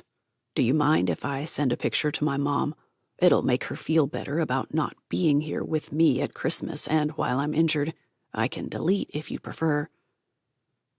Beryl had never considered that you don't, do you, wasn't a question but more of a command. It dared a person to be petty enough to care. No, I don't mind. And when I get a phone again, I want a copy. And... Her fidgeting ceased for now. And thanks for asking. You'll have a phone tomorrow. Excitement welled up in her before she could apply calm reason. Oh, who was she kidding? Since when was calm or reason part of her life plan to the situation? What? Did your people stop the goons? Is Christmas here already? Yes, she bounced up on her toes. No, she wasn't proud of that. Yes, she also didn't care. Much. Freedom. I had one sent out, attached to my account. You need a phone and can't get one in your name. No one would be looking at my accounts for a phone for you, so now you'll have one that gives you some security and can't be traced to you. Thanks. Her lips might have had basic courtesy in their hip pocket, but her bank account might or might not have enough money to cover it. I'll get you the money as soon as... Gibbs broke in. No, I made the choice to do this. Let's just call it a Christmas gift. She would have protested, and he must have realized that, because he went on before she could interject her objections. And besides, it's a benefit for me, too. We're both safer if we each have phones. What else could she do but say thanks and end the awkward moment? Snapping off the lights, that's what she could do. At least the fireplace offered enough of a glow that she didn't kill her shins on the coffee table. At the outlet, she didn't bother to turn around when she asked, Do you want to do the honors, or... Just plug them in, but don't look. I'll keep my eyes closed until you get back here and count to 3. Not that she'd actually been immune to Gibbs's attractiveness. You'd have to be dead not to recognize what a superior male specimen he was. And now she'd made him sound like a bug in a microscope. But Beryl didn't think that he'd meant to create a romantic moment with the suggestion. The problem? Oh, which one? First, a guy in a wheelchair waiting, eyes closed, to share a Christmas tree reveal with you. Totally romantic. Second, that guy reaching out and grabbing your hand when you come stand next to him. Even more romantic, even if he did have to fumble a bit to find it. Then came the deep timbre of a husky voice counting down from 3. So yeah, Beryl forgot to open her eyes after 1. She stood there, holding his hand, eyes closed, relishing the moment. Oh, and forgetting to remind herself that this was just a nice guy doing a nice thing to keep her distracted from all the not-so-nice, oh please, horrible, things happening to her. When he squeezed her hand and whispered, "You did great, Beryl. It's amazing." She laced her fingers with his. Maybe it presumed too much, but she frankly didn't care. That connection right now, essential. The tree lights reflected in his eyes made everything even more confusing, more exciting, more terrifying. Words babbled over until Beryl couldn't have stopped them if she tried. Thank you for making me do this. I wouldn't have if I'd been home by myself. Even at Aunt Jackie's, and she loves Christmas, we wouldn't have. A tree for 2 people. Seems like a waste, but this isn't. Downstairs, glass shattered. Beryl screamed. 16. Beryl froze. Well, almost. The freezing night air instantly blew up the stairs and into the living room. Was this how it had felt when she'd opened the terrace doors? The poor guy, he... Focus, Stone. You've got a guy to protect. Gibbs's chuckles and protests did nothing to stop her. She grabbed the chair handles and shoved, nearly knocking Gibbs out of it. He roared when his left heel hit the floor as he tried to stop himself. "For the love of..." He bit something back and ended with a weaker, "All that should not be said," and punctuated it with a whimpering groan. Had you told Beryl that groans could whimper, she would have protested. She would have been wrong. Dead wrong. Stupid brakes, she muttered as she pulled up the offending mechanisms and raced across the room toward the hallway. Gibbs whined. No, really, he did. And groused the whole way. Okay, so maybe some of that had to do with trying to get seated properly in the chair again, while moving and turning. Slow down. But she didn't. Beryl got him to his room and backed into place in record time. He hadn't had the chance to catch his breath before she shoved the walker in front of him and demanded he stand. Perspiration poured down his temples. You're drenched in sweat, and I am the one rushing around. I don't think so. Get up. I'm still dealing with the feeling that I've broken another bone somewhere, okay? Get up. Maybe it was a bit bossy, but the creeps were probably on them already. Beryl got his hands in position and hiked up his one-legged sweatpants. A yelp preceded Gibbs's "What's with the wedgie?" by half a second. She handed him the trapeze and tried to help maneuver him into place. Instead, he sat, and she swung each leg onto the bed for him, on top of the blankets, of course. And even the upstairs felt the cold invasion. I'm a wimp. That cold blast was nothing. What? Beryl didn't bother to answer. She jerked the blanket free of Gibbs's right leg, flung the covers over him, and left him to make himself comfortable. I need a weapon. Can you shoot? No guns. Come on. Baseball bat, golf club.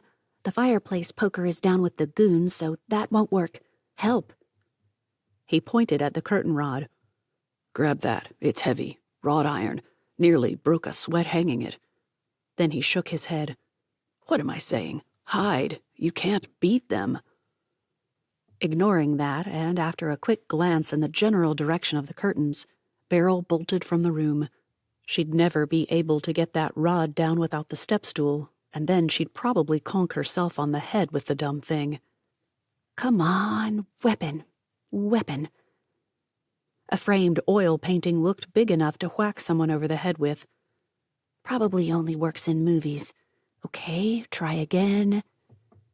In the end, she grabbed the long-arm stapler from a shelf next to Gibbs's desk and crept from the room. So far, she saw no sign of intruders. At least I got him in bed before they got up here. Something about that didn't sit well with her, but Beryl didn't have time to consider what. Instead, she crept, cat burglar style, across to the fireplace and swapped out stapler for poker. There. Now that's a weapon. Halfway down the stairs, Beryl saw the trouble. No goons. Trees, or rather one of the trees. It had obviously attempted to rescue Mr. Juniper. Well, you failed, stupid tree. She donned a coat and pulled on gloves to keep her from becoming a barrel sickle. See, Popsicle Annie was so much better. Dropped the poker in the middle of the conservatory and began wrestling with the branch that stuck through the window. See, if I had listened to Gibbs, I would be hiding. She shoved with everything she had, to no avail. What did that even mean? If it is to some avail, does that still mean it's available? See, it's useless. Still yammering about how she'd saved them from freezing to death by not listening to Gibbs, Beryl managed to find her way to the tree branch and drag it back out into the storm. Now, how to block out the snow? These plants are gonna die. Black garbage bags and duct tape worked for exactly how many seconds it took to walk from the window to the 5th stair step, back down to the 1st floor. 3 slow, miserable attempts to try to block out wind and snow resulted in 3 totally inefficient solutions. In the end, she used up the whole roll of duct tape to create a complete barrier out of duct tape, from 2 feet above the window to 2 feet below, and everything across as well. Only then did she hear Gibbs screaming for her. Worn out, fingers half frozen, she bolted for the stairs, taking them 2 at a time, grousing the whole way. If that stupid man tried to get back out of bed, I'm gonna kill him. Those last 2 words, kill him, erupted about the time that she burst through his bedroom door. What? Who did you kill? Are you all right? What kind of... You are a dead man. The guy's glare could scare a drill sergeant. And you let me think you were already dead. What have you been doing to my window?" Trying to keep the cold air from killing your plants and your power bill. His retort could have been a grudging thanks, but she doubted it. What else can I put up there? That tape isn't going to hold forever. "There's plywood in the shed, but you'd never get it to the house in this wind." Gibbs's eyes glazed over as if half drunk, but a moment later he snapped his fingers. "I think there's drywall up in the attic, though. We put a few sheets up there in case we had to patch something. Easier than carting it in and out of the house. That stuff is hard to carry." Beryl just looked at him, looked at the ceiling, looked back at him before raising her eyes and her hands heavenward. Lord, can I bop him one, please? If it's hard to carry from outside, how am I supposed to do it inside? Without a hitch, Gibbs raised his gaze heavenward and tossed God his own request. "And Lord, would you tell her that she can slide it across the floor and into the elevator? Point out that it'll get ripped up going over the flagstone floor down there, but saving the plants is more important than pretty drywall edges." Maybe it was petty, but Beryl picked up a towel draped over the footboard. What was it doing there anyway? And threw it at him before she dashed for the elevator. 2 steps from the up button, she pivoted, stumbled, and crashed into the wall and knocked over a vase on a table. It better not be worth anything, and raced back. She burst into the room panting and demanding, "Where can I find more duct tape?" "In the basement. There's A groan that could have preceded the crumbling of the castle erupted before she muttered, "I think I hate you," and stomped out again. Basement, dungeon, there'd better be a dragon too cold to breathe on me down there, and that gold better not be my tape. December 21st. Gibbs woke ready to tackle the day. Well, after a date with his urinal, after a couple of Tylenol, and, unfortunately, after another call to Mark, because a team should have arrived by now. Still, he needed those things, and in that order. When he finally got to call the agency, Flynn informed him that Mark would return his call in no more than 5 minutes. 7 minutes later, but who was counting, the call came through. "Hey, Gibbs, what's up?" That glib tone meant only one thing. No one had left for the Armitage yet, and it ticked him off. Crises didn't happen only on sunny afternoons in spring, but he could do glib, too. "Well, we've got these guys who are going to come and try to kill Beryl, probably me too, and as far as I can see, we have no backup. So, death. Death seems to be what is up." "What's going on?" He wasn't having any of that. "Where are my agents?" As if a game of who can ask the stupidest questions, Mark countered with, "Have you listened to the news lately?" "No, I've been a bit preoccupied trying to keep this girl from getting killed." Without skipping a beat, Mark said, "There's this massive storm moving across the upper Midwest. You know, that little part of the world you call home. And yeah, it's coming our way now. In case you didn't know, you've got another one right on its heels.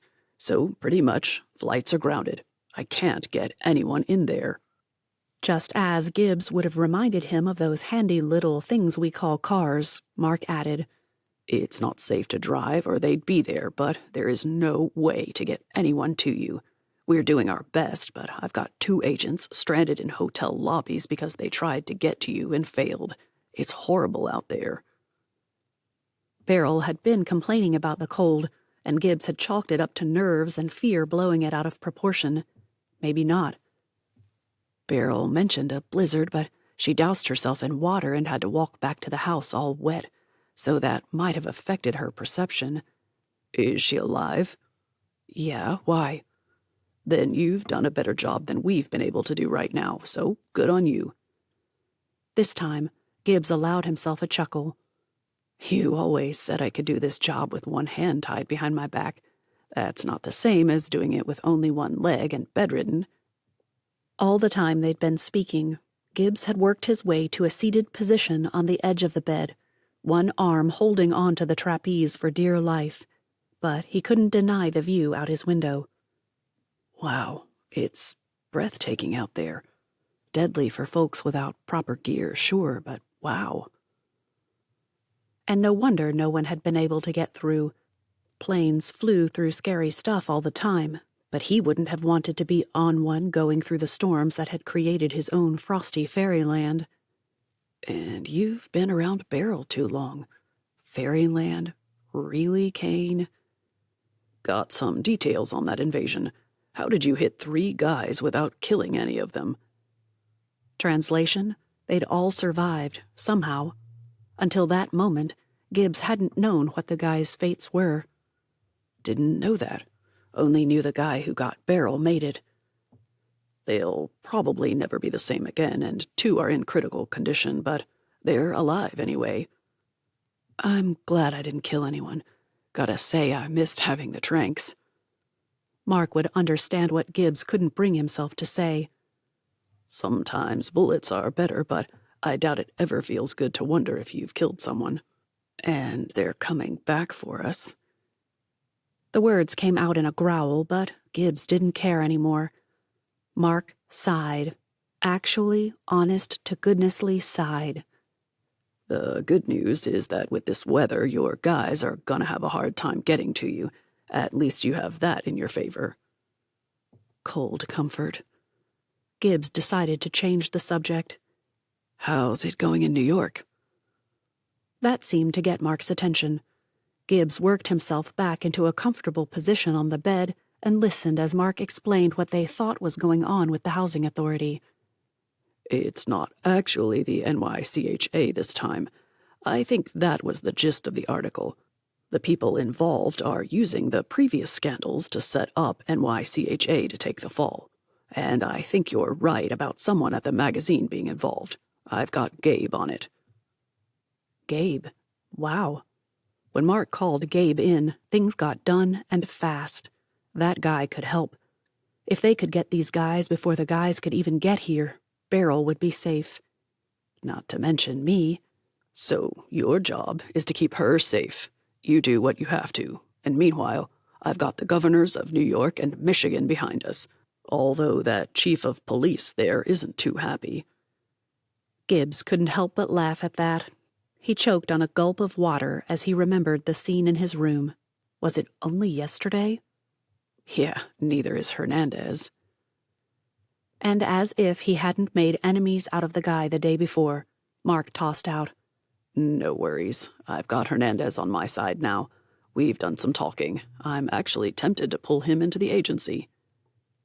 Only Mark Cho, or whatever name he had now, Mendina, something like that, Gibbs never could remember, could talk down a cop and then recruit him for the agency.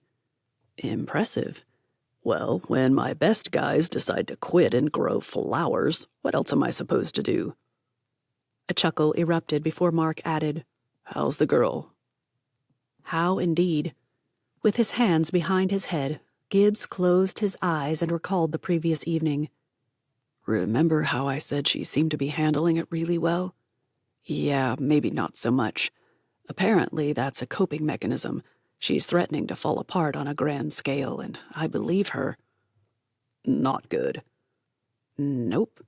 I mean, she can't fall apart when these people are coming. Goons, she calls them. I don't know what to do, Mark. I need her on her game, even if it's creating crazy booby traps so that she can keep her mind occupied. Once started, Gibbs couldn't stop himself. He began rambling, knew he was doing it, and kept going. And she says the craziest things when she's tired or scared. No filter. Oh, and she hates Christmas and loves it at the same time. It's the weirdest. Mark cut him off. Stop. You need to listen to me, and you're not going to like what I'm about to say. So listen, and listen good. Trust me on this. Okay. You must emotionally distance yourself from her, and you need to do it now. I don't care if you fall in love and marry her the day this is all over, but until the threat is gone, you are her agent, and you will treat her as a client. He knew Mark was right, but a protest welled up in him anyway. Marry her? A bit soon to be hanging wedding bells and festoons, isn't it? She needs your protection, and if you let your emotions engage, you will lose your focus. So get it together. Get her out of your head. Don't argue. Just trust me. You know I wouldn't be saying this if it wasn't essential. Get it together. Every bit of Gibbs protested, argued, swore up and down that he wasn't emotionally invested. Not at all. But one tiny, niggling spark broke through it all and whispered, Yeah, right. 17. Soft, silky cotton sheets topped by eiderdown created a soporific cloud upon which to sleep her cares away. A voiceover turned Beryl's dream into a combination movie trailer and commercial. Cradled in comfort that only ritzy bedding can provide, Beryl Stone rests from the rigors of battling the elements and booby-trapped construction. A rhythmic sound that she mistook for flapping film on an old-style projector jerked Beryl out of sleep and into frozen reality. Well, frozen outside. She had to admit that the castle stayed warmer than any stone edifice should be able to manage. It helps to know how to work the stupid radiators. She stretched, yawned, and snuggled back into the covers. A niggle in her mind insisted she'd forgotten something, but Beryl chose to ignore it. If she had, it was probably something bad, and who wanted bad thoughts when she could rest easy and light in her cozy cocoon? Seconds later, she flung off the covers and bolted from the room. Not willing to wait for the stupid elevator, she took the stairs at a half-run, half-slide, and nearly crashed into the banister at the bottom. Near the second-floor stairs, Beryl barely missed whacking herself on the file cabinet and sprinted even faster once she'd dodged that. Gibbs's door stood wide open, just as she'd left it, and a good thing, too. Beryl tried to come to a stop, but without the runners in the hallway, it only meant sliding out of control. The carpet under the bed served as brake pads to her socks, and she slammed into the footboard. Ow! Ow! Ow! Ow! What's wrong? Gibbs gaped at her and said something to his bed. Her eyes followed his gaze and amended that thought, said something to his phone. Rubbing her throbbing ribcage, Beryl crept around the end of the bed and crawled up onto the mattress before flopping over. I was dead to the world and then woke up, saw the time, and freaked. You might need Tylenol. You could have filled all your urinals, She broke off after that when chuckles erupted from the phone. Shaking her head to clear it, she added, Do you? Do I what? Okay, now the guy looked amused. Stop making fun of me and answer the questions. He started to ask what questions. She could see it. Then he got it. Still have a urinal to spare and no need for Tylenol as of yet. He grinned at her, and that grin did unhealthy and wonderful, but she'd never admit it, things to her heart rate. I can't get my head messed up like this. Like what? Beryl stared. She had not. When that grin stretched itself back across his lips, she snatched up a pillow and beat him with it. Don't mock me. What do you need? I'm fine. Hungry, though. After eyeing the silent phone, someone was still on it, right? She shot a look at the wheelchair and back to him. Do you want to get up? No, but I should. Hey, Mark, gotta go. Take care of her, Gibbs. And Beryl? She blinked at the phone. Gibbs sat there still looking like a total grinning idiot. Yeah? Take care of him, too. He might not work for me anymore, but we still need him over here. Do you have people on the way to rescue him from my ineptitude and these goons? Something about Mark's, in a manner of speaking, did not reassure her. She'd figure out what later. Gibbs did seem stronger. With one hand holding the trapeze, he hoisted himself up and swung around as if one leg didn't stick out and attempt to whack anything in its path. Balancing on one foot didn't seem to faze him today. She scrambled over the bed and landed in a heap on the floor next to the wheelchair when her foot tangled in his comforter. Never expected to have women falling at my feet, but if I had imagined it, I think it would have been less painful looking. You okay? She flicked his good ankle and ordered him to sit while she attempted to stand. Didn't you say something about a motorized wheelchair coming? Yeah, I keep getting messages about them not being able to get through. The guy looked sad.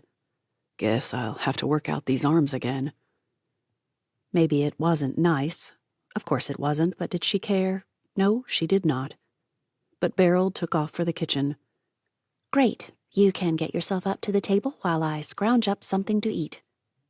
His chuckles followed her all the way there. The guy had seriously recovered some arm strength, and fast. Too fast. When he rolled into the room, Beryl glared at him. Were you faking your exhaustion yesterday? No. Understanding seemed to click somewhere because he shrugged and said, Look, I'm usually in good shape. Every day means that I'm further from the accident and closer to normal, since normal wasn't out of shape. I think I hate you. Her toes started to curl, and not in that delightful I'm falling for this guy way. Gotta go get my shoes. Warm as it is in here, the floor is cold under my super soft socks. She sighed. Make that your mother's socks. Honesty smacked her upside the head and demanded she confess. Fine. You should know that I will probably misappropriate at least one pair of these amazing foot-kisser clouds when I leave. This time, the words that chased her upstairs assured her that she was welcome to 5 pairs, but only 5. I'm trying to confess my evil deeds before I do them, she screamed back. You can't thwart me. I'm taking 6. At the sight of a weird-looking snowplow headed up the drive, Beryl forgot her socks, her shoes, everything. She dashed back downstairs to grab the handles on Gibbs's chair. Incoming, she gasped. They've returned with a snowplow. From the moment Beryl offered that sleepy smile, something changed. A cartoonist would probably turn his eyes into giant hearts and show his heart pumping like a guy with dumbbells showing off. As pathetic and revolting of a thought as I've ever had. Still, he pondered it as Beryl went skipping from the room. Would she figure out that Mom only had 5 pairs of those crazy soft socks? Would she figure out it was his way of giving her a gift? Would that make her figure out that the phone was his way of taking care of her? Would figuring that out show all the things he'd started to think and feel? Things that he absolutely was not ready to deal with? Incoming, they've returned with a snowplow. The words invaded his thoughts. A welcome relief, but still, as she shoved him back toward his room. What? They're back with a snowplow. And where can I get one? We could have bumper plows going on. I'm killer at bumper cars. You're insane. You know that, right? She nearly cracked his leg into the door jamb before snapping back at him. Insane or not, I'm trying to save your leg and my life. That too. So what do I do to raise the drawbridge? She wanted to raise the drawbridge? Gibbs swallowed just for something to do while his mind raced.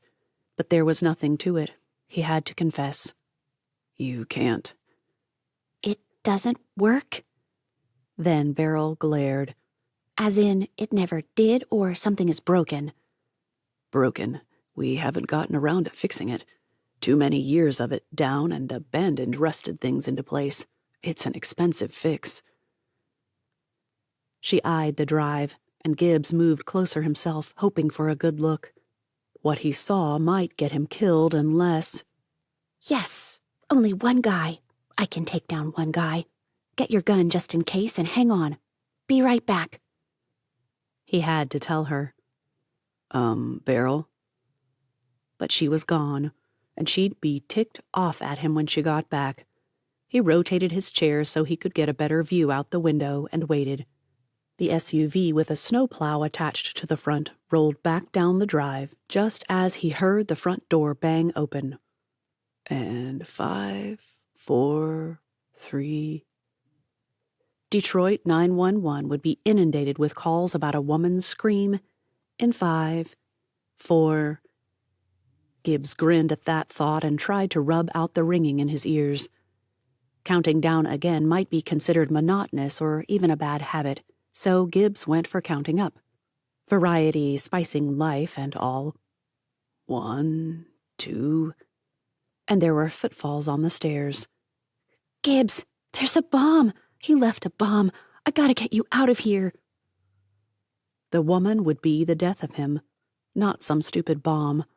But what a way to go. That thought appeared out of nowhere, and Gibbs ordered it to go sit on the bomb. Beryl burst into the room, ready to grab his chair, but Gibbs reached out and caught her around the waist before she could maneuver behind it. Whoa, slow down. It's a phone. He caught her gaze and held it. Remember? Is that a detonator? The woman. Wait. Was she as mesmerized by him, or just terrified of being blown to bits? Phones? She persisted. Detonators? The SUV was from FedEx. They have vehicles with snowplow attachments for after bad weather. Haven't you ever seen them? The gaze that had warmed the something, anything but cockles, of his heart turned into a glare. Rockland doesn't get this kind of blizzard. Not very often. The rare times it happens, we just wait a day or two for the regular plows to get through. People deal. You spoiled brats can't wait 2 days for a stupid phone. That flung at him. She stomped back through the door and toward the stairs. Gibbs just gaped at her. Seriously, the outburst had been magnificent. Beryl came alive in a whole new way. Combine that with her playful attack mode, and she'd be a force to reckon with. Beryl returned and leaned into the room, her hands gripping the doorway. I'm sorry. That was a rude thing to say. I meant it, but I didn't need to say it. Yep, I'm a goner. A deep sigh ripped through him, but never reached his lips. And she's probably too young for me. There's something wrong with society when its people feel safer having a $1,000 electronic device in their back pockets instead of a weapon. She'd started to say gun, but couldn't bring herself to do it. Plant by plant, she wandered through the conservatory, checking every bit and taking pictures of anything that didn't look perfectly healthy. Gibbs sent back what to do with each of them, most of the time the solution being cover with polypropylene. Seriously, she draped a quarter of the conservatory in clear plastic bonnets, making them look like little old ladies at the beauty parlor in the 60s. Beryl? She'd just reached her phone to ask about the weird plant up on a pedestal when she heard him. Taking the stairs 2 at a time and nearly falling over twice, Beryl made it to his room in seconds, and gasping for air. I need to work out more. Your goons rented a snowplow attachment from a place down in Saginaw. That made no sense. And you know this how? How she choked out the question she'd never know. The familiar panic rising in her chest told her it was just a matter of time before shutdown. A short matter of time. When you talked about it being them, I called Mark. Only one place in all of Michigan rented a snowplow attachment to people with out-of-state licenses. Want to guess what state? As he talked, Gibbs gripped the trapeze and hoisted himself onto the bed. Beryl rushed to help with his other leg. New York. Why she answered such an obvious rhetorical question only God knew, and he wouldn't share intel right now. Beryl? Her hands felt as frozen as her heart. My toes are warm, though. Again, Gibbs tried to reach her. Beryl, come here. What did he mean? Where? She stood right next to the bed, getting his blankets all arranged. Come where? Can't let you get cold. His hand caught hers and held it. It took a few seconds, but something in Beryl's mind told her to look at him. Gibbs patted the bed beside him. Come up here. I think shock is setting in, just like you said. I did? Back in the deepest recesses of her mind, something protested that she knew he was right. Beryl shut it down. Just come here so I can help, okay? He patted the middle of the huge bed right next to the headboard and nudged her away from his side. Come around. Beryl just stood there, staring at his cast and wondering where the red was. Where's the blood? Blood? What he said next, she never heard. His words buzzed in her brain, but she couldn't translate. At some point, he must have gotten himself back out of bed because he pulled her along behind him as he wheeled out of the room. Just like Mom used to do. What? By the time she figured out that he'd asked a question in response to something she'd said, Beryl didn't know what that was. She just followed along, aching to lie on the floor and disappear. She's gone. I know, Beryl. I'm so sorry. Gibbs managed to hobble out of the wheelchair and onto the couch, propping his leg onto the coffee table. He pulled her down beside him and wrapped an arm around her shoulder. A tear slid down her face, tickling her cheek and prompting sniffles. Just let it out. It's okay. I'll pray. And he did. While Beryl didn't hear every word, some pleas broke through the wall her heart built around itself and soothed. Heal her heart and mind as she wrestles with the loss of her aunt. Teach us to understand and trust when we can't comprehend why and grow wary and weary. Help me know how and when to help and when to keep my hands and my lips silent. Keep us safe from the people who want to harm her. He'd been silent for several minutes, praying still she felt sure, when Beryl realized that she'd fall asleep any second. Sleep. Was anything more blissful than sleep? 18. After an hour nap, Beryl just sat there staring at a fireless fireplace. By the end of the second hour, Gibbs knew he had to do something. She'd described being nearly catatonic for days. They didn't have days. Maybe an hour or two. But if his calculations were correct, and they were, the attack would come soon. Far too soon. Another text from Mark confirmed it. Traced the credit card from the rental to a gas station 50 miles away. Be ready. That prompted a text to Hernandez.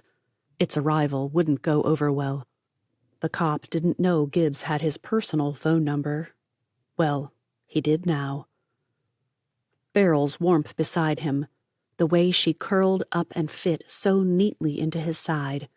It killed Gibbs to even think about it, but they had no more time. He had to do it, and the only thing he could think of to snap Beryl into action would likely get them both killed. But being literal sitting targets on a couch would too. Okay, Lord. Here goes insanity. Hey, Beryl. She didn't stir. Look, I get needing to process, I do.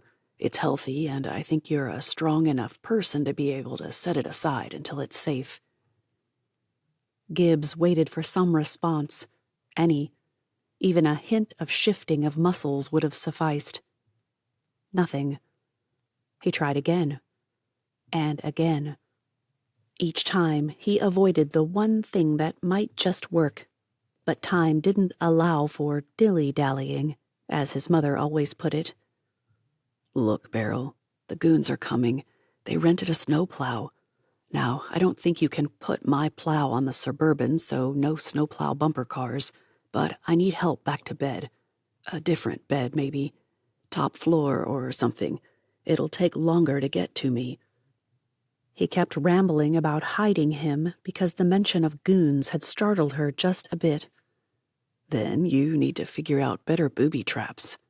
She definitely perked up just a bit at that. Okay, so she blinked, but it was rapid instead of the slow movements he'd followed for the past hour or so. Gibbs plunged onward. I was thinking maybe try to rig one of the tree nets somehow. Or you could just go to the pool house and hope they miss it. Maybe go in through a window this time. Though possibly just wishful thinking, Gibbs thought he heard a soft humph at that. A scan of the room landed his gaze on the Christmas tree. The net we used on the tree might work. I mean, we can't get them hanging in the air, but if they get tangled up enough that they had to fight to get out, you might be able to fire a couple of rounds over their heads. Blanks, he added quickly. We could use blanks, so you don't have to worry about hurting anyone. Still, they wouldn't know that. Since he thought he felt her stir some more, Gibbs propped her upright and pulled his chair closer. I'll try to get that net down. Hopefully I don't knock the whole thing over. No. A quick look Beryl's way showed no change, but he knew he'd heard it. What? No response. It'll take just a minute and... This time she turned her head and looked straight at him. No, I'll find another way. What will you do? Wow. So ruining their tree. That had worked? Interesting. He brushed away a tear that slid down her cheek and pulled her close. Come on. Sob it out. Cry. She didn't. As cruel as it felt, he put more force behind the command. Cry, Beryl. Come on, cry. Yelling at a grieving person to cry over her grief. Could anything be more cruel? Especially when that person had started to mean something to you. His mother would kill him when he told her. And he'd tell her all right. He deserved the thrashing. Verbal these days, but still, he'd get it. But it worked.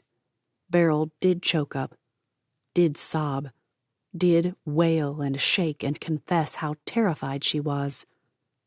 I don't want to die. And you're not going to. Not while there's a chance out of this.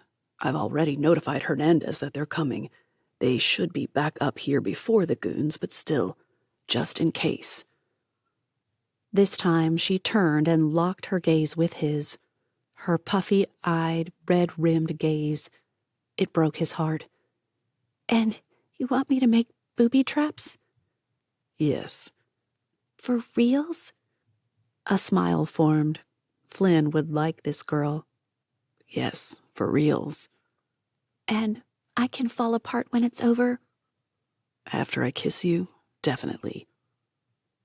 That prompted a blink or three. You want? Never mind. Can't think about that. She pulled herself up out of the couch, and Gibbs tried to convince himself that he didn't miss her nearness. Failed miserably, but he tried. Beryl had him in his wheelchair and to the elevator before he knew what had happened. You said upstairs, right? Yeah, why? I know just the place. You would. The elevator chugged upstairs, and no matter how many questions he asked, she gave him no answers.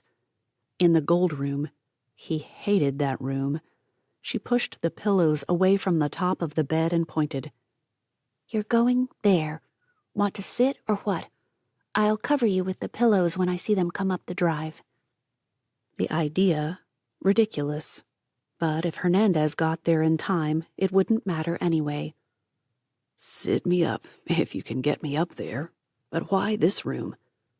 It's the only king-sized bed on this side, and it looks out over the front so I can watch. Her mind still worked anyway. I'll just roll you against the headboard, push these curtain thingies over your leg if it sticks out, and cover it all with pillows. You might get away with it. She flicked a finger at the over-the-headboard curtain swags. These are really ugly, you know. I agree. Tell Jillian. That caught her attention. Spoiled little sister? Yep. I think I'll just let her enjoy her bad taste. Okay, here we go. Upsy daisy. She did not just say that to me. He's placating me. Saying the words didn't make it any better, but placating or not, she might just hold out long enough to help keep them alive. Right? What do I do? Net. That was a thing, right? She had to find the nets. Stay focused. Forget about everything you should not remember right now. You've got to keep this guy alive, Stone. She danced down the stairs with the finesse of Gene Kelly, when he was 3 maybe, singing "You're Gonna Get Stoned" to the tune of "We Are the Champions." Okay, so something about that didn't sound like she meant it to. So what? She'd work that out later. Right now, nets. Along with a few shelves, pots full of dirt with tiny sprigs of plants stood basking in the waning sunlight. This place got dark and fast. Probably no darkness in summer either, like being in Norway or something. But those pots on those ledge-like shelves gave her an idea. Small, probably only 4 or 5 inches across, the clay and dirt had to have weight to them. And what about those big ones in the corner? I could totally use those too. Abandoning the idea of nets, Beryl ran back up the stairs, panting all the way. She had to get into shape, and soon, and burst through Gibbs's doorway. Hey! Here already? She shot a look out the window and shook her head. So, there are some little bitty plants growing in a bunch of pots down there. Can I have half of them? They won't survive, but... The guy rolled his eyes. She'd get him for that later, and nodded. Just don't throw my Attenborough's pitcher plant. Protect that. The others are easier to replace. What's a picture plant? Pitcher, like pouring something out of it. And... Gibbs pulled out his phone and swiped around until he found what he wanted. It looks like this. Google informed her that the plant was carnivorous and smelled like rotting flesh. Lovely. Then she sighed. Oh, I'd love to throw that at them. The guy nearly jumped from the bed. He caught himself by clinging to the headboard. Glaring at her, he threatened to have her arm fed to a plant in the wild if she dared to do it. Don't test me on this. Those are harder to come by than you'd think. Scarce as hen's teeth? Beryl grinned back at him. My Sunday school teacher used to say that. She had a British accent, so maybe that's a British thing, but still. I thought your mother wasn't a Christian. She's not. Dad was, though. That choked her, froze her to the spot. Her father, and now Aunt Jackie. She was now the last of their branch of the Stone family. Oh, there were dozens of branches, but still, hers rested with her. Beryl choked down a sob. Hang in there, Beryl. Right now, your job is to hold back the goons until Hernandez and his crew can get here and haul them off. Could the guy be more annoying and more perfect at the same time? No relationships, not in a crisis. She froze.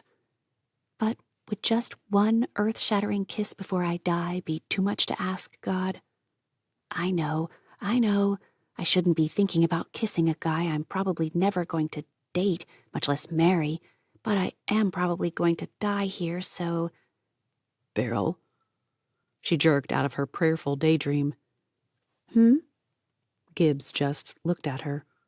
Right. Operation Get the Goons. She forced a grin, brushing off the wistfulness, the melancholy. They're gonna get stoned. As she dashed from the room, Beryl heard him mutter, She really did say that. The conservatory glowed from a ton of lamps all over the place when she made it back downstairs. Automatic timers? Are they growing lamps, maybe? How have I never noticed this before? Maybe because she avoided that first floor as much as possible. Maybe. Beryl found the nets and started to haul them out and then stopped. No. I need to do everything I'm going to in here first, or I'll just trip myself up. Yeah, pots first. It took 3 trips before Beryl got the idea to fill a garden wagon with pots, haul it to the elevator, and then ride up to the next floor. Each pot found a home on the banister, and she only dropped one. She let out a fist-pumped whoop, whoop, whoop, and then decided she'd clean it up later. Whipping out her phone, she zipped a text to Gibbs. Pot bombs work. Yes. Then it hit her.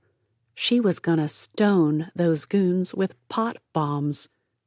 That deserves a victory dance. Did she have time for a few swings of the floss? Nope, but she did it anyway. Back down she went for a couple of the bigger pots. Hoses, why were they indoors, sat curled up in the corner. On a shelf above them she found one of those water balloon filler things. It sat there, undisturbed in its packaging. Might make a mess, but if they have a hose down there...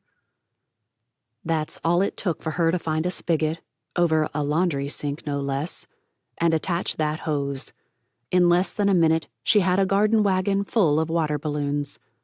A shout from upstairs sent her to the elevator. Slower, but she was also pooped. Leaving the wagon in the elevator, Beryl dashed for Gibbs's room and found him at the other end of the bed, peering out through the window. I think someone's here.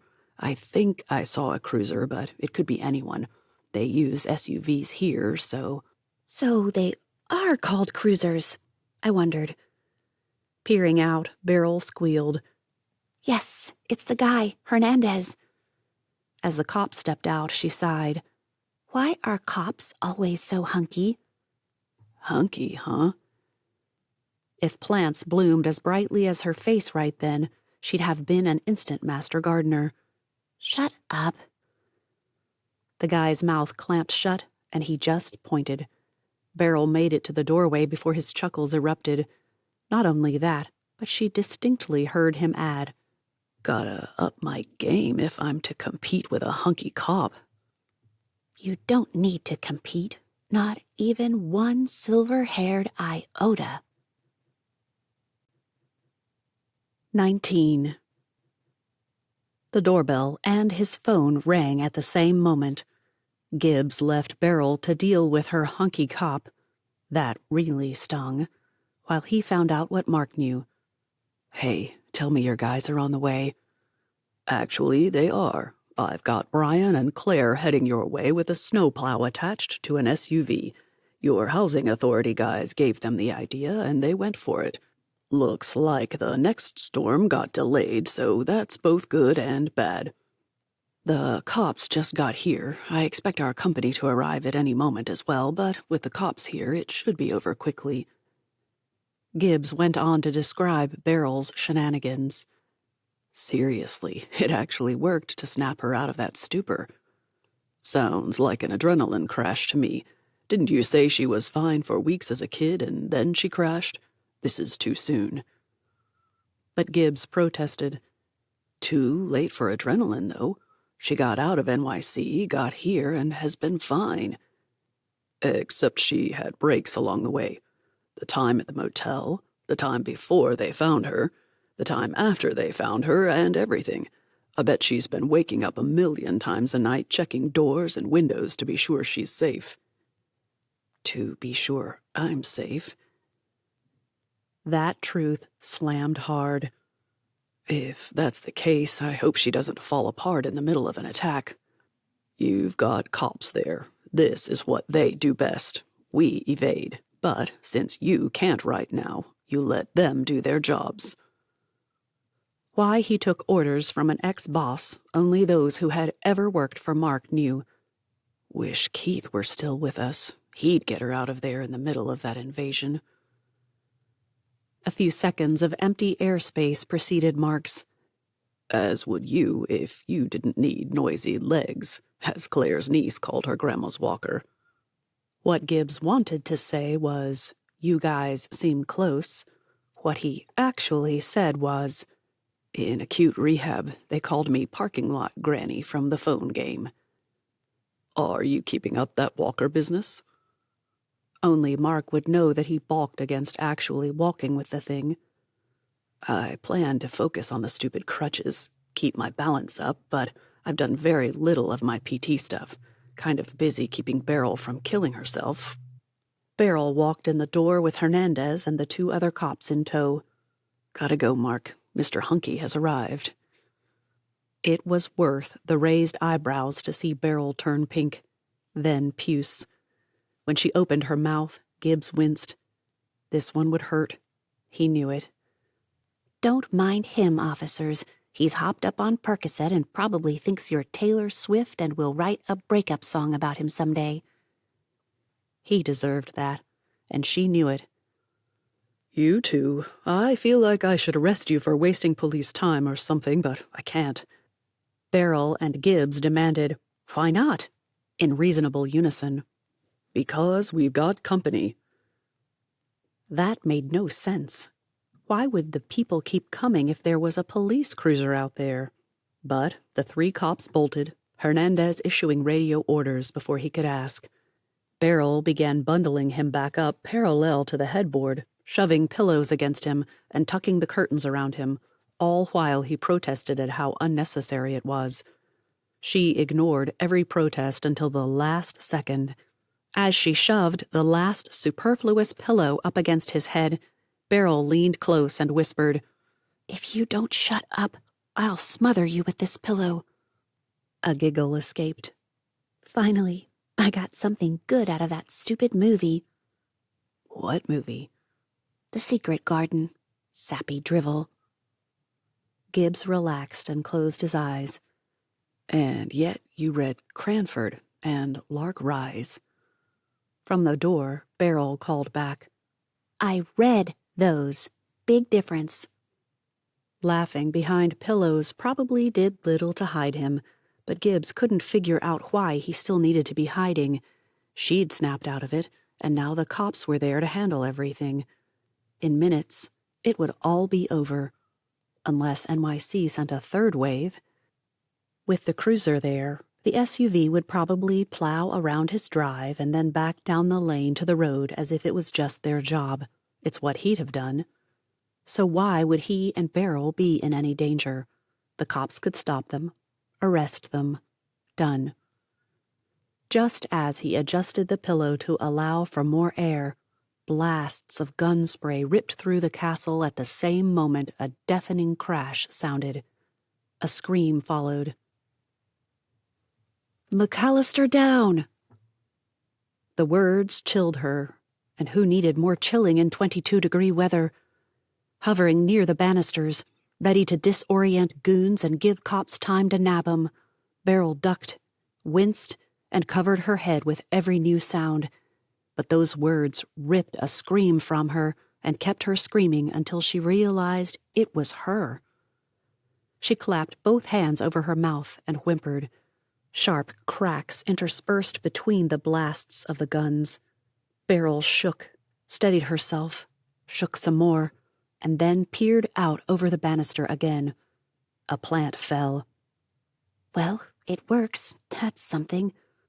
The words sounded inane, even to herself. There are guys being shot at out there, and you're glad a pot will fall? You probably get upset if people talk while hot dogs are singing. This time, her words both amused and stung. It's exactly what Aunt Jackie would have said, followed by something like, Get with it, Stone. The idea of finding a window and opening it, throwing things from above and praying they hit a goon, tempting. Except for the whole flying bullets thing. They could go through glass so fast it wasn't funny. As if to prove it, a downstairs window shattered. Screaming for the second time lasted only a second.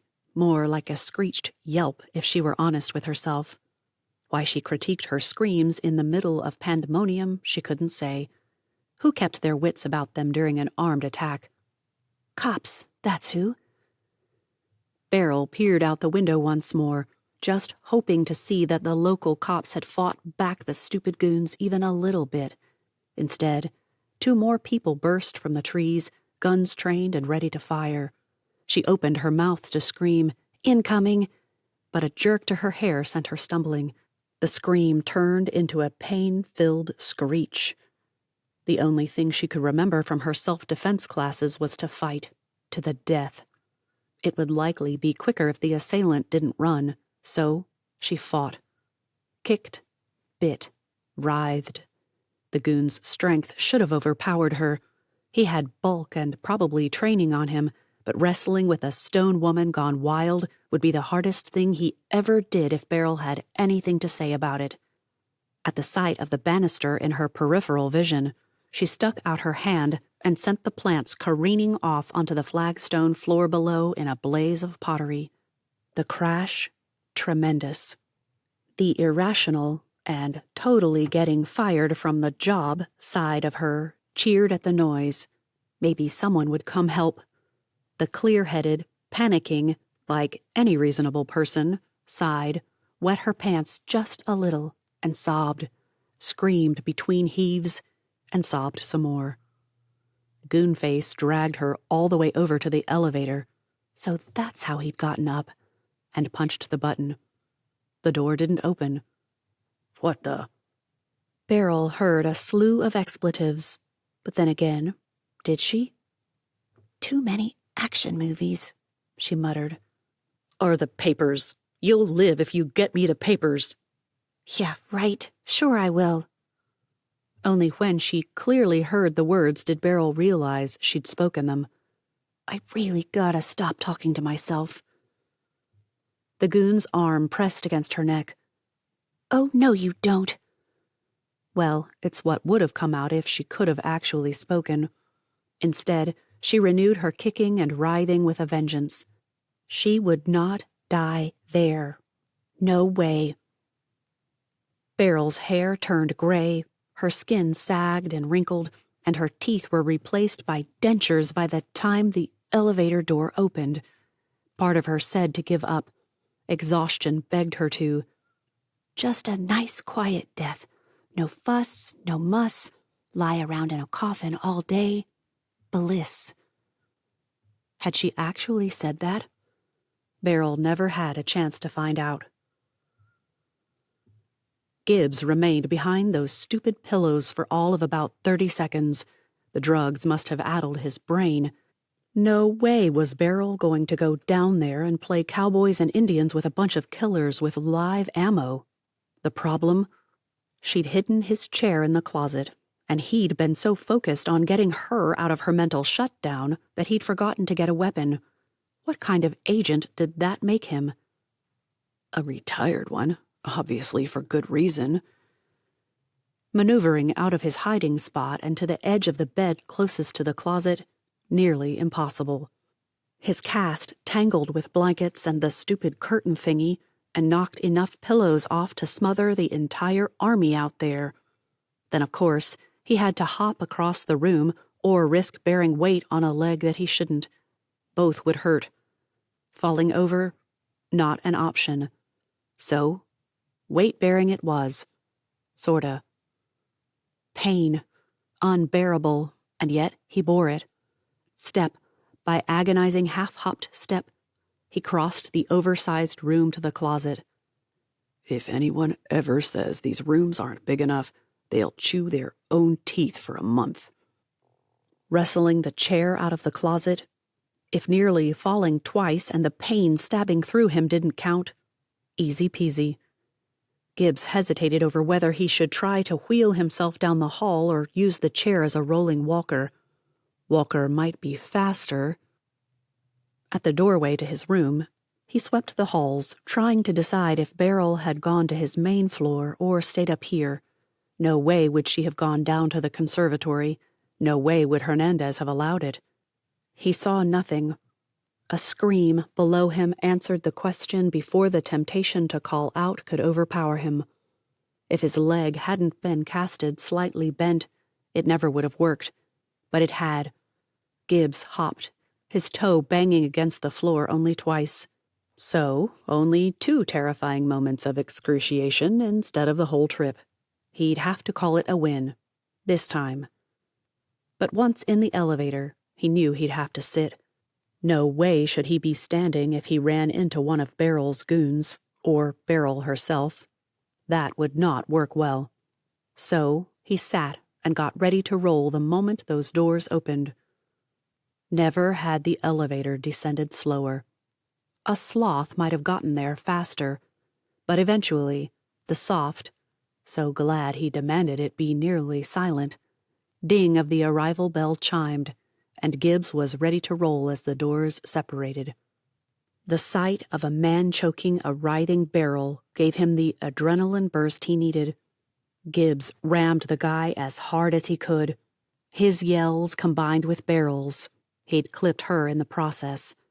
But since the guy startled enough to allow her to wriggle free, it was worth the pain of attacking him with the vengeance of a cornered serial killer. Goon guy pulled at his waistband. No time to recover. Gibbs hit him again. Not as hard, but it made the guy fumble. Beryl whacked the assailant over the head with a plant pot. Goon guy backhanded her, sending her spinning into the wall. When his attention diverted from Gibbs, that's all Gibbs needed to reach out and grab the guy's waistband and jerk hard. Goonface went down, but he pulled Gibbs's chair with him. Hanging half out of the chair, his leg certainly in a messy state inside all that plaster or fiberglass or whatever they'd used on him, Gibbs tried to hold on with his hands and kick with his good leg. A knife slashed through it. Though he fought with what he could, Gibbs knew that was it. His only decent weapon right then was his formerly good leg. Now what? This wasn't real fighting. Instead, it had devolved into a scrabble for his and Beryl's lives, and the odds were so ridiculous that no one had bothered to calculate them. Sounds downstairs grew louder even as the bursts of gunfire ceased. Shouts, orders, everything had become chaos below them. Where was backup? Hernandez! The cop probably wouldn't even hear him. Gibbs saw it just before he felt the knife slash at his chest in the goon's wild move to get the upper hand again. Everything went fuzzy. Black. 20. There comes a moment in a woman's life when she must take charge and not allow some stupid guy to hog all the glory. When Beryl hit the wall between Gibbs's room and the office, she decided that this was not that moment. Then she saw it, the flash of a knife. Eyes wide, she lunged for him. Guess it was that moment. But not before blood began oozing from Gibbs's abdomen. The tackle would never get her a spot on even a peewee football team, but it served its purpose. The guy's head cracked against the banister before they both slid down the stairs, Beryl riding the guy like a sled down a mountain, in slow motion. Not like the movies. No tumbling. You're dead, Goon guy bit out, somehow punctuated with grunts. She'd have to figure that out later. They never reached the bottom. Goon guy flipped her and gripped her throat in one hand while he fumbled for something.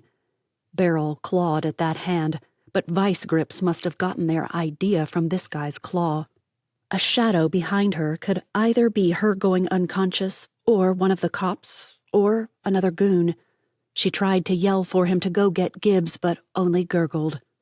Beryl saw the gun just as blood spattered all over her. Maybe she slid down the stairs some more, or maybe someone grabbed her. She didn't know. Since she couldn't seem to faint dead away, Beryl did the next best thing. She screamed. Screaming didn't last long at all, almost not worth mentioning. Her throat burned like fire. Tears coursed down her cheeks as she tried to get away from the lifeless body of a guy who'd tried to kill her. Arms lifted her up and flung her over a shoulder. The room spun, which might have been why said arms and shoulders felt disembodied. Who were they attached to? As much as she wanted to know, Beryl couldn't ask. I don't have the papers. The words tumbled out just as Beryl found herself laid on Gibbs's bed. It wasn't a goon. A woman with large brown eyes gave her a reassuring smile and reached for the wet wipes on the nightstand. Don't need papers. Let's just get your face wiped up. While that thought processed, taking the circuitous route through her brain, likely caused by the dizzy spinning still going on, Beryl closed her eyes and felt the swipe of the wipe across her cheeks, forehead, and eyelids. Wait. My eyelids? She sat bolt upright. I have blood on my eyelids? Pain ripped through her throat with each word. The woman must have been a genius, because she grabbed Gibbs's trash can and had it under her chin when the first hurl erupted. Beryl pushed the woman aside and bolted for the bathroom. Just as she reached the door, the sight of men surrounding Gibbs out in the hall near the stairs sent her reeling backwards and nearly toppling over. Beryl! That's weird. She knows my name. But Beryl kept going and nearly reached the first guy before the woman snatched the back of her shirt and pulled her away from the group.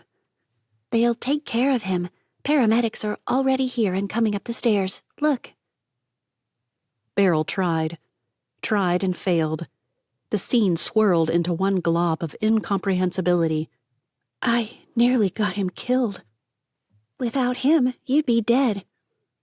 The woman's arm came around her shoulder and led her away. I'm Claire, by the way.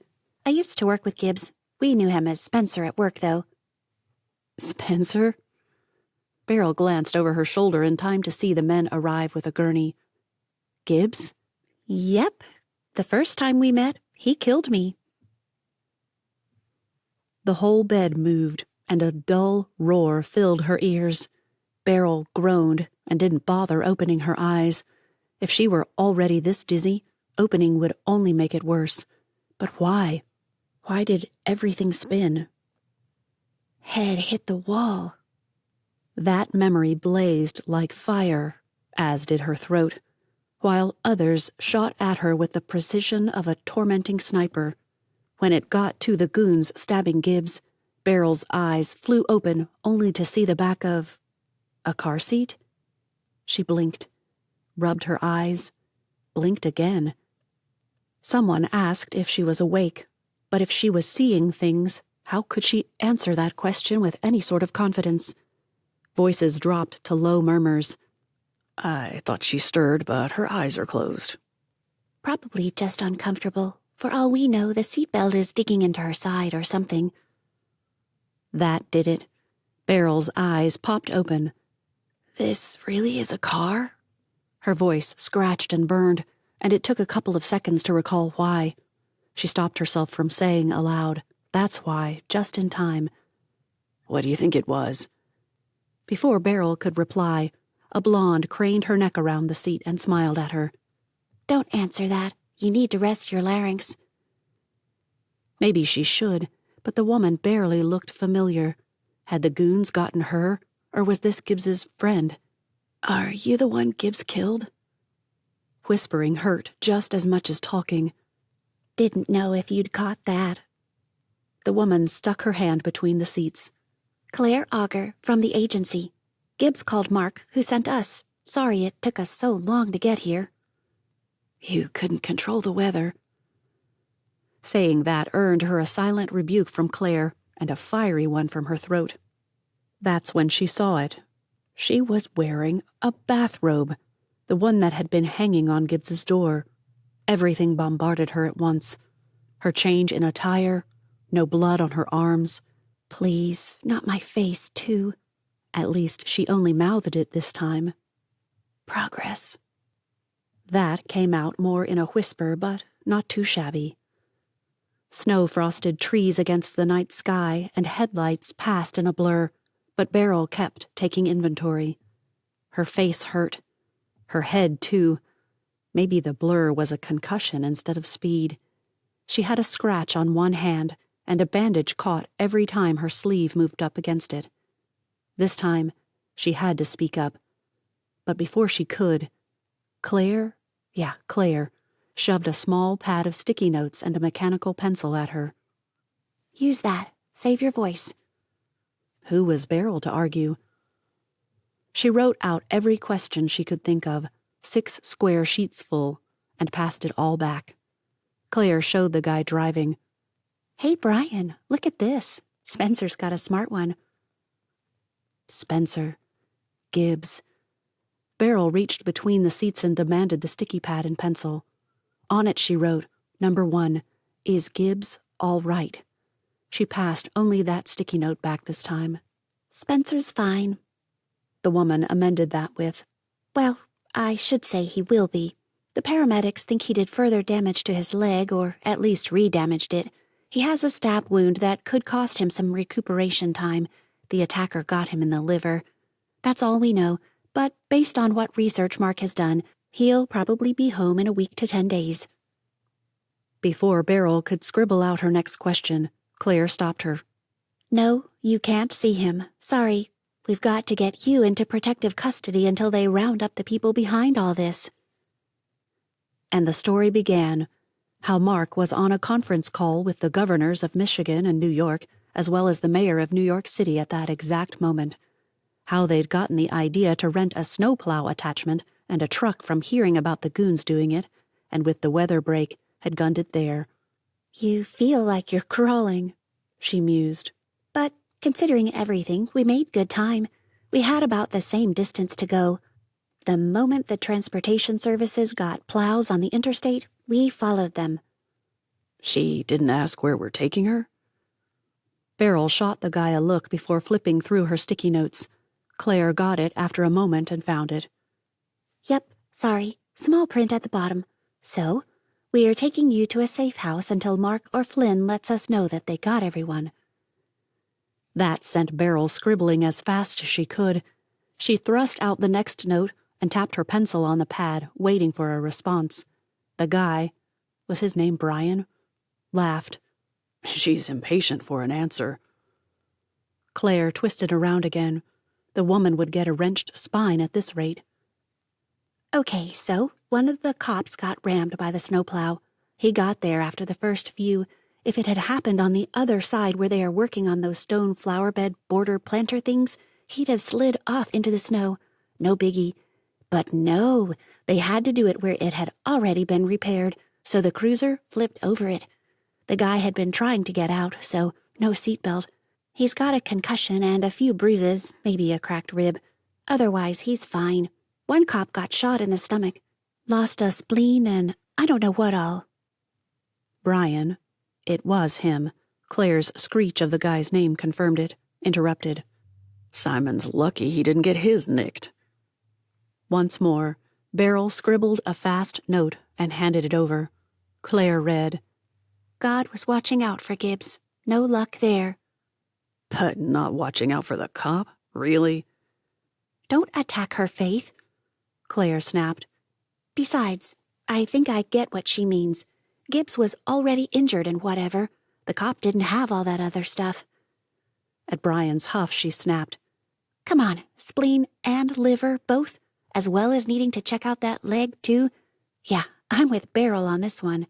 Your cousin was the agency's evangelist. Of course you are. That sounded like something she wanted to hear more about, but instead wrote out another request. What about the goons? She calls the attackers the goons. I love it.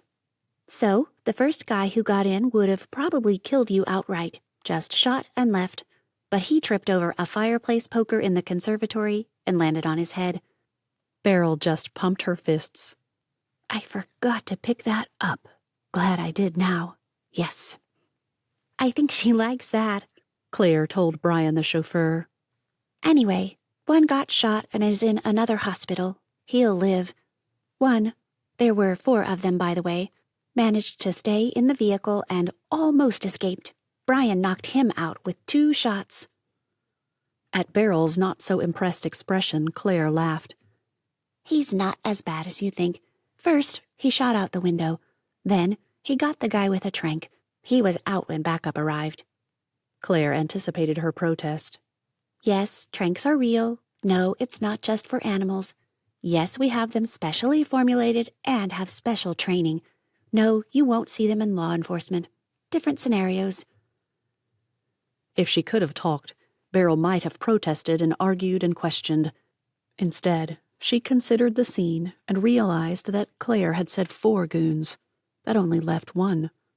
The one who had gotten her good and nearly killed Gibbs. But could a guy survive a shot in the head? Beryl closed her eyes as memories of that moment flashed like stills from a film reel in her mind. Claire's hand covered hers. Yeah, that one didn't make it. Hernandez got him. Her eyes popped open, and she scribbled one more note. Claire read as she wrote and answered it before Beryl could peel it from the pad. Because you thought you got them once before, remember? They'll keep coming for you until their bosses quit sending them. Bosses will quit sending them when they're behind bars. Could be a few weeks. Weeks? What happened to it's over? She couldn't ask that, so instead, she shifted uncomfortably and without bothering to write it out asked, "Can we make a restroom stop?" 21. December 22nd. The clock's numbers glowed, burned into her retinas more like it. 3:21, when a garage door began opening, and Brian inched the car inside. The world behind her was black. The garage held only a door-opener light, a few boxes on one side, and garden tools on the other. By the time she took note of that, Claire had hopped out and bolted for the door leading into the house. A clunky, grating sound preceded a thud before all went quiet. The car turned off. Brian stretched and reached for the door. "Stay here." "Why?" He turned to face her, the only time he'd really looked at her. "This is how things work. We tell you what to do, and you do it. Otherwise, you'll find protective custody more like prison. Just do it." Something about those words felt off, but only when Brian disappeared into the house did Beryl realize why. "He just threatened me." Her hand rubbed at her throat. Better than earlier, but still. Claire popped out the back door a moment later, beckoning, "Come on in." Before Beryl could decide what to do, Brian appeared and slipped past Claire. "You heard her. Come on." Beryl reached for the car door handle, but Claire shoved Brian back into the house and let the door slam behind her. After hesitating for a moment, Beryl pushed her car door open anyway, hoping to hear what was going on. Nothing. Well, he had told her to come in. Sore, aching, head pounding, and parched, Beryl hurried out as best she could and inched open the house door to hear a hissed, "Hesitate to call and get you replaced. She's a victim, a client. Treat her like one." "One who nearly got Spencer killed." The guy growled something Beryl couldn't understand before adding, "Look, I'll protect her. It's my job, but I'm not going to pretend I'm glad about it when I'm not." "You're too old for this job. Go be a janitor somewhere or something." Without turning around, Claire added, "Come on in, Beryl. Just ignore this jerk. He's tired and needs a nap, and he's going to bed. Now." Brian glared. "You don't call the shots here. I'm senior and—" "Do I have to call Mark? Do I have to tell her to demand to speak to Mark? Really?" "I hate working with the boss's girlfriend." Those words he flung at Beryl. "She has the guy wrapped around her fingers and toes. I'm going to bed." With that, he sauntered off down a dingy hallway. Claire's smug look shouldn't have made her wince, but it did. "Doesn't she know that he wanted to be up now while I sleep so he could sleep while I'm up?" "Don't worry, he'll be fine after a nap. He's always grumpy when an agent gets injured. I get it. but he can't take it out on you. He's right, though. Beryl swallowed hard and winced. It hurt. So, want to tell me about how Gibbs killed you when you met before I fall asleep? Flynn burst into his office, hand outstretched. It's Spencer. Tell him I'm on it. She flung the phone at him and dashed out of the room. The phone crashed into Mark's head half a second before his hand connected with it. Wincing, he righted it and barked. Gibbs, what's up? A guy just tried to kill me. Hang on. A muffled groan twisted Mark's heart. The guy had to be in excruciating pain. Agents didn't usually allow themselves much in the way of painkillers, but there was no reason for Gibbs, to torture himself. He'd been out for a year now. Gibbs, take the drugs. Can't. Too much already. I'll get addicted at this rate. Here, Dex, talk to him. A clipped South African accent greeted him with extreme courtesy and relayed the story. The nurse had gone on his break, realized he'd left his favorite pen on Gibbs's tray, and hurried back before one of the other nurses claimed it. He entered the room in time to see someone in scrubs injecting something into Gibbs's IV. He would not identify himself, and the badge looked wrong, and... The man's voice trailed off. I think it was for another hospital. Maybe Saginaw. I stopped the flow immediately and called security. They're going to analyze the bag. Get Gibbs to take pain meds. The guy is killing me. Dex disagreed. Your Gibbs is wise. The doctor has ordered Percocet without knowing his history. Emergency surgery and all. Gibbs has taken too much in recent weeks, he says. I think he is correct. If he can manage, he should. Mark argued until he knew he was beat. Look, it's in his nature to avoid everything. Make sure he takes Tylenol or ibuprofen at the least, something to take the edge off. He won't be on his game if he's out of his mind with pain. Excellent. The police are here. Gibbs wants you to move the Beryl. Oh, no. Beryl is a woman. He says to move her. If they found him, they'll find her. He says trust no one from NYC.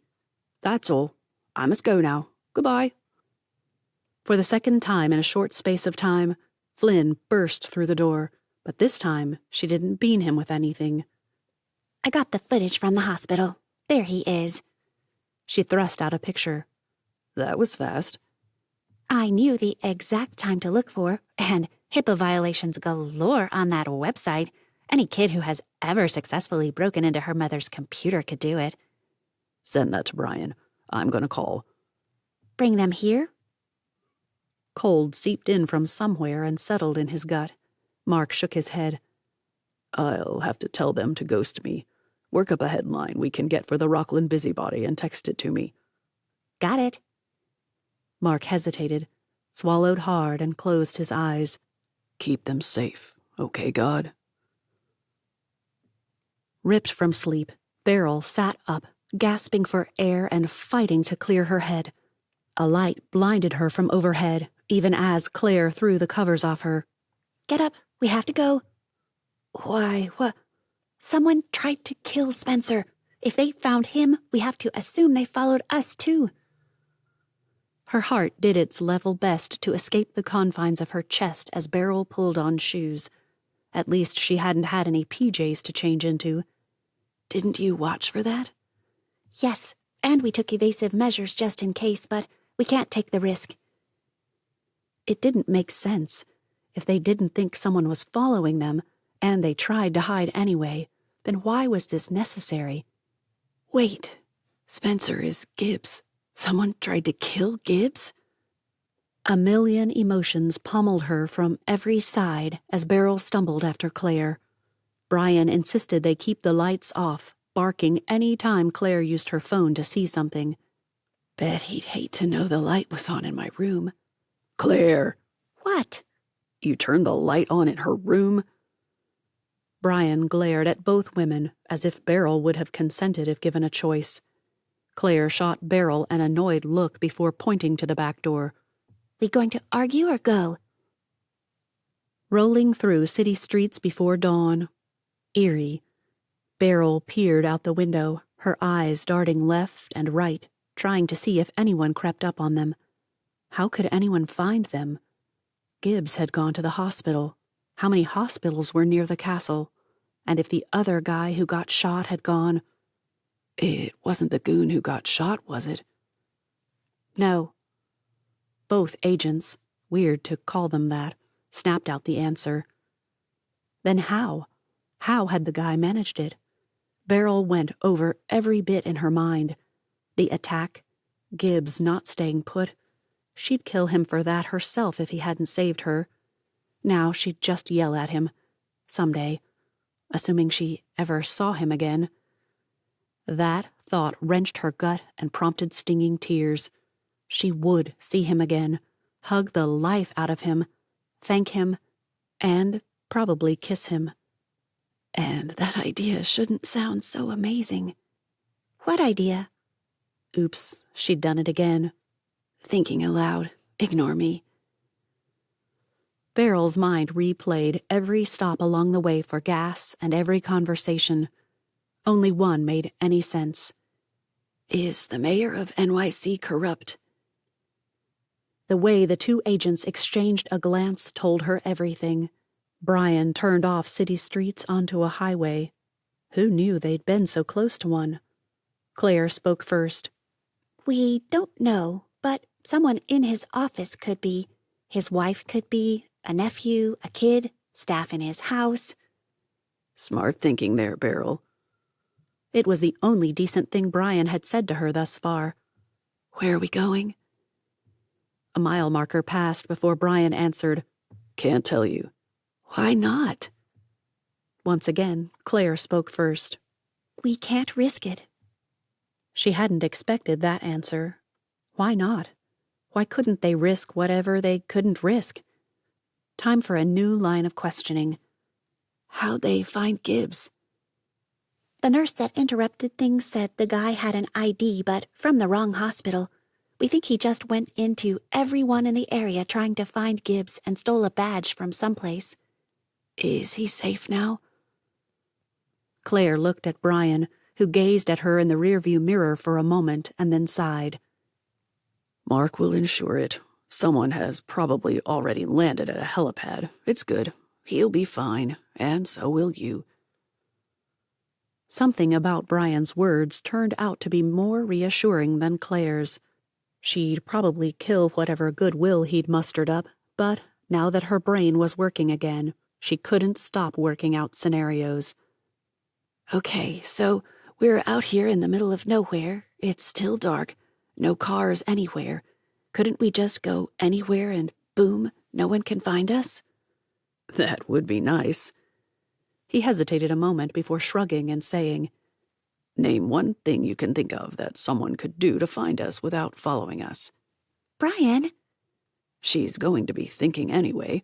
We might as well prevent another Lucy or Monica, don't you think?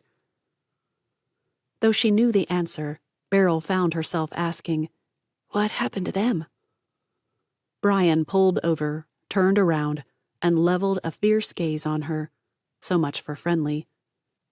Dead. They got themselves dead because they didn't think. Well, Lucy didn't. Monica, on the other hand, knew exactly how to get herself killed by Spencer, didn't she? The question didn't make sense until he turned his gaze on Claire. So, because they didn't think and didn't listen and do what they were told, they died. Now, what could someone do to find us without following us?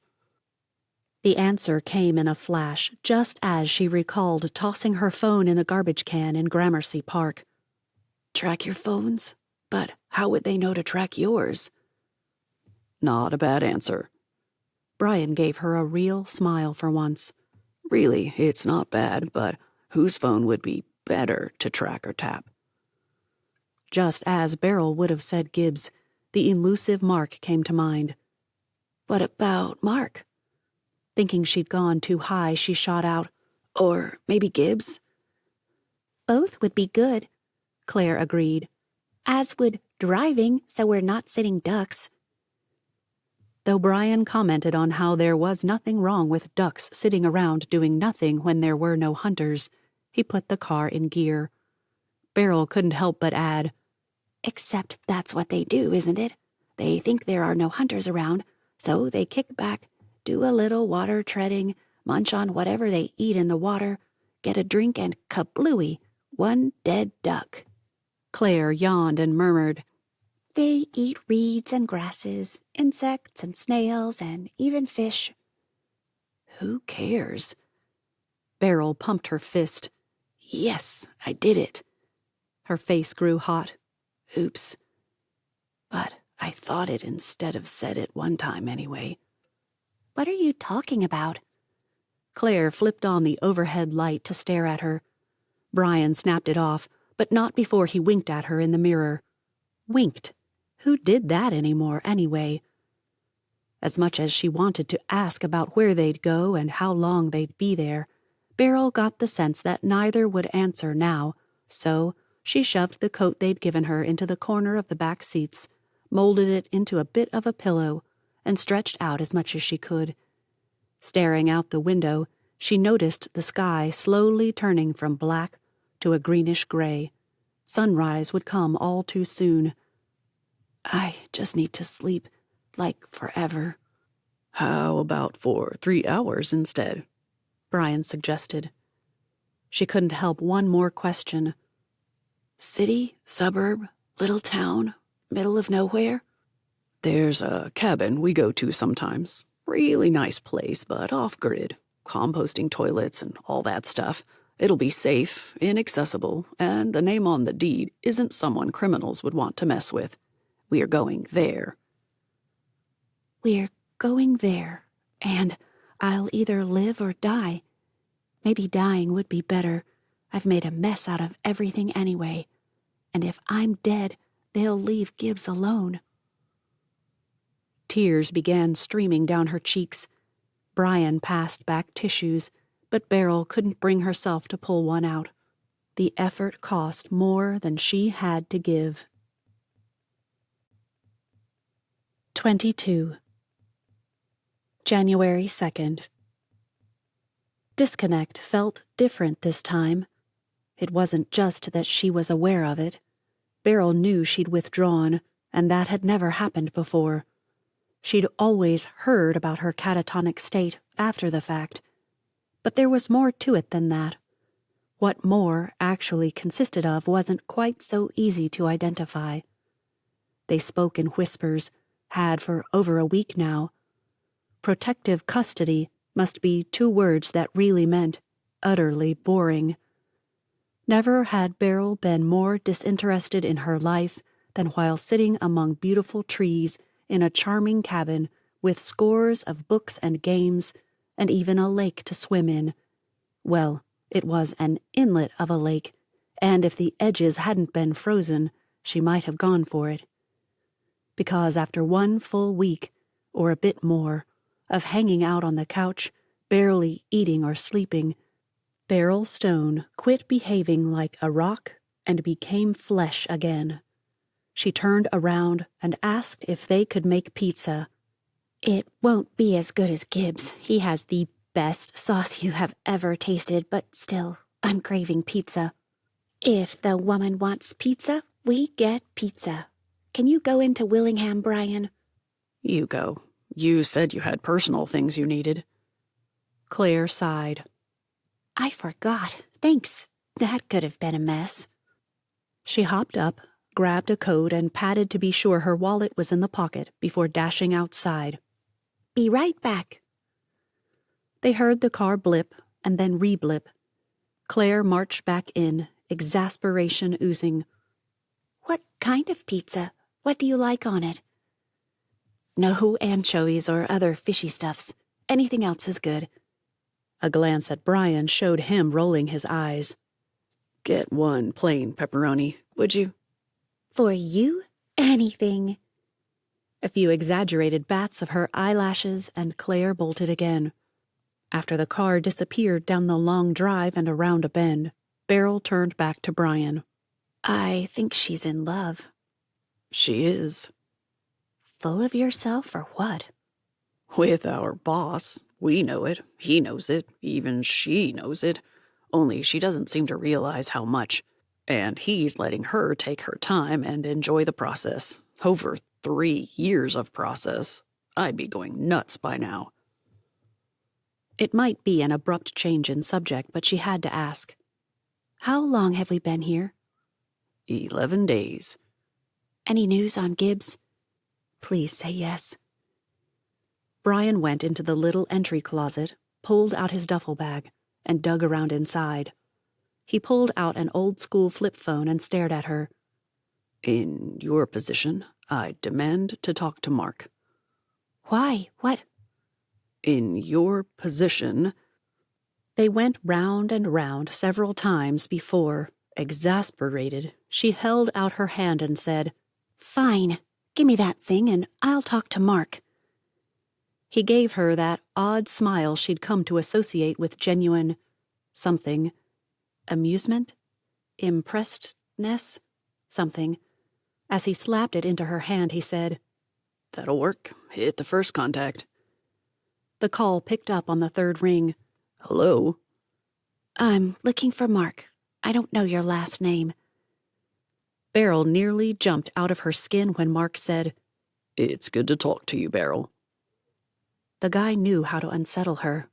Ugh. Okay, Well, thank you for what you're doing, but I want to know how Gibbs is. Is he okay? Safe? Alive? Her heart rate, it had apparently decided to take up sprinting, slowed to a steady lope as Mark assured her that Gibbs was fine and all was well. We managed to salvage most of the plants. Bert and Lizzie are back there taking care of things. His mom is home, and this whole mess saved his little sister from a really stupid marriage. What? She didn't get married? Beryl winced and peered out of one eye slit as if it would protect her. I bet she's ticked at him. No, right now she's treating him like he's the best thing that ever happened to her. Apparently, the guy thought their wedding was more important than making sure her brother was alive. One unsigned prenup and enraged fiancé later, Jillian called it off and demanded they fly home to protect Gibbs. One question had been bothering her since she'd woken up in the car. So, did I hurt anyone with my booby traps? I mean, good guys? No one was seriously injured by your obstacles. All those security cameras got footage of you going ballistic on the guy who nearly got you. I'd say you were well named. Well named? Then she remembered the hurricane. You have got to be kidding me. Don't even go there. Note to whoever should know, I intend to find out how come Gibbs didn't tell me about security cameras inside. All that time I was trying to sneak around. He could have watched every move, or any of them that could be seen from ground floor cameras. One happens to point up to that second floor railing. Humph. A new thought occurred to Beryl and distracted her from further indignation. For now. So, how come he gets to go home, and I am stuck here? We have agents on the grounds just in case, but with a little news manipulation, Beryl Stone was known to have barricaded herself in his castle and protected him from invaders the first time by shooting each one that tried to come in and then hiding him from the second wave. When she didn't respond, Mark added, Basically, we made him no threat and let it be known you aren't there anymore. She couldn't help but giggle. Hopping up off the couch, Beryl began pacing as she talked. Several steps toward the window. One long, lingering look. Several steps back. A constant loop. Bet he's annoyed with that. Not particularly thrilled, but at least people won't be afraid of him in town. Just me. You protected Gibbs, Mark reminded her. They'll be grateful. Her heart sank. Well, I guess if I killed my aunt, why not 4 more guys? No one died that first time, and only the one who nearly got you died the second time. But now they think Gibbs is out of it, so he should be in the clear. Good for him. But what about her?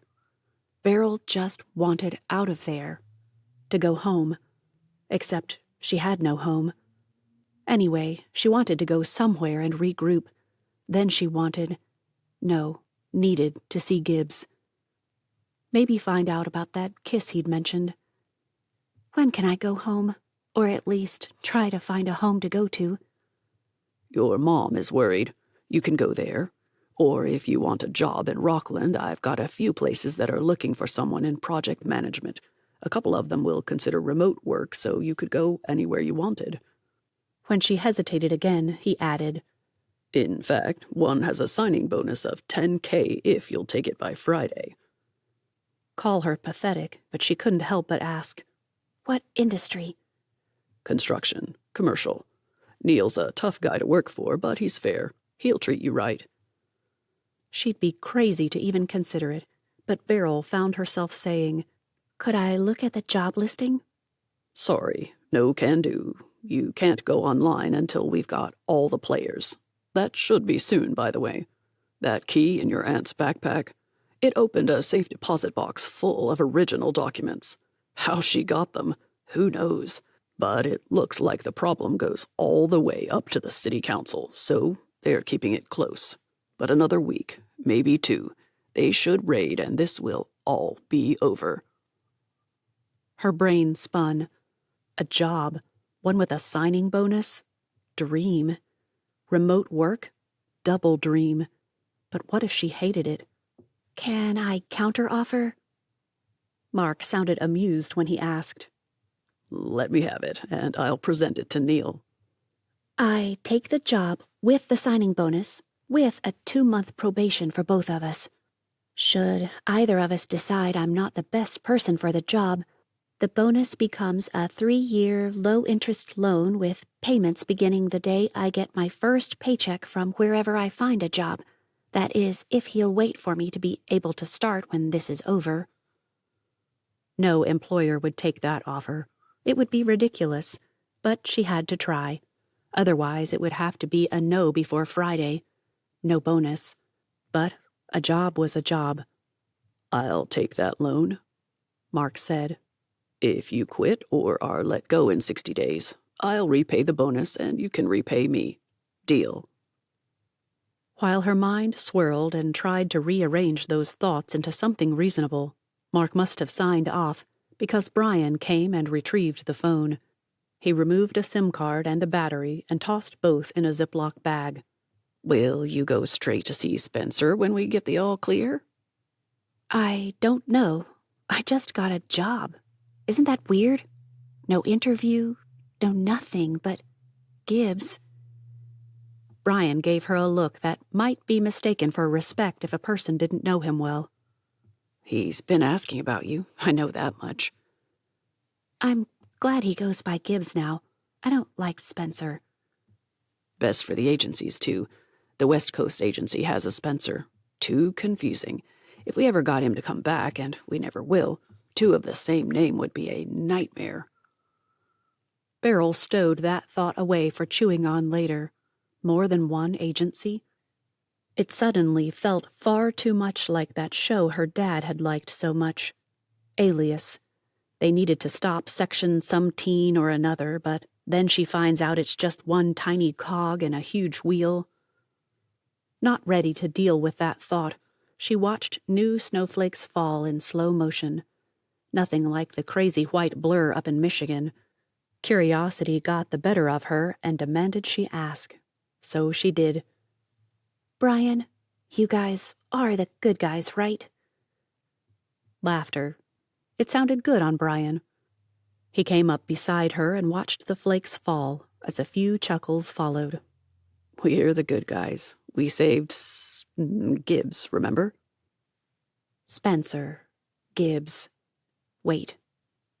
Hey, when Claire first helped me, she said she met Gibbs when he killed her, I think.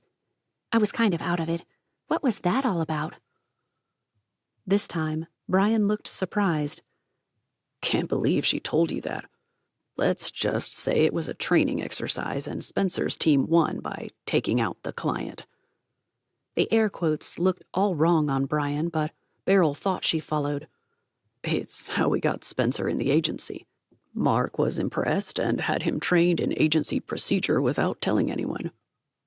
Why? I mean, why not tell anyone? If he's good enough to beat you guys in training. Brian let out a self-satisfied sigh. Remember how I said Claire is in love with Mark?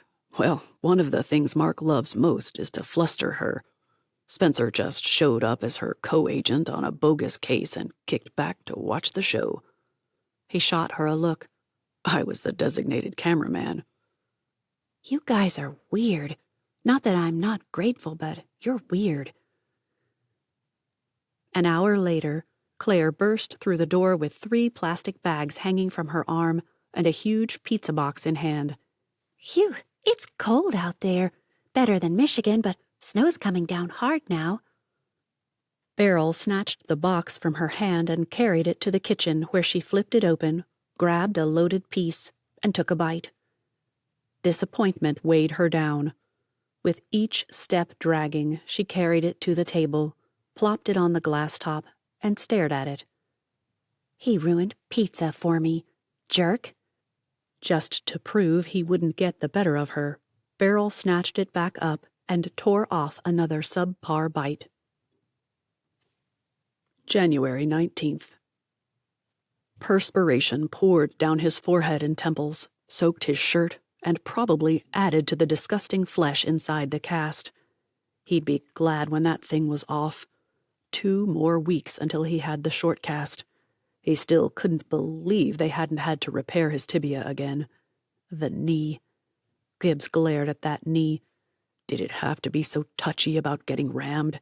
It might have saved Beryl's life. Warner came in bearing a lunch tray. At Gibbs's growl, he shook his head. "Don't bite the food bearer." Gibbs snatched up the packet of body wipes and began wiping down his face, arms, and chest. He finished up with underarms and lowered himself onto his bed before attempting deodorant. There, maybe I won't make myself want to puke.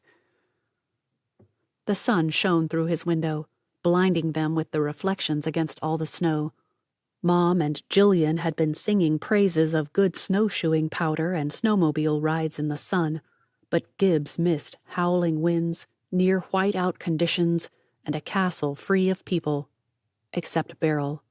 "The window guys are nearly done. I give them another hour. I think you were wise to upgrade to the inert gas insulated. It's already warmer in the whole place. The boiler has been going non-stop since we got back." As he spoke, Warney grabbed a body wipe and scrubbed down Gibbs's back before handing him a fresh t-shirt. Then, in an uncharacteristic move, he swung Gibbs's leg up onto the bed and settled the sheet over him. "Eat before Sylvia and Jillian chew me out for not ramming more food down your throat." "Chili's worse than Mom right now." Gibbs took a bite of a grilled cheese sandwich. Delicious, but no American kid would recognize the artisan bread filled with brie, caramelized onions, and a few more chews. Yep, bacon. Candied bacon, no less. Just a bit for extra flavor, but not too much to overpower the brie. Tomato soup, of course. Handmade with tomatoes they'd frozen last summer at the peak of ripeness. That much he knew.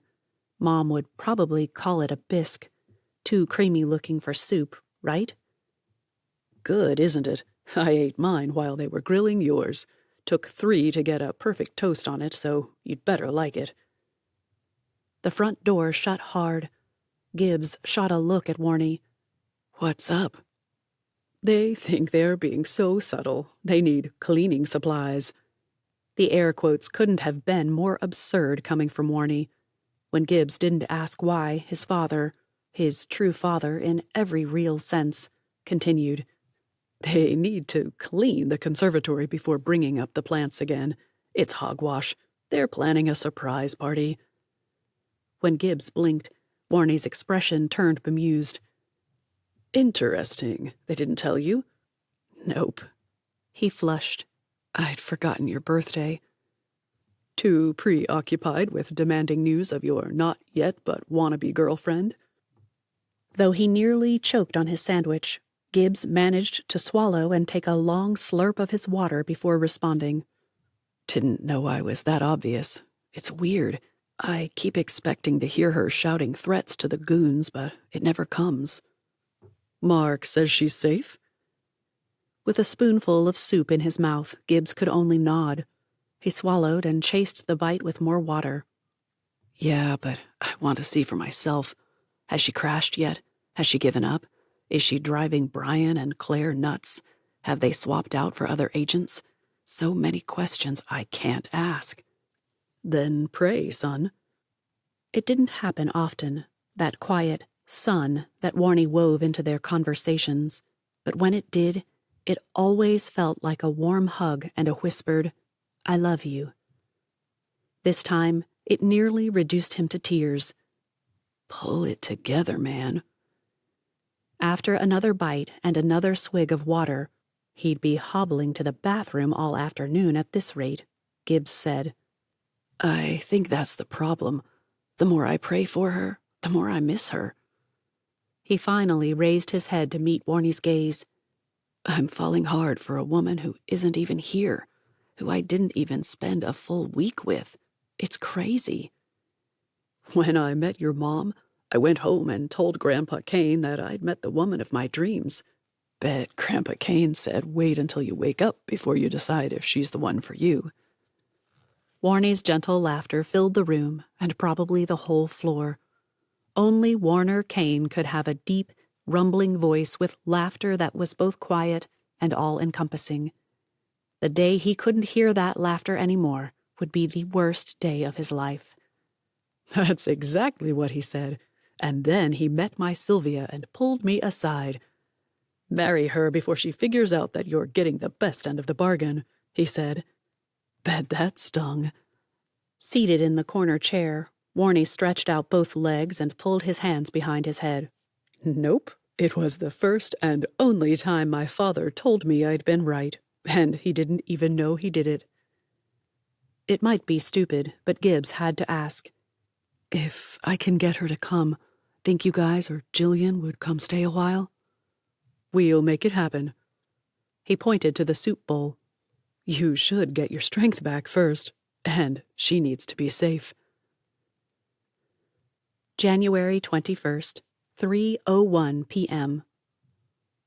When Claire powered up her phone, Beryl didn't bother to look up from the puzzle she'd been working for 3 days now. Folk art bunnies and mushrooms were far more intriguing than another, "Not today." The toilet lid closed, a faucet turned on and off again. Thank the Lord for men who washed. And the bathroom door opened. Brian appeared. Anything? Get the laptop. Beryl hadn't even been certain they had one. But, with hope rising, she watched as Brian went to one of the bookshelves and pulled a laptop from between 2 large coffee table-style books. She'd looked all over those shelves and never noticed it. From the back of a game drawer, he pulled out a power cord, plugged it in, and signed on. And there it was, a happy Google incognito window. She started to point out that those were only safe from cookie trackers and whatnot, and decided against it. After all, these guys probably knew way more about cybersecurity than she knew existed. The keys clicked. www.rocklandbusybody.info. The headline read, Jacqueline Stone's final exposé stonewalled. Seriously? Beryl stared at them both. Some idiot journalist or copy editor went there? But without waiting for an answer, Beryl kept reading. Award-winning journalist Jacqueline Stone was shot and killed on December 13th in her apartment. NYPD originally hunted for a niece, Beryl Stone of Rockland, as a person of interest, but further investigation linked Stone to research for an article at the NY Minute, one that Stone's records showed submitted. NYM has no record of this article. Within minutes of turning it in, Stone was the victim of a hit and run that left her with a broken femur. Stone insisted it had been no accident. NYP Dispatch received a call regarding a shooting at Stone's apartment. That call has been traced to Beryl Stone, a niece taking care of Stone in the wake of her accident. Beryl disappeared before police arrived and was wanted for questioning. On and on the article went. Far too long. Aunt Jackie would have been furious. Beryl could hear her ranting and pacing as if she stood in the room. Edit, people. No one reads lengthy articles anymore. They want to know why she was shot, not who they were looking for. Beryl continued, a wobbly smile attempting to form. She missed Aunt Jackie. Finally, real info appeared again. An investigation into the NY Housing Authority showed that this time, scandal did not come from within, but from persons connected with the NYHA. Those connected reached into both organized crime and the city council, as well as to a few in the mayor's office. This morning, raids were conducted on several buildings in the city in a simultaneous sweep. Boxes of documents and dozens of computers were seized and 37 people were arrested, with several warrants still outstanding. Outstanding warrants? Then I can't leave? It took everything she had to choke out the words. Being in this place for a month was enough to give her true cabin fever. Keep reading. Brian took pity after glancing her way and pointed to the pertinent information. Beryl read aloud. Seized phone records revealed kill orders for Stone's niece, who is currently in protective custody. Those orders came from Martina Gordon of the NY Minute, who has been arrested on multiple murder and corruption charges. She blinked back tears, to no avail. Those tears poured down her cheeks. Aunt Jackie trusted Martina. They were friends. She slumped back in her seat and pushed away the laptop. I've read enough. How long before I can leave? We can be packed in what? Claire didn't get to finish. Beryl jumped up and began throwing everything in Brian's duffel bag. It didn't take long. All she had were the few clothes they'd bought for her on trips to town, her coat, wallet, and hairbrush. Technically, that hairbrush wasn't originally hers. But I like it and I'm taking it. No one else will want it. What was that? Claire stared at her. Get me out of here. 23. March 17th. The sound of a vehicle on the drive told him Lizzie had forgotten something, or thought she had. Gibbs, pottering around with his plants, didn't bother to call out. She'd find him if she needed him. But the doorbell rang. Frustration followed until he remembered the new cold frames they'd ordered. Rolling around in his wheelchair, not a favorite pastime. However, Gibbs had planned on working for a few hours and knew he'd never be able to stand that long. So, off he rolled. Hopefully the delivery guy would still be there and be willing to carry the boxes in for him. He opened the door to find a box right where he expected it, but this one was covered with Snoopy and Woodstock Christmas wrapping paper and an enormous red bow. Seriously, the bow was nearly as big as the box, which was the size of a steamer trunk. No delivery guy in sight, but this wasn't from some delivery guy. A beanie rose up above the box. Silly and ridiculous hope sparked inside him. 2 eyes. Gibbs knew those eyes. He probably grinned like the fool he knew he was, but he'd deal with that later. A nose. Her nose. A smile. That crazy, half-crooked, shoot its way into his heart smile. Beryl! She stood and worked out squatty kinks from her legs. Still speaking to me? I will if you'll get yourself in here and give me a hug. Gibbs rolled back to allow her to enter, but Beryl had a box to shove inside. Once they'd shut the door, she came around, wrapped her arms around his neck and whispered, I'm so glad you're safe. Beryl knelt on the flagstones beside him and searched his face for something. You are, aren't you? Gibbs nodded. If Mark hadn't promised me you were, I'd have gone searching for you, he whispered into her ear. Missed you. It must have been too soon. At those 2 words, Beryl pulled back and rocked back on her bum. Really? I missed you like crazy, but I thought I was being ridiculous. I mean, I don't even know you. The question was a risk, but he took it anyway. But you feel like you have forever? Yeah. Beryl squirmed, and Gibbs took pity. Come on, get up. Those flagstones are killers. Even the little kids don't like to crawl around on them. As if everything had returned to December, Beryl grabbed the chair handles and pushed him toward the elevator. Got a dolly? It'll be easier to move that box with one. There's one in the storeroom, next to the elevator. You go on up. I'll follow with this monstrosity. He couldn't resist asking, despite the answer being obvious. But what is it? Your Christmas present. Duh. Again, Gibbs couldn't resist. Late or early? With a shove to the chair handles, Beryl pushed him inside the elevator when the doors opened. Both. Either. I don't care. Then, as if something she did every day, she kissed the top of his head and whispered, Be right up. She stepped back out of the elevator and waved as the door shut. Call him a sappy fool, but Gibbs's heart broke a little when the doors blocked all sight of her. Maybe it's real after all. He winced. And now she's got me talking to myself. Waiting for her to arrive? Torture. But he did manage to zip a message to Warnie and Mom. Beryl's here. Can you bring dessert over? We'll figure out dinner, but I want you to meet her.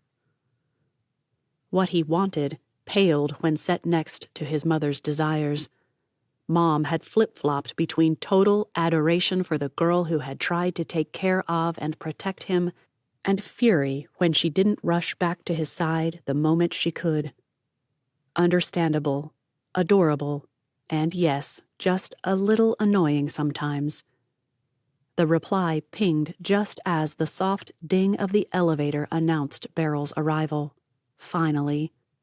We'll be there, bringing Jillian. On its heels, a one-word summary from Warnie. Sorry. Beryl shoved the box at his heels and eyed Gibbs's legs. Your cast is smaller. I thought they said you had to have more work on it. The leg wasn't too bad, just jarred a bit, but my knee had to be redone. This is just support until I can get an air boot. Gibbs maneuvered himself onto the couch, scooted into the corner, and stuffed a pillow under his bent knee. Come, sit with me. Tell me what you've been up to. Presents first. He groaned. Who wouldn't? He'd just gotten himself comfy, and now he had to work his way back out of the couch. Open it for me? I'll get scissors. She stopped still at the corner of the couch on her return. Wait, the tree. Was she crying? You left up the tree? Now she turned her attention on him. Yep, those were tears just barely hanging on. They'd spill over any second now. Couldn't take it down while there was still a present under it. Yes, he'd imagined what she'd do or say 100 times. Most of those little daydreams involved her flinging arms around him and kissing him. What could he say? He was a guy just a little infatuated with a crazy girl.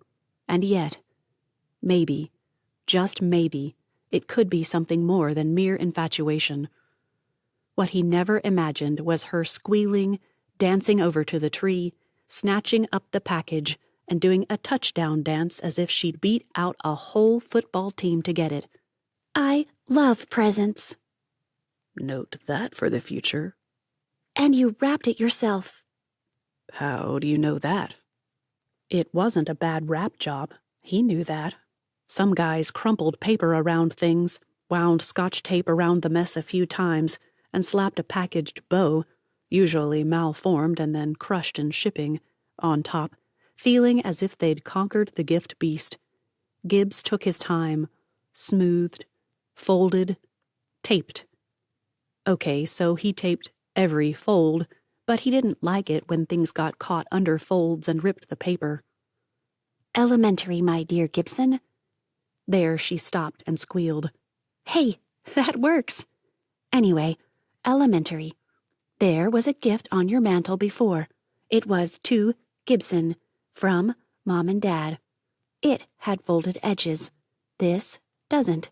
So, unless your dad did it or you're suddenly Jillian's favorite person. Not favorite, but she is quite doting these days. She credits me with saving her from a bad marriage mistake. You weren't even there. And wait, so Jillian wrapped this? No. He hated admitting it. I did. Beryl set the scissors on top of the enormous box and tore into her little package. To say he felt inadequate might be excessive, but not much. The way her eyes lit up and her smile almost blinded him. No inadequacy there. Wow, how? Thank you. Finally, there came that flinging herself at him thing he'd hoped for. Gibbs caught and held her close for a moment. Confession, he whispered. I had to order them online. Couldn't get out in this slippery, wintry mess without risking a fall, so... Who cares?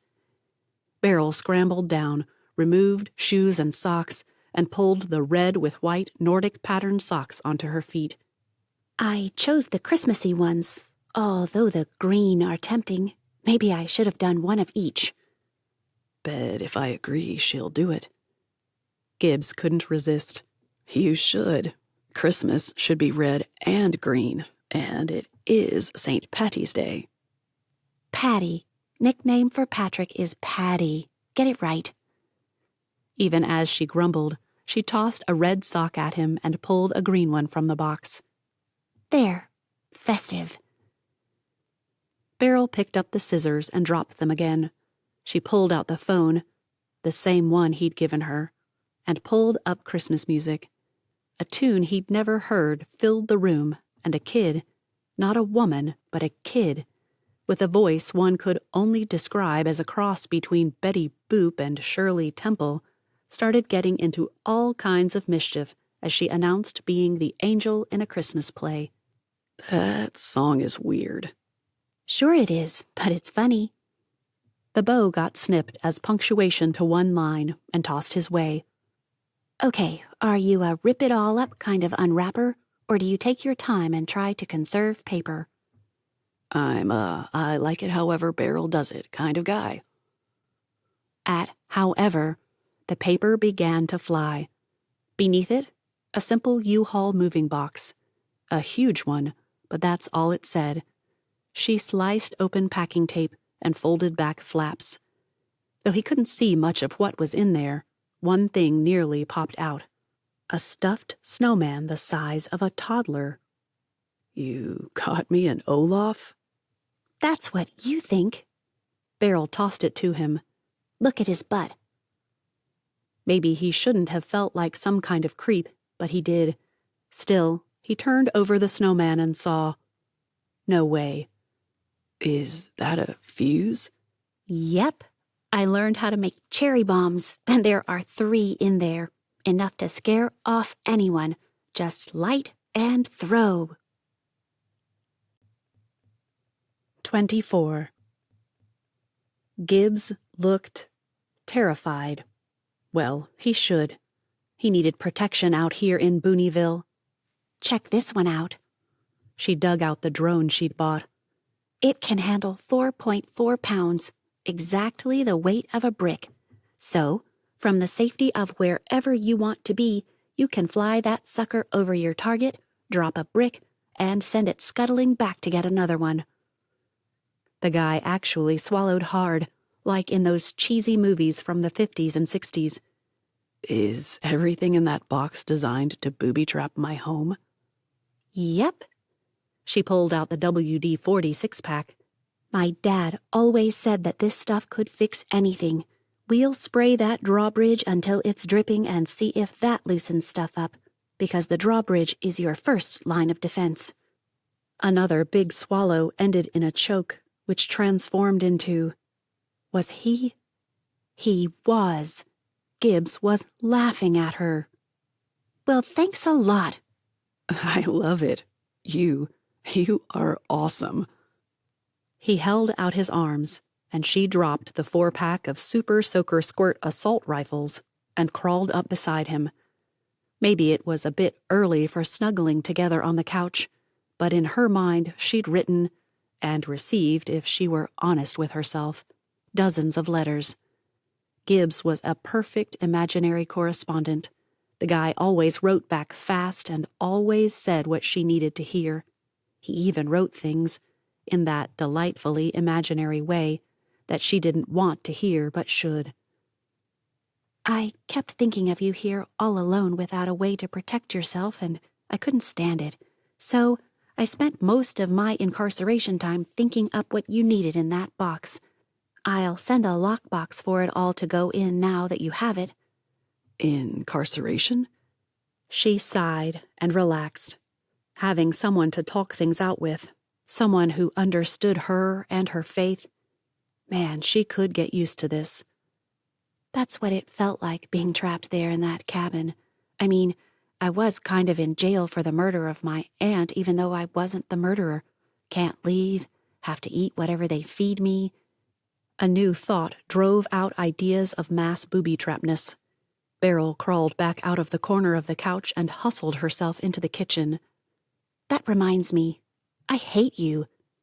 A glance back showed Gibbs fighting to extricate himself as well. Yeah? Good. He doesn't take me too seriously. After setting the oven to preheat, Beryl pulled a jar of sauce from the cupboard and began rummaging around in the freezer for a pizza crust. She didn't find one. Where are the crusts? Shouting into the freezer probably wouldn't get her heard, but it felt good to panic over something semi-minor. There's one hidden on the bottom of the rack to the right, beneath the bags of frozen veggies. Beryl jumped at least 6 inches, give or take. After scowling down at Mr. Wheelchair Stealth, she dug under the green beans, broccoli, and Score! Victory! She then began looking for the little baggies of pepperoni, ground Italian sausage, bell peppers, onions. Ooh, bacon. Careful, that's probably candied bacon. We'll put a tiny bit on one piece. While she assembled, Beryl described the travesty that had masqueraded as the best pizza in 50 miles. Holding up a piece of pepperoni, she flapped it around a bit. Every piece of this stuff was filled with oil. Disgusting. And the sauce? There was something red on the thing, but they left out one essential ingredient. Yeah? Gibbs kept laughing, didn't even try to hide it. What's that? I think it's called...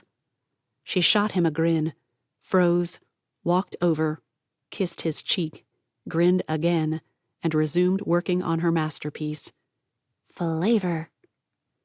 His laughter just grew louder.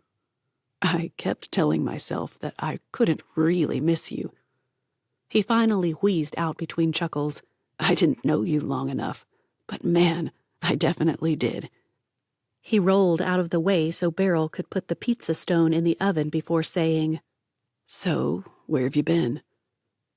Nervous energy sent her sweeping cheese off the counter and into her hand, grabbing a washcloth and wiping everything down, rearranging the towel hanging from the oven. She couldn't avoid the question forever, but her reason? Lame, and she knew it. Also kind of embarrassing. Then again, what had Mom said? Tell him. Just tell him you were attracted to him, but you're afraid it was the situation. You're adults. He'll understand. And if he doesn't, who wants him? Okay, confession time.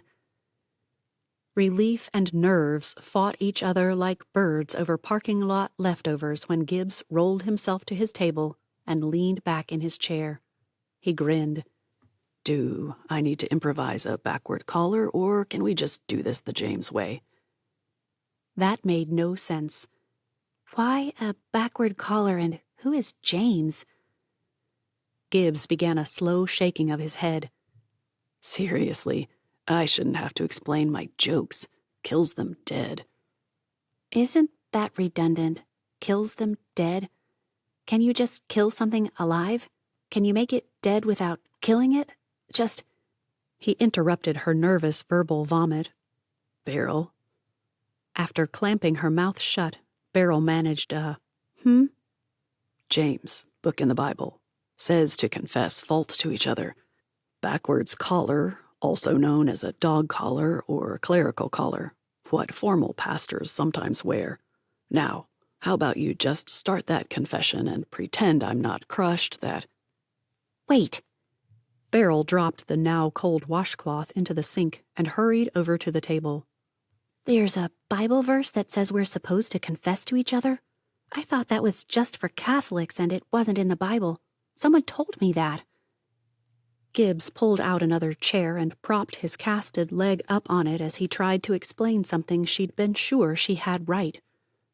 James says we're to confess our faults to each other, so technically Catholic confession isn't anti-biblical, but that's a conversation for later. What's your confession? Sure hope Mom's right. At his quirked eyebrow, Beryl folded her hands and stared at them instead of meeting Gibbs's gaze. I wanted to come right back. I even thought about trying to escape, but I was afraid I'd lead the goons back here and you'd get dead this time. She glanced up and gave him her best sassy smile. Someone didn't have good enough equipment to fend them off. Someone fixed that for me, Gibbs said. Right. Well, once I got out of there... Beryl felt her face growing hot. I had a new job with employee orientation, and then I started work.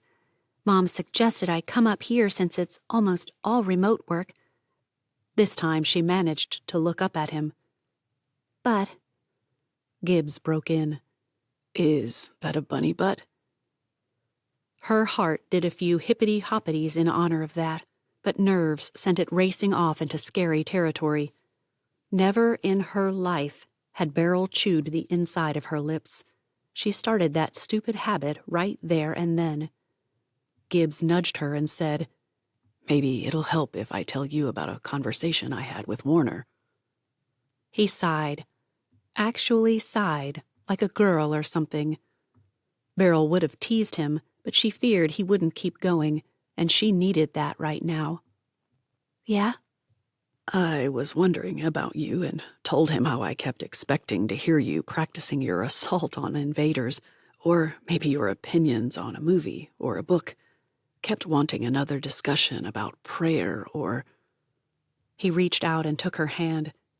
Maybe confessions between Christians. Yeah? Well, I don't know what I actually confessed to him. Some of that, but not all. Anyway, he told me I needed to pray for you, and I told him that was my problem. That caught her attention. Praying for me was bad? Now he laced her fingers in his and covered both their hands with his other. Beryl, the more I prayed for you, the more I missed you, the more I found myself wanting you back here, the more I found myself wanting... His lips twisted in a way she couldn't translate. You. She dropped her head to the table and inhaled, exhaled, threw out a random, "Thanks God," that may or may not have been spoken aloud. Gibbs shifted, and when he couldn't move his chair, he reached over and pulled hers closer to his. Then the crazy guy prayed, right there, at his kitchen table, while the pizza was probably ready to come out at any minute. He prayed. He asked God to give them a chance to know each other, for time, and for him to be able to share how much he'd thought about her since she'd left. Beryl blurted out over his whispered amen. I'm crazy attracted to you. Was the whole time I was here. I kept trying to hide it, ignore it, pretend it wasn't real. Because, here I was in your house with you, alone, doing my best to get you killed, when all I wanted was to find out your favorite candy. What is your favorite candy? Did she give him half a chance to answer the question? No. On she blabbered about feeling like an idiot because she only knew how to imitate some kid in a movie and hope for the best. How the memory of him charging out of the elevator and shoving the guy trying to kill her had made her want to beg him to marry her right then, before he figured out she wasn't worth the trouble she'd caused. She gasped. Tell me I didn't say that out loud. Tell me I didn't. It was just a saying, you know. Like someone makes a great cake and the other person says they want to have his babies or whatever. Another gasp. Oh, stop me now. I can't. His hands came up to cup her cheeks. This was it. He'd shut her up by kissing her. Beryl had always sworn she'd kill a guy for trying, but here it was, and she couldn't move. Didn't want to. So maybe she'd thought about kissing him a whole lot more than she should have. Maybe she'd thought about it way more than she'd ever admit to anyone but God. Even he hadn't heard about it until it finally clicked that he knew anyway. Oops. Beryl. Yeah? His eyes were so close, his forehead pressed against hers. She should be creeped out by eyeballs nearly touching hers, but she wasn't. Gibbs pulled her into the world's most awkward hug, her face buried into his shoulder, sort of. I get it. Trust me. I get it. I got it when you were here. I got it when you were gone. And yeah. Did he just kiss the top of my head?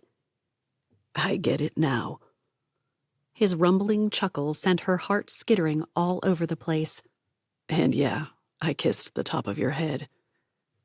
Is this where I swoon? Beryl closed her eyes. I did not just say that. I did not. Say what? The oven dinged, and Beryl hopped up, crashing her head into his jaw. Sorry. Gibbs just laughed again. What is it about you, Beryl Stone? Wish I knew. You're easy. Smart, cute, obviously rich, a Christian. Do you know how rare that is? Beryl jerked open the oven and nearly pulled out the pizza without oven mitts. Gibbs stopped her in time. And you're not a pushover. I like that. He didn't respond to her until she brought him a quarter of the pizza on a plate, and he prayed over the food. I know what it is about you. I just figured it out. What is it? That prompted a laugh, so Beryl stuffed her face with an enormous bite of pizza in the hope it would keep her from any further mortification. Gibbs watched her for a moment, shook his head, and readied his piece for a bite. You're real, genuine. You're all out there for everyone to see. No holds barred. You say what you think, you do what you want, and you don't let anything get in your way. Warmth filled her. If hearts had wells where happiness shot out like geysers, hers would put Old Faithful to shame right now. Beryl looked up at him, smiled, grinned, sighed. That's what most people can't stand about me. Then the perfect guy said the perfect thing. So glad you didn't change you to suit someone else. I wouldn't have been half as attracted to someone else.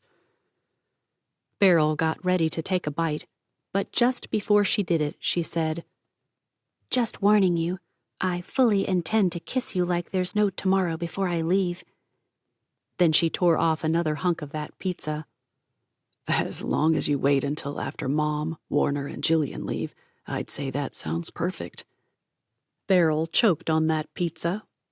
Of course she did. 25. The fireplace crackled with all the ambiance that fires produced. Sight, sound, touch, scent. In fact, he could almost taste the hickory. Seated on the couch, one arm around Beryl, Gibbs watched the flames dance in her eyes as she told him about her incarceration, about her new job, how she'd held out coming to see him until that 60-day probation period had nearly ended, and she knew the signing bonus wasn't more debt to pay. Although, I guess Aunt Jackie left everything to me, so my remaining card debt and stuff, it'll be gone. It must be a relief to know that, but I wish for your sake that you would have to pay those cards 1 month at a time, the old-fashioned way, and keep your aunt instead. Beryl dropped her head to his shoulder. Me too. It was too early to talk about it, but they had to. Mom, Warner, and Jillian would be there sometime in the next half hour. So, did you find a place in Rockland? Not yet. Still at Mom's. She's not pestering me about my faith. That's new, and I'm glad of it. Beryl shot a quick look up at him before curling her legs beneath her and settling back in.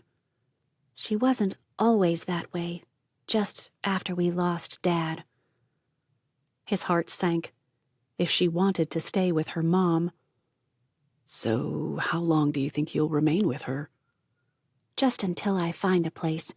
It's expensive there, so I'm looking out in Ferndale and some of the other communities farther out off the loop. Maybe Brunswick or even Brant's Corners. I think Michigan sounds like a good idea.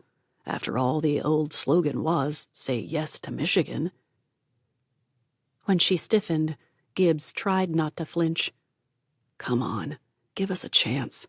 If I could go down that way for a bit, I would. Maybe she needed to know that. With everything the plants went through, I can't take off right now, or I'd go try to do some training with Mark's employees, help out around the agency somehow. It could give us more time together. I bet we both know places around the loop that the other doesn't know about. It could be cool. I'm not looking for a casual boyfriend, Gibbs. I don't think that's a good fit for me. I get invested in everything I do. Now that I'm a Christian, I can't risk that. It wasn't the question he meant to ask, but Gibbs blurted out. You haven't dated since you surrendered to Christ? 5 years and not one date. Not that I didn't meet a few guys I thought I might like to. Yeah, totally wrong there. Gibbs could almost hear the smile, but she needed encouragement, a reason to give them a chance. Want to know what I'm looking for? Sure. The word came out far too casually for Beryl. A family. He squeezed her shoulder. I want to get married to someone who will commit to putting up with my bad moods and my inability to create a decent booby trap. I want to find someone who wants 6 kids, or at least 1 or 2, and do the whole parenting thing. The diapers and the vomit and the scraped knees and the leading them to a saving knowledge of Jesus. I want embarrassing moments in church where I feel like I can never show my face again. That got him a giggle anyway. I'm looking for someone who will poke fun at a beer belly caused by 1 too many root beers, all while still loving me. He turned her face toward him and gazed into those amazing eyes. I want to fall so deeply in love with stretch marks and laugh lines that I wonder how I ever thought I knew what love is. He swallowed a lump that threatened to strangle him. And I want to find out if you could be that someone. That's what I'm looking for. Before Beryl could reply, Jillian burst through the door, a pie container in hand. His parents followed at a more reasonable approach. Gibbs fought back a growl while Beryl giggled. We'll talk later, she whispered. You bet we will. Gibbs decided to focus on that pie. It had better be what he hoped it was. It was one thing to finally have his sister speaking to him as if he weren't the enemy, but to arrive with the one thing she baked well. Taking a deep breath to steady himself, he said, Tell me that's key lime cheesecake. What else? Jillian slid the thing onto the coffee table and reached a hand out to Beryl. I'm his pesky little sister. You're Beryl, right? She shot Gibbs her trademarked smart-aleck look and said, He wouldn't be sitting there all cozy with you if you weren't, so it was kind of a no-brainer. Beryl stood up and greeted her as if they'd been old friends for years. She skirted the table, ignoring the proffered handshake, and hugged Jillian before turning to Warnie. You must be Warner. Can I call you that, or do you prefer Mr. someone? Kane, and Warner is fine. He pulled Mom closer as he added, "This is Sylvia." While the women hugged and chattered, Warnie seated himself across from Gibbs and quirked his eyebrows upward. Gibbs shrugged, but he also pulled out his phone to send a quick message. "We talked. I'm hopeful." The women attacked his kitchen, each looking for something different. Beryl gave up on finding napkins and ripped 5 paper towels from the roll. Mom grabbed plates and forks. Jillian, however, went on a rampage searching for a cake server. After watching for a moment, Beryl reached into the silverware drawer and pulled out a butter knife. Works just fine, and we don't have to wait to eat that amazing thing while you figure out that your brother probably grabbed it when he couldn't find his trowel one day. It took until he'd almost consumed his slice of cheesecake before Gibbs realized how she'd guessed. "You saw the server in the potting room, didn't you?" Beryl stood, gave a mock curtsy, and plopped back down beside him to polish off her last bites. Took you long enough. Being attracted to a guy because he's nice and funny was one thing. Watching Gibbs with his mom, and even the sister who hated him, or acted like it anyway, forever, told Beryl all she needed to know. Yeah, she wanted a chance to see if there was something about him that would raise a big red flag. Who wouldn't? She also wanted that kiss she'd been promised back before the second attack. A real one, but only if he agreed to her plan. So she laughed at their jokes, told stories about making the booby traps and about the ideas she had for the stuff in the box. Jillian kept pulling things out and saying, "What about this?" The latest? Water balloons. Well, I thought if there was time, they could be frozen and used as rocks. I mean, who has rocks in the house?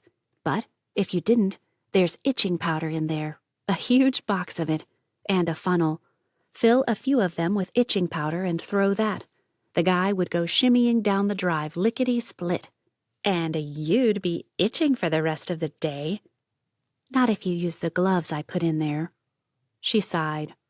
And besides, I filled all those water balloons for that second attack and never got to throw one. Gibbs squeezed her shoulder. "I'm telling you, Beryl thinks of everything.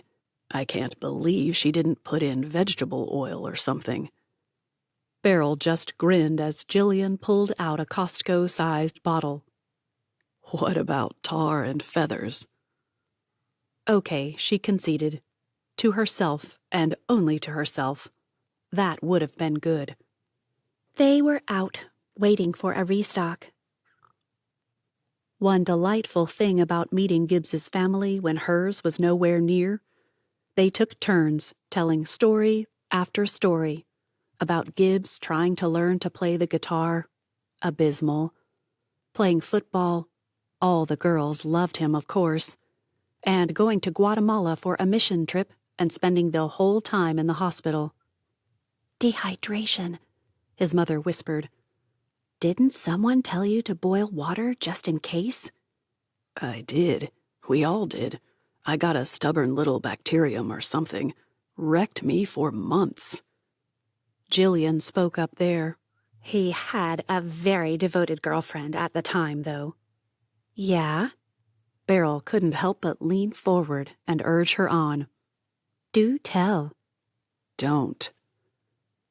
While he didn't sound put out at Jillian, Gibbs clearly didn't want further discussion of this girlfriend. Bad breakup? Though she was dying to know, Beryl decided to wait for a better time to ask. Jillian looked ready to argue, and then sighed. Instead, she pointed at him and said, Beryl, this guy, he is a pain in the backside. He'll drive you nuts. He'll never do what you want him to if he thinks he shouldn't, but... A slow smile formed. He really is a sweetheart, even when someone doesn't deserve it. He should have been awful to Malia, but he's always been kind about her obsession with him, even though we all know how much he hated it. After a second look at him, was it a warning look? She added, In fact, if he pushes back against something you say or do, it's probably proof that he likes you. Just wish I'd figured that out a long time ago. Warner rose. And on that beautiful note, I say we should go. Beryl is probably tired from her drive, and I'm sure she'd like to get to Greenwood House before it gets too late. A quick glance at her phone showed just past 9. Yikes. The B&B they'd reserved for her after learning she'd planned to drive 20 miles to a motel down the road had requested that she check in by 10 o'clock if possible. Thanks so much for finding me a closer room. Are you sure? Our pleasure, Sylvia insisted. We'll be here for lunch tomorrow, if that's okay. Gibbs thanked them and offered, for the 3rd time, for them to stay to avoid a half-hour drive. The relief he tried to suppress when they refused would have been comical if she hadn't felt it as keenly. Once they'd gone, she'd lay out her idea. They stood at the door, Gibbs with one arm around her, one hand holding onto the door for support, until the taillights disappeared around the drawbridge. Gibbs reached back for his chair and nearly sent it flying. I always forget the brakes. Well, stop it. I want you healed. Air boot in days now, rather than weeks. Despite his eagerness to walk, Gibbs didn't protest as she helped him into the chair and pushed it back to the elevator and then back to his couch. She stoked the fire and gave the poker a grateful squeeze when she set it back on its rack, as if it, instead of God, had been the one to help. How silly of her. Well, did they scare you off? Beryl shook her head as she tucked her feet back under her and herself under his arm again. Nope, but it helped me make a decision. Yeah? What's that? Here goes nothing. She groaned when she realized that, once again, she'd spoken aloud. You know how I said I didn't date? He nodded. Well, I haven't for a long time, and maybe it's not dating, but what you said about what you're looking for? Yeah, me too. I just couldn't have articulated it. Gibbs might have interrupted, suggested that she move there again or something, so Beryl cut him off before he could. So, I'm staying the 3 days I'd planned to, then I'm going home, where I'll call and FaceTime and drive up a few times until we know if what we both want will work with each other. She swallowed down the rising panic in her, partly induced by the thought that she could kill the chance for that kiss right there, and said, Starting with money, politics, and faith. Confession time? I'm lousy with money, inconsistent in politics, and don't know what I believe except that it should be in the Bible. So, if those aren't deal breakers for you, I think it's probably time for you to kiss me, because I really do have to go soon. Never had a guy taken so long to kiss her. Gibbs watched her, searched her face for something. Who knew what, and did she even want to know? Smiled at her confusion, and touched her cheek. Unlike the frantic lip-mauling that so often characterized the kisses of her PJ, pre-Jesus days, Gibbs took his sweet time before gentle lips touched hers. Briefly. Oh, so briefly. How could something that ended nearly before it had begun send her reeling in ways no Hollywood-worthy attempt ever had before? She sat there, staring at his lips, bemused and bewildered. Wow. Not exactly the most eloquent of responses to a life-shattering, or was it building, kiss? But what else could she say? 3 perfect seconds, 5 at the most, and Beryl Stone experienced one zinging emotion after another until, much to her horror, she broke down in sobs. Gibbs held her, kissed her head, her temple, and even her hand. He whispered reassurances that all would be okay. But I'm going to fall in love with you, and then what will you do? This time, he didn't reassure. He chuckled. You'll marry me, but meanwhile... He turned her to face him, and Beryl thought for sure he'd try to outdo kissing perfection. Instead, he leaned in to press a sweet, long, gentle kiss to her forehead. Yep, he definitely outdid himself. Now, go away. See you in the morning, he whispered. His finger trailed down her cheek, wiping away a tear she'd missed. I'm so glad you sneaked in and hid out in my house. Me too, Gibbs Kane. And she didn't even say it aloud. Progress. The end. This is Krista Del Sorbo. We hope you have enjoyed this production of Stone Cold, The Agency Files, An Agency Christmas, written by Chautona Havig. Thank you for listening.